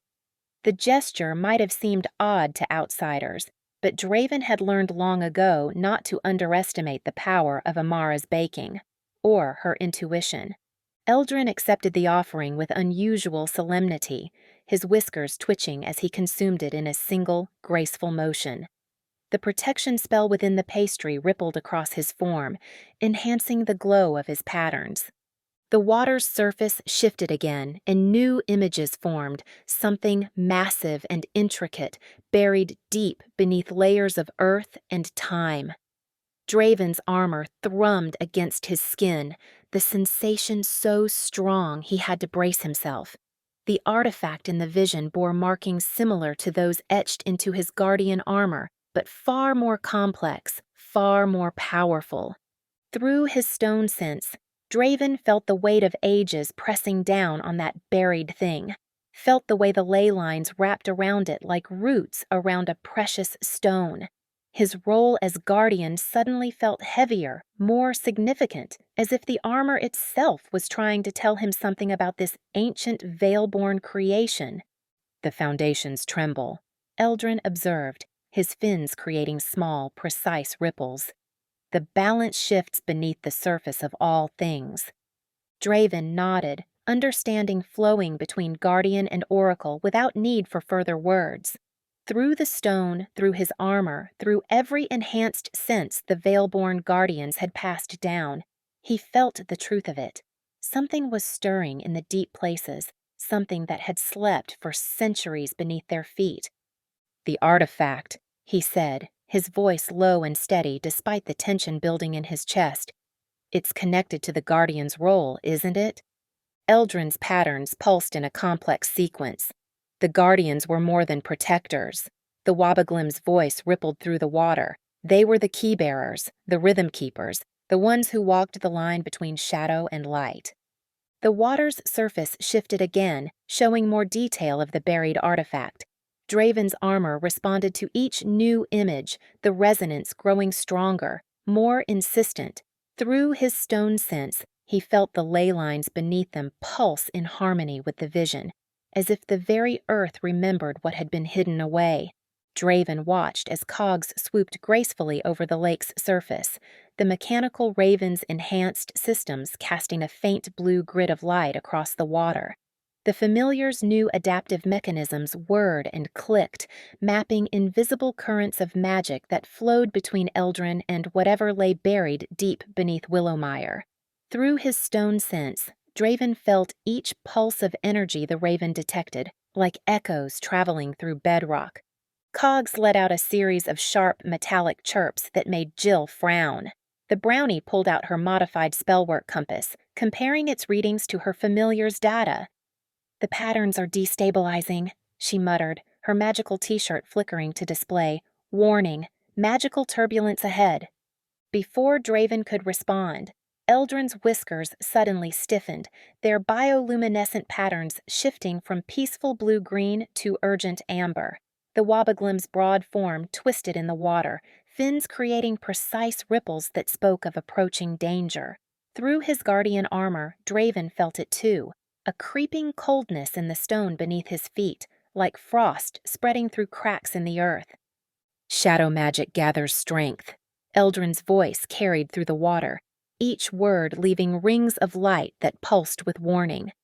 The corruption spreads through the nodes, seeking paths of least resistance.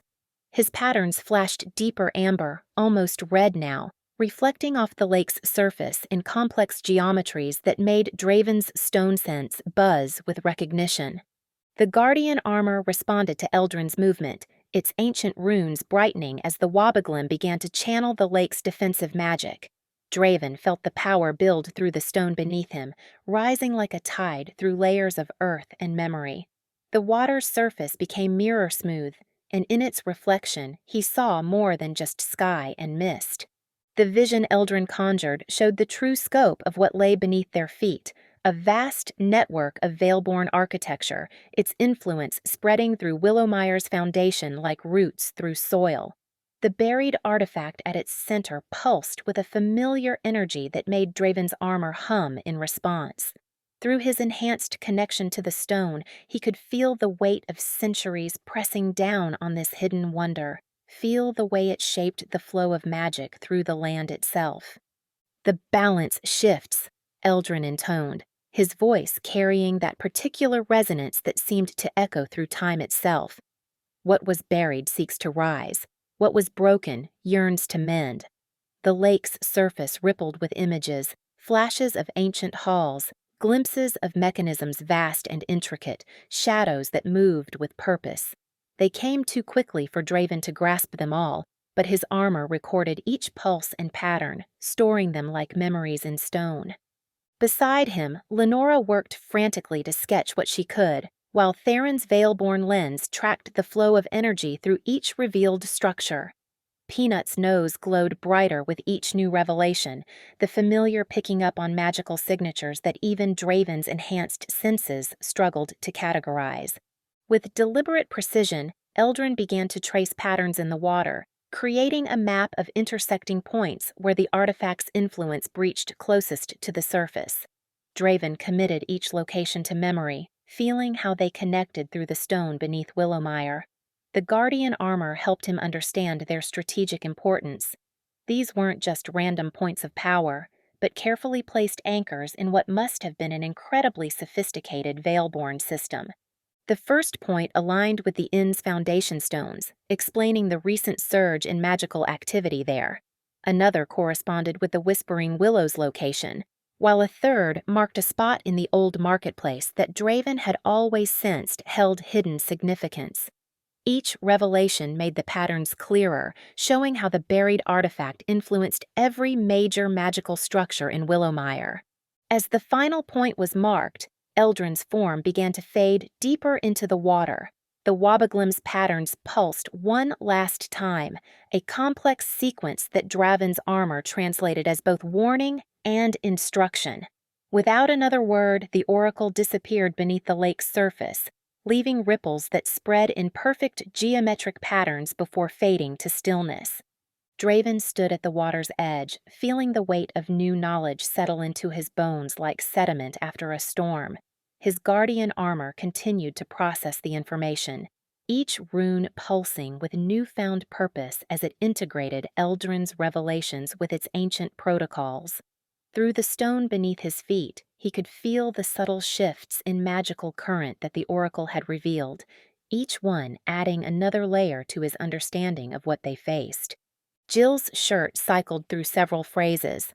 "Well, that's ominous," "Did anyone take notes?" and "plot thickening," before finally settling on "to be continued." Again, the levity helped break the heavy moment, though Draven noticed her hands were busy making adjustments to Cog's sensitivity settings, preparing for whatever challenges lay ahead. The morning mist still hung over the lake, but it felt different now, charged with possibility and warning in equal measure. Through his stone sense, Draven felt the pulse of the ley lines beneath them, stronger and more purposeful than before, as if Eldrin's revelations had awakened something in the very foundation of Willowmire itself. The Lantern of Eternal Twilight, Chapter 1. The lantern's sickly purple glow cast wild shadows as the cloaked figure stumbled through the dense underbrush, their ragged breathing forming misty clouds in the cold evening air. Thorns snagged at their cloak, and fallen leaves crunched beneath desperate footfalls.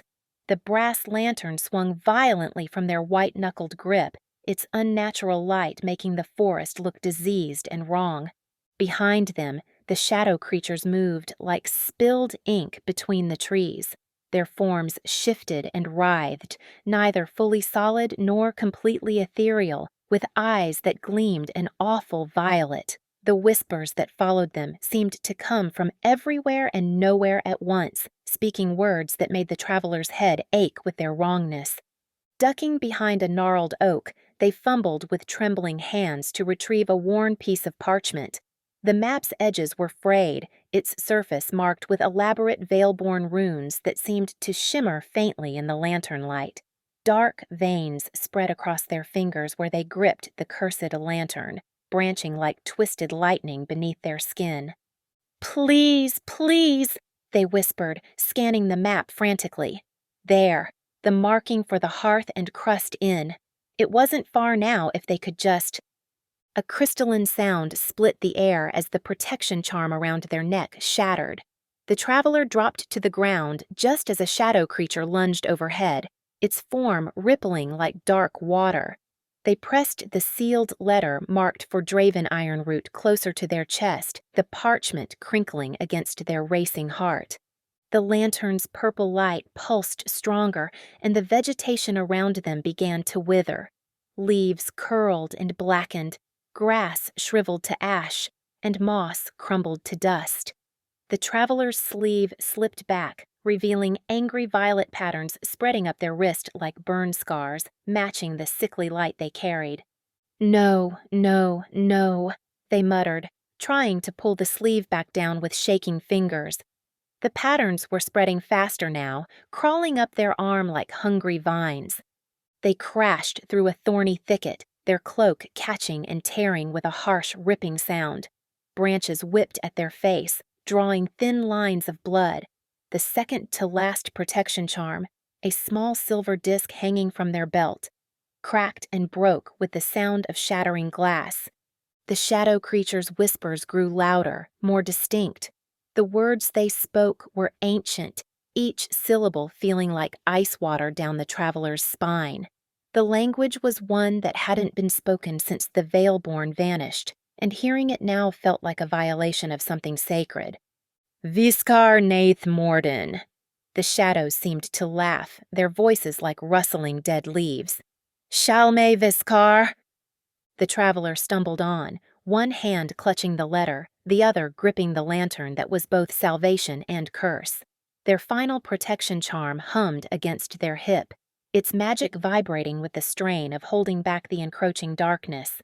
But even that wouldn't last much longer, and the shadows knew it. They were closing in. Continue reading on Amazon. Thank you for listening. Please visit me at winvalentine.com to stay up to date. Please subscribe, leave a comment, and review on Amazon. Thank you for listening. Please visit me at winvalentine.com to stay up to date. Please subscribe, leave a comment, and review on Amazon.